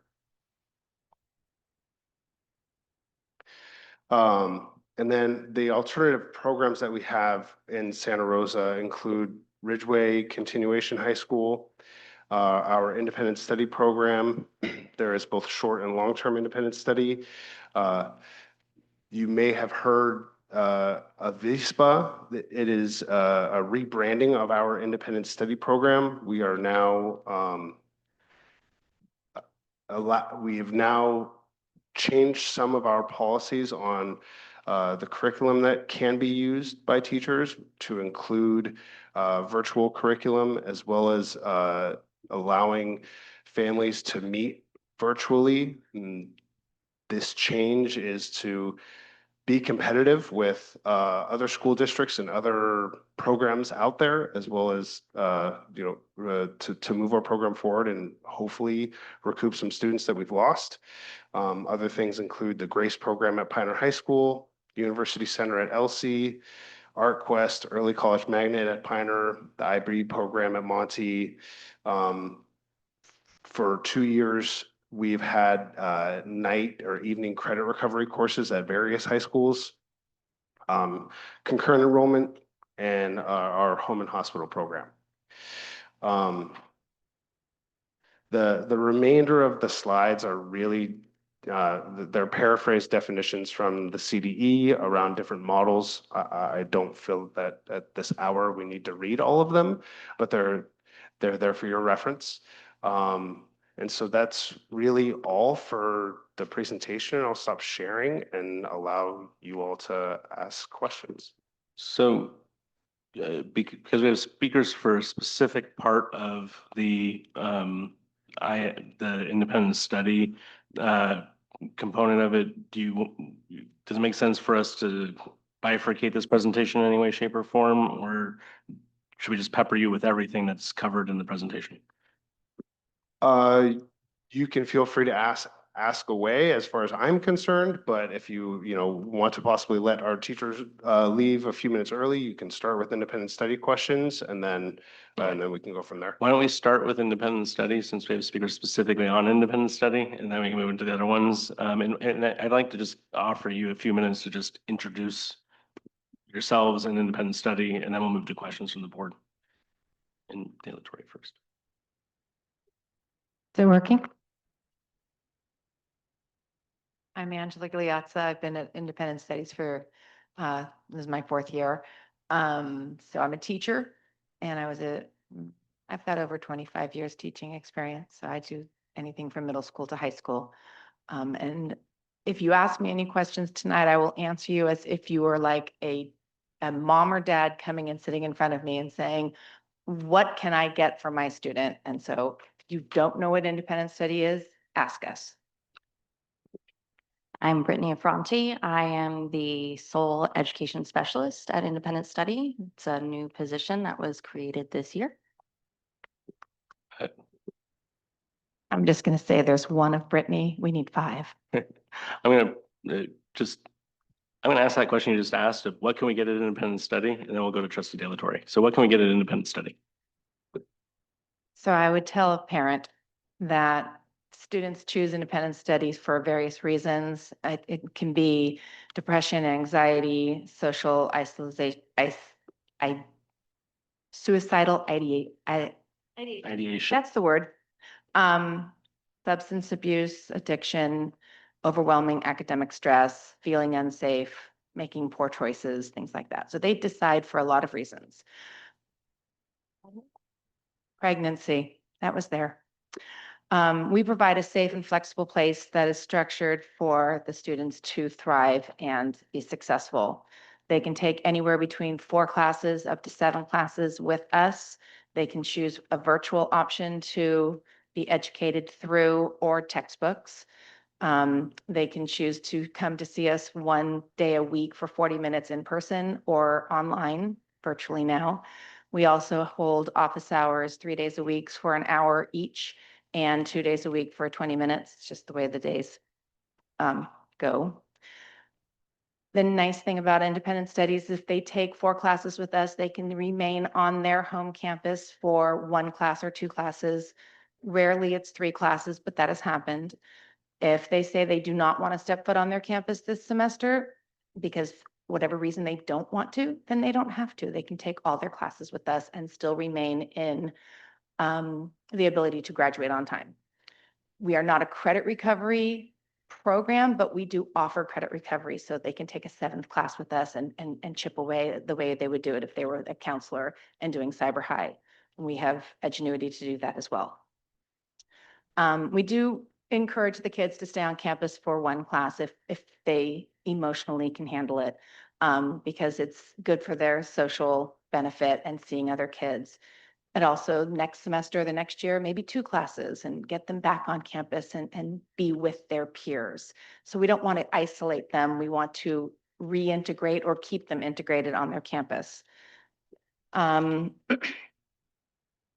While they are with independent studies, they are not out of our district and they are not out of their school. If their home campus is Monty, they are a Monty student. They can go to prom. They can go to the football games. They can graduate with their class. They can walk across the stage. They go see their counselors there if they, need a counselor. If they need an extra library book, they go to the library there. They are a student. They are just, I am their teacher for these classes that they're with, but they are that student at that school, which is very nice for them because a lot of them don't want to, just completely sever that tie. Parents ask, what are their transcripts going to look like? The transcripts are going to say that they are a Pioneer High School student and they got this many credits and this grade for this class. They have no idea that 4 of those classes were taught by Mrs. Giliatza. The parents will see that on their report cards, but colleges won't see that. Colleges see what classes they took and what grade they got.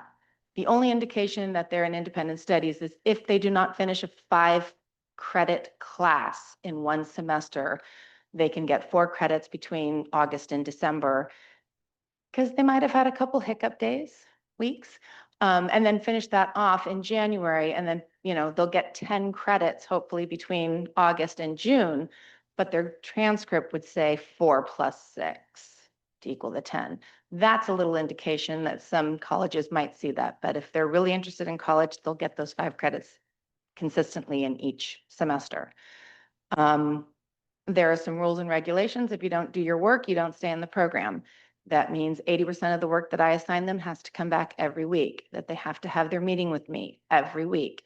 They get 3 strikes, they're out. If they're out, they go back to campus. We need to keep this part of our program because once the kids know, and I'm going to call it like social promotion, once the kid know that they don't have to do the work, they will come and sit at home and do nothing. So we will never, please, never give them that option of not doing work. And that's it. I'm going to give it to Brittany because she might have something that I didn't say. So we are serving our students who come to us with IEPs. If a student is interested in coming to ISP, their case manager will call a meeting, an IEP meeting, in order to determine if it's an appropriate offer of FAPE. It is ed code that a student needs to have that written in their IEP before they can come.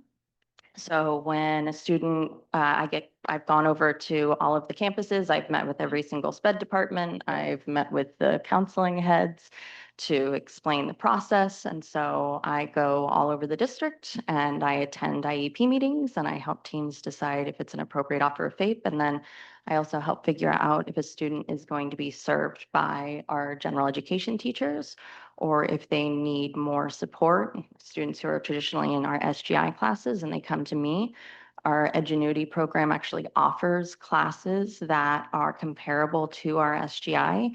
I meet with my students. I have a smaller caseload than our gen ed teachers. I meet with our students for an hour a week, just because if we need to go over concepts, it's going to take a little bit more time. So I don't have office hours, but I do have longer time with students. And then I work on the side offering indirect services. So I consult with all of the gen ed teachers, ensuring that all of the accommodations are being met for their students, answering any questions, and then I'm just an extra layer of support around the program. Thank you.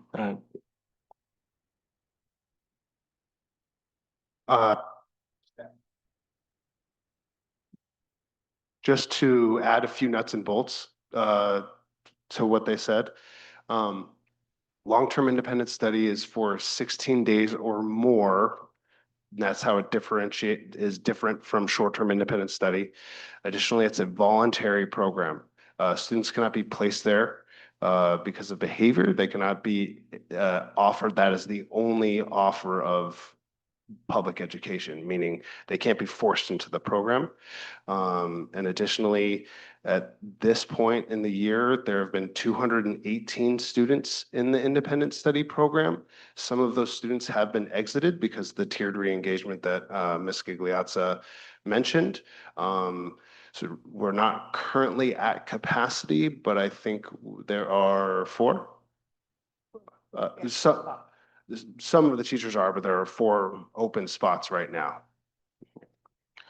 I'm going to move to questions, and we'll probably get to this additional point from the questions. So Trustee De La Torre. Thank you very much for your presentation.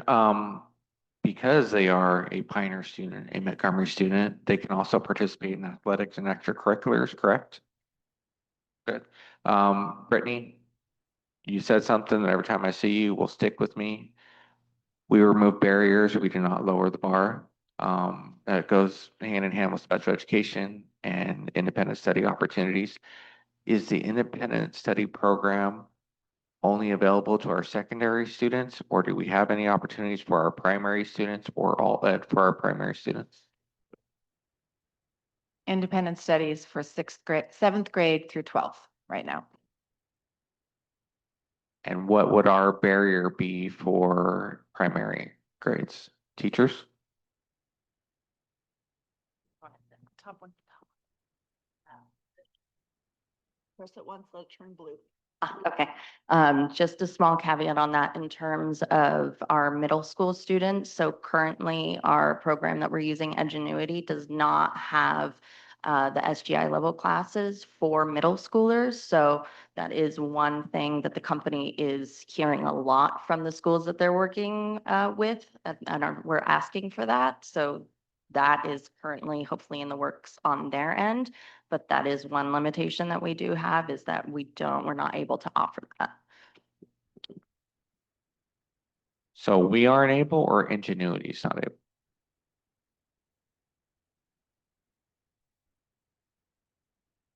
I'm one person, and so to be able to offer SGI classes for our middle school students would mean that I would need to go and create the curriculum for each class and each grade.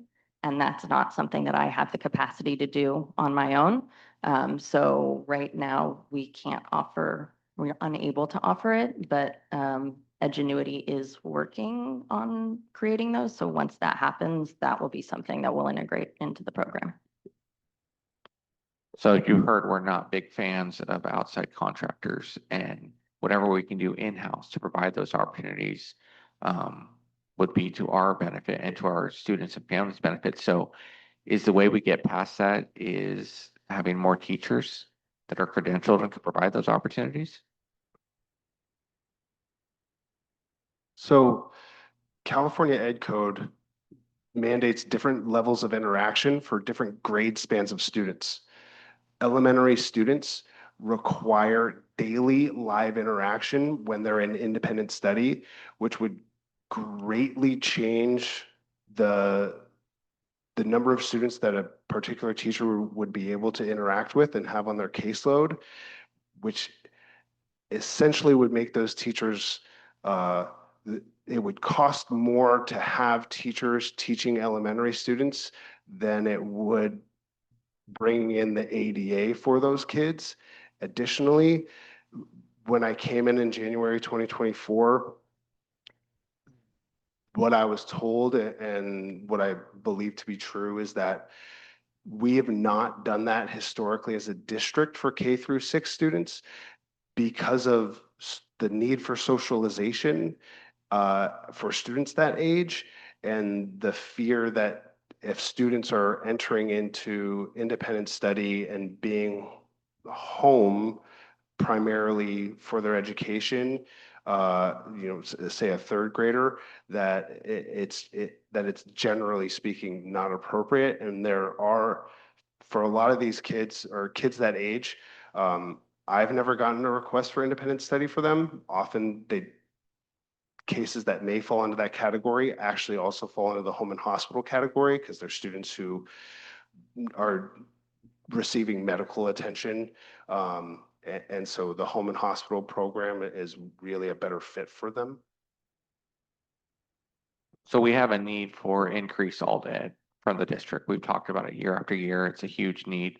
As a parent, as a community member, what concerns me is the trajectory that we set a student on at a younger threshold.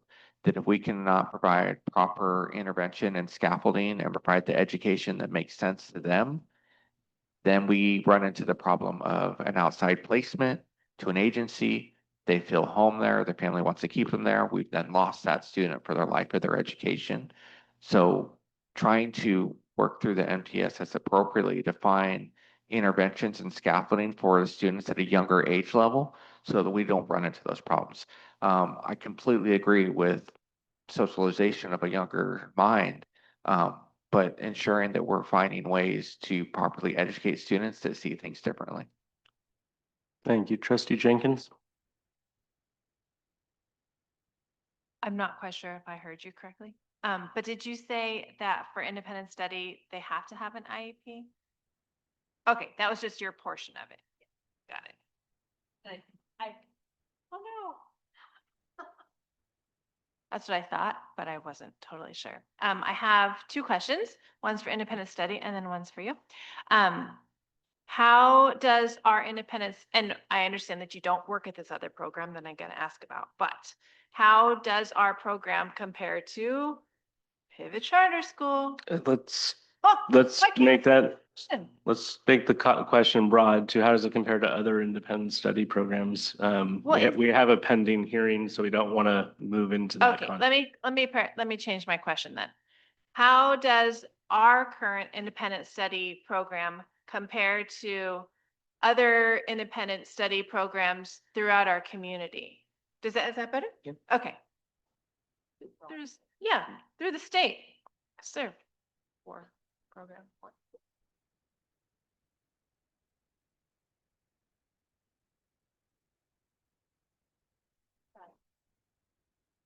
There you go. So, I'm trying to not answer that as specifically as you were asking. I would say that one thing that is different about what we are doing is that well, first off, we give students access to campuses, to their home school. And I think that that's a really big, important piece of it. And as part of that, especially for our students who have IEPs, access to more services. So where a student who may need their counseling services or speech services, they're still able to access any of those services that they would have. Some of them may be virtual, some of them they may still go on their campuses, and our other independent study programs don't have that capability.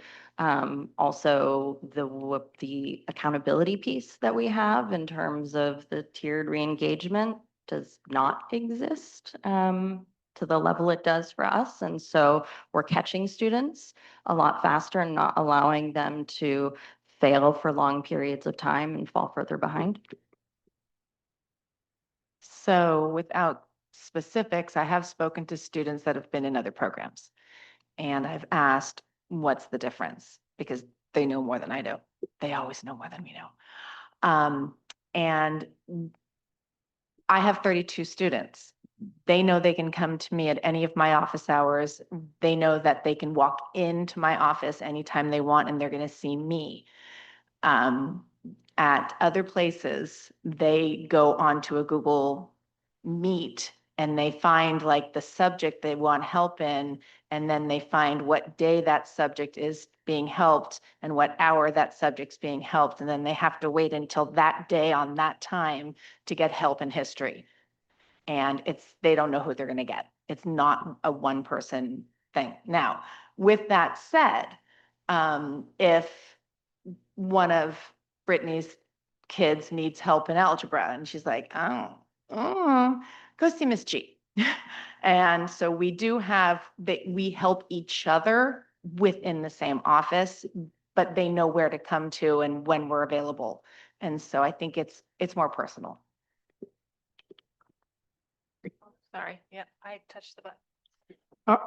To summarize, I think the idea behind the rebranding of ISP under the name of Avispa is to intentionally create an option for students that are interested in an ISP that most similarly repatriates students that have possibly left back to Santa Rosa City Schools so they can experience the great opportunities in Santa Rosa City Schools with the great teachers that we have here, and the most comprehensive experience with everything that you can experience as a student: athletics, extracurricular activities, while meeting the needs of a student that might have an interest or the needs that an independent study student might have. So that's the whole idea behind Avispa, like to have the most similar experience that they possibly would to a comprehensive Santa Rosa City Schools experience. Your last question on ISP? No. I just, I really want to highlight part of the response to your question being that this approximately 80% of the students this year have been dually enrolled, meaning they're taking at a minimum of 4 classes with the independent study teacher, as well as 1 or 2 classes on campus. That's something that we do that is different. So the student who comes into independent study because they don't feel comfortable on campus for whatever reason, or they're struggling with their mental health for whatever reason, and they want to be able to have more time at home, they're able to do that, and they can continue with their band class at Pioneer High School, or they can continue with culinary, or they still have those options to stay connected to school as well as playing sports, going to dances, etc. They're not having to fill out additional like guest paperwork and things like that. Like they are a part of that school community and they graduate with their peers with those schools. Thank you very much. Very, very, very helpful. For you, sir, I forget what your last name is, how I'm supposed to address you. Mr. You can just call me Aaron, but my last name is Gilden Gorin. Gonna go with Aaron. I'm sorry. So a couple of questions, just alt ed in general. One, how does ADA work? Because I assume that with some of these programs, kids may not be on like the 94th percentile trajectory of attendance. So I'm wondering how ADA works with independent study as well as others. And then the other question is, because this has been a big topic specifically since was it the end of 2023 when the board gave direction to do more, what specifically has been added to the plate of special ed? And then just finally, I do very much agree with Director De La Torre about, what? Alt ed. That's what I meant. I meant alt ed, excuse me. I very much agree with Director De La Torre regarding the need for early and vast intervention young so that we can get them on their way. And we'll go more expansive on other than ISP as soon as we're done with ISP, so. So to answer your ADA question, essentially the ADA calculation for alt ed programs is the same for everything except for ISP. No, ADA. ADA. No, She was AD. asking about attendance accounting. Yeah, attendance. So there was a law that changed the summer of 2004. An assembly bill was passed, changing the way that independent study ADA was accounted for, which is a part of why the tiered re-engagement strategies and holding a more strict line was something that we had to implement because they calculate it based on the timed interactions, the face-to-face interactions weekly, as well as the work sample interactions. So they often audit ISP programs just regularly for ADA.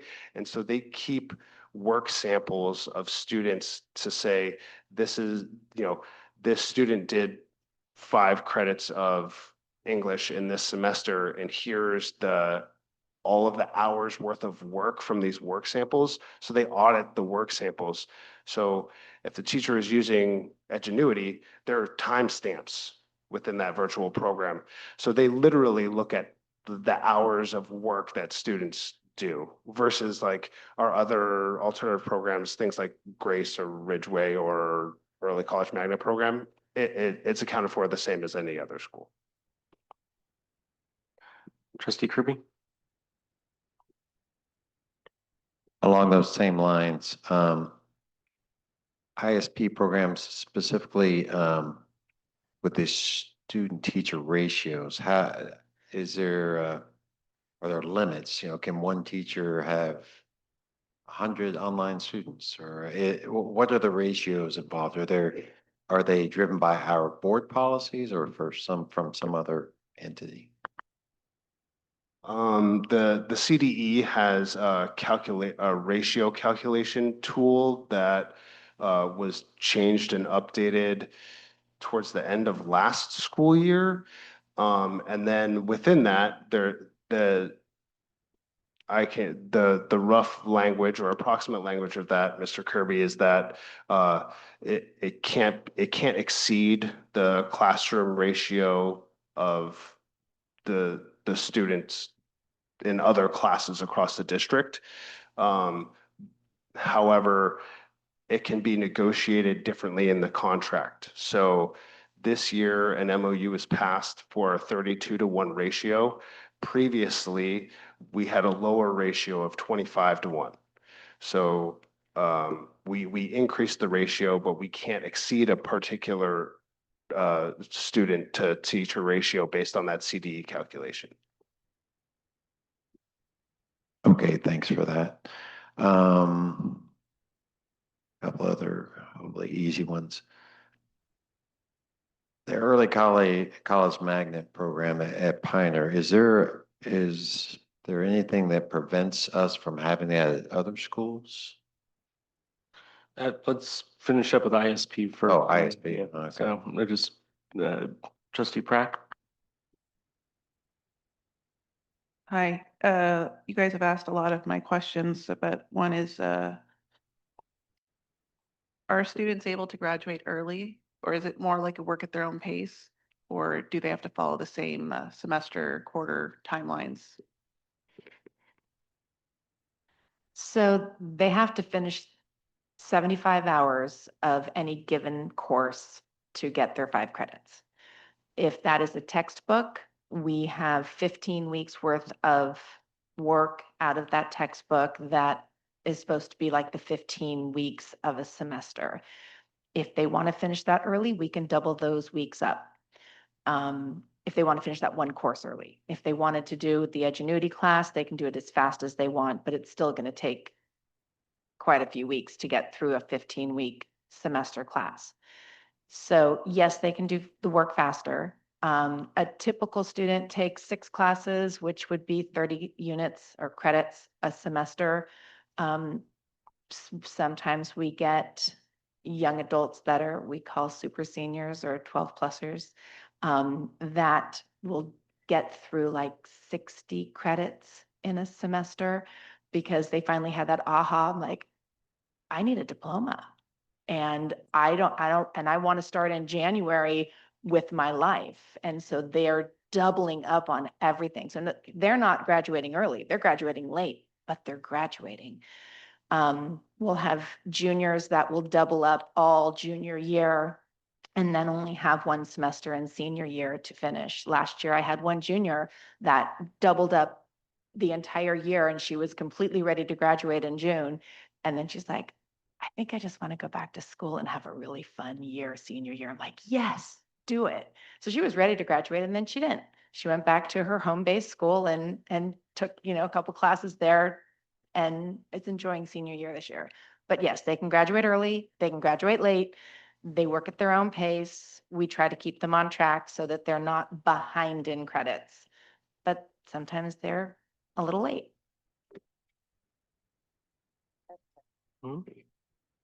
Also, what's the application process to enroll, or is it a referral or just the parents' request that a traditional high school or school isn't for my child? What's the application process?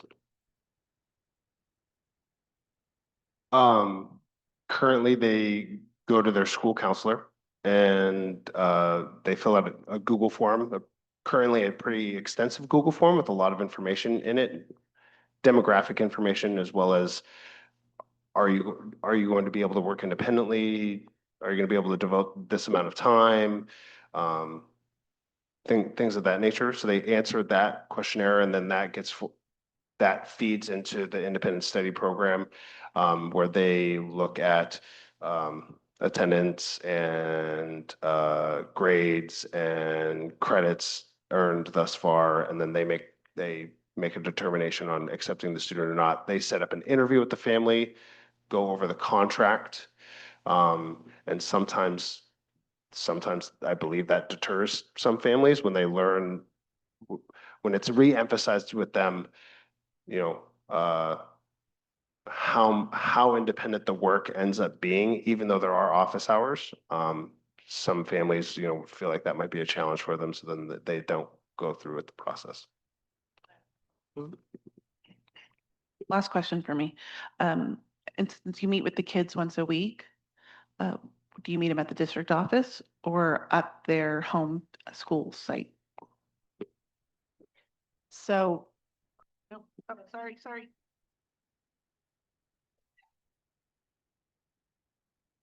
currently, there are 7 teachers at the ISP office. We are technically under the Ridgeway principal, but outside of the Ridgeway gateway. So we're kind of between the old district office and the Ridgeway campus. They come to us. That way, the teachers can be together to collaborate and to ask questions. And we have lots of questions to each other about the books or the Google Forms or Edgenuity, but the kids come to us. So first, I appreciate the presentation. I appreciate all the work that you've been doing in ISP. I don't inherently have questions, so I'm just going to give my comments. As someone, I did independent study from 7th grade until I tested out and went to college at, when I was 16 and a half. And I think one of the things that's so important about what our program does is it gives options. It has high quality education. However, I feel like it is unnecessarily hidden.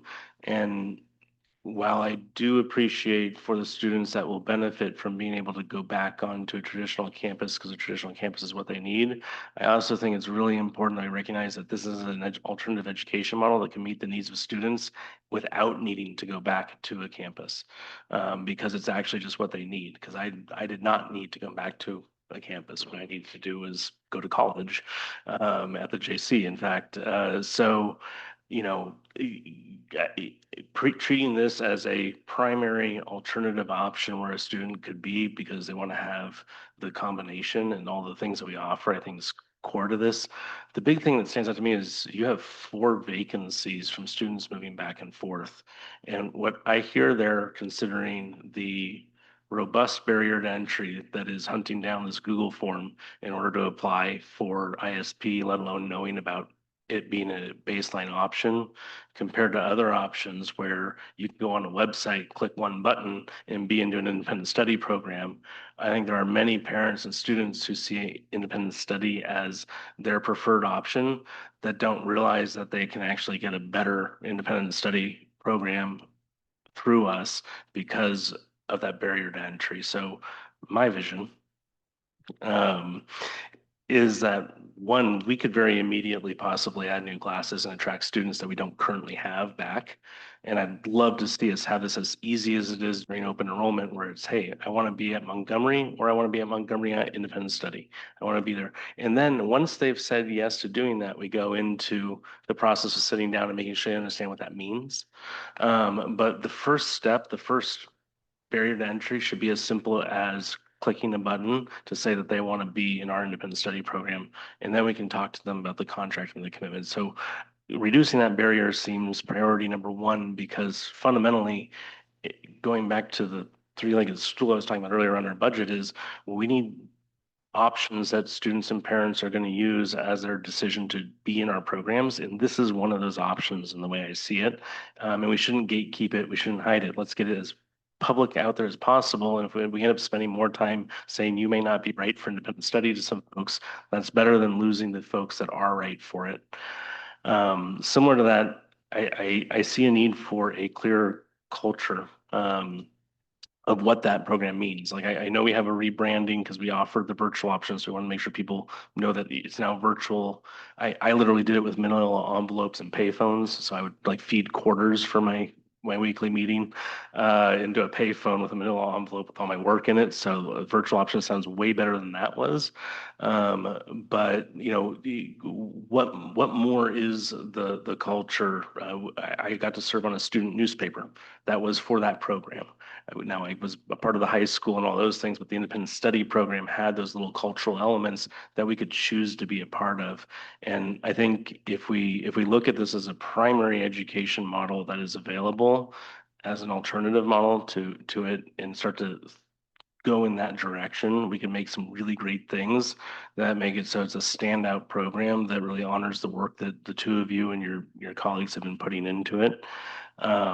So, you know, I guess my comment is this is one of those ones I hear and I'm like, we need to run with this because this is something where we can add more students, we can add more revenue, we can have positive impact on the district in a very clear way, while also giving students a higher quality option to what's currently out there. So those are my comments. We got 15 minutes left for the rest of Alden. So if anyone else wants to give a speech, I'll give you 1 second right now.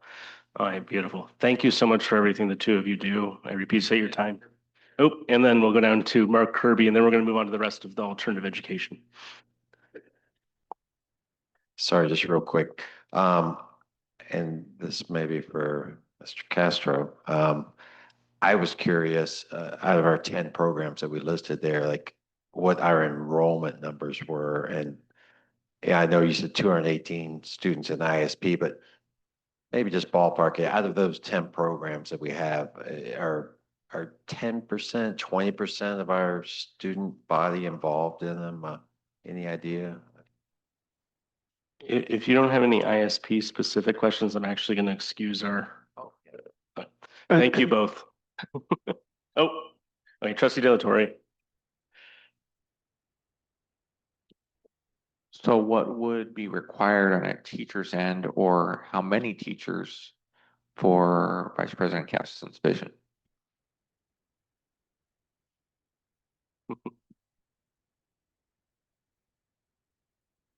So if there's 32 kids per teacher, we would, how many do you think are going to come back, or at least how many will we not lose every year? Would probably be a better thing, because I'm not sure we're going to get them back, not all of them, from wherever they're at. And Trustee Caston was saying to me last week that, you know, you can't offer something to the public without having the product to give them. So we can't say, come back, come here, come here, come here, come here. There's no teachers. We're full. And when you say that there's 4, those will be taken in the next week. It's They're- full. It's full. And so we need more teachers to get more kids. We need more kids to get more teachers because we need the revenue of the kids. I get that as well. I'm going to give you my opinion, just mine. For years, we were never allowed to have a 1.2. Don't know why. It was an unwritten rule. Somebody made it up. I have no idea why. That rule was broken last year, so I know it can happen now. So if you gave 5 of the 7 teachers a 1.2 and yes. So instead of doing 32, we'd do 32 plus 6 or 32 plus 7. When we got our plus 6, then we'd go to the next teacher and they'd get a plus 6 and we'd get another teacher and they'd get a plus. When 5 of us had plus 6s, we could then get a teacher and here are your kids. So, I mean, there's ways to do it instead of just opening up the program and having kids wait on a waiting list or having teachers just wait to get kids. That's my opinion. That is great. In terms of ed specialists, I have a lower caseload than them because I also am case managing. And I don't know if you guys know it, but it's really hard to hire special ed teachers. Nobody wants our job. So that is one component to think of, and looking to get creative, hiring teachers who could be fully virtual, but credentialed teachers that are from California. Rather than having to go to Africa for teachers, because Susie in Plumas County, who makes far less than Santa Rosa City school teachers, could easily be an ed specialist virtually in ISP in Santa Rosa City schools, and we would have a California credentialed teacher. So Those are great ideas. Thank you. Any other questions? All right. Thank you both. We're going to go to the rest of the alternative education programs, recognizing that in the next 13 minutes, we will definitely need to bring this item back. Trustee Kirby's question, Dr. Castro. I think to answer your question, a total of about 2,000 students across the 11 programs here. Last year is about the average that we had. And basically, we would grow this program as that we enroll students. The idea behind when we started to look at this a few months ago and rebranding the original numbers that Mr. Gildenborn was looking at with Dr. Bardelli was identifying students that had left for one reason or another. And you can describe how you sorted these out, but that we could recoup and repatriate, as I call it, between, I don't know, 700 students back as we were targeting to actually get back. But that's the actual number that we were targeting to hopefully get back and recoup some ADA. And if you want to break down how you actually analyze those numbers, you can go ahead. Mr. Bardelli helped to pull all of the students who had left the district over the last 3 years. And then we removed students from that list who would still currently be in elementary school and students on that list who would currently be out of high school.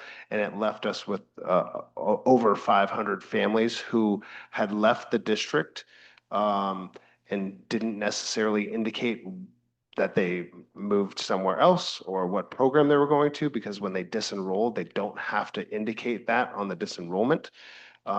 So that was like a starting number of who we were going to possibly target with advertising that we have this new program or new option for independent study. Also, I want to go back to Trustee Jenkins. You asked a question about alternative ed expansion and kind of the direction that was given by the board.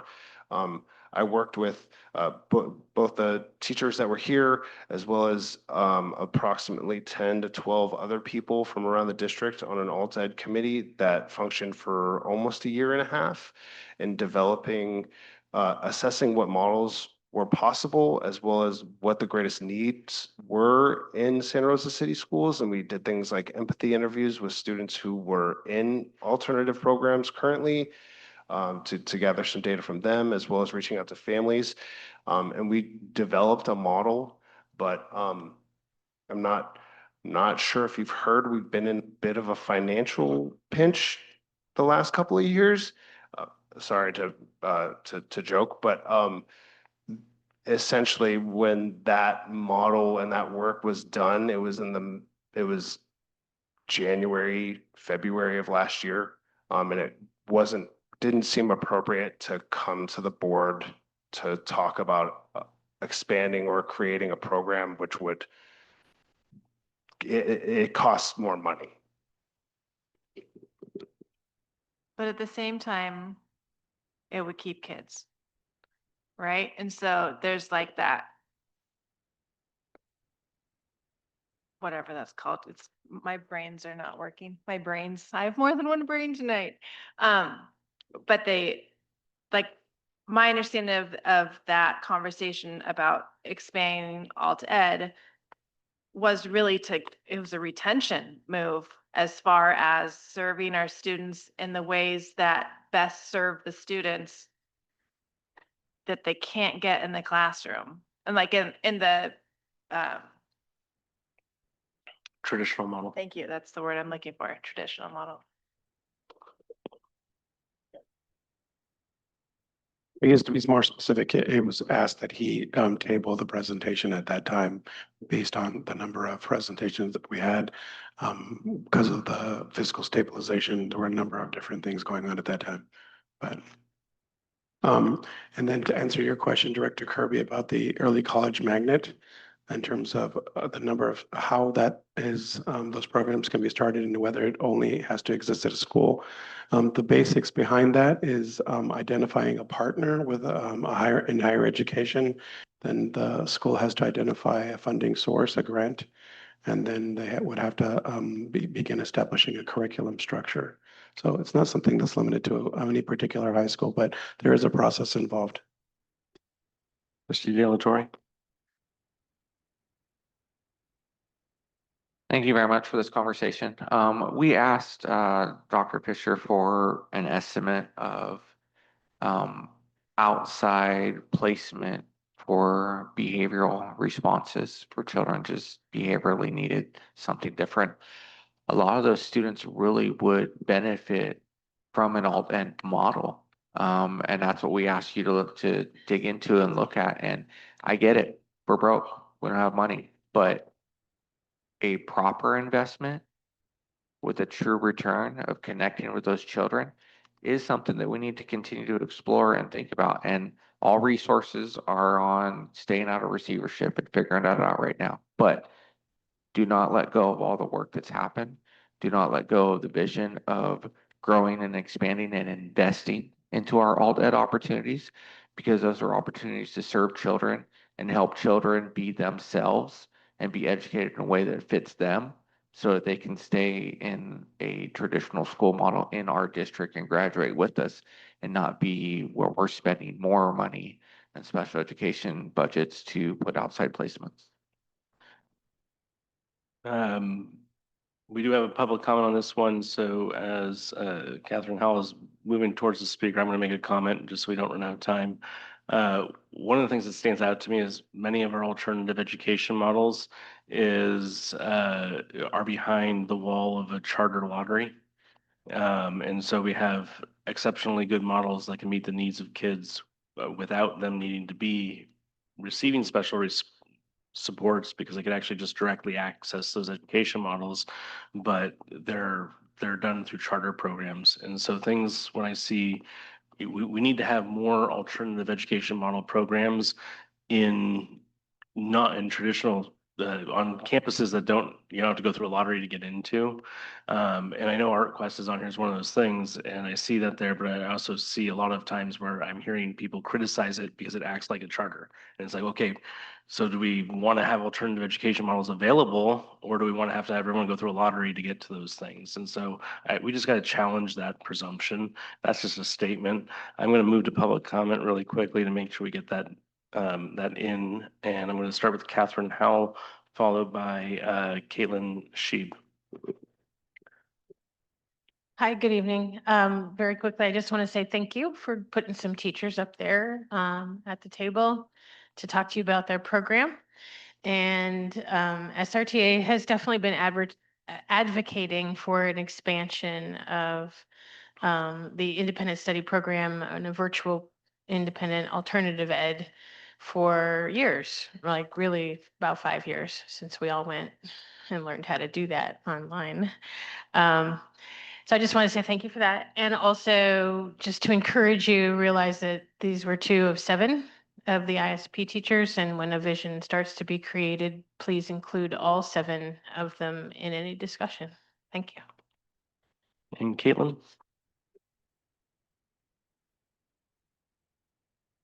Caitlin Scheib, teacher from Ridgeway High School. I'm glad we were able to hear about the ISP program this evening, but I'm alarmed that this board is even considering potential financial commitments with regards to any of its alt ed programs or schools, as tonight's agenda suggests, especially considering that these programs were not highlighted to the degree that ISP was.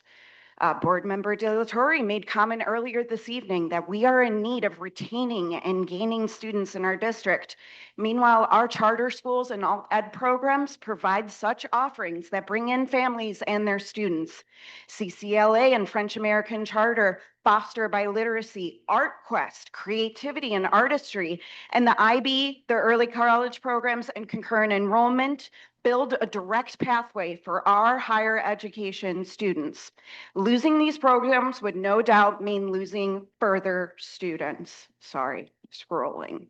Moreover, students at Ridgeway High School in the Independent Studies program, as well as in the GRACE program, are some of our most vulnerable students within our district. Financial commitments reducing support for this population will send a message to these students and their families. SRCS is here to embrace some types of learners, but not all types of learners. Engage, again, some, but not all, and empower some, but not all. I would like to echo the words of our interim associate superintendent this very evening. much. All of our kids are all of our kids. Thank you very much. We have 2 minutes left. I actually want to uplift that last comment. I think the purpose of this item being on here is exactly the intent to expand access to alternative education, as we see this as a place where we do lose students. We're going to need more time to continue digging in. I think this was intended to be an overview with a deep dive on ISP. Let's make sure that we're scheduling time to do deeper dives on the rest of these programs. I have like 30 seconds for a comment. Director De La Torre? Approval of regular board meetings, October 22nd, 2025.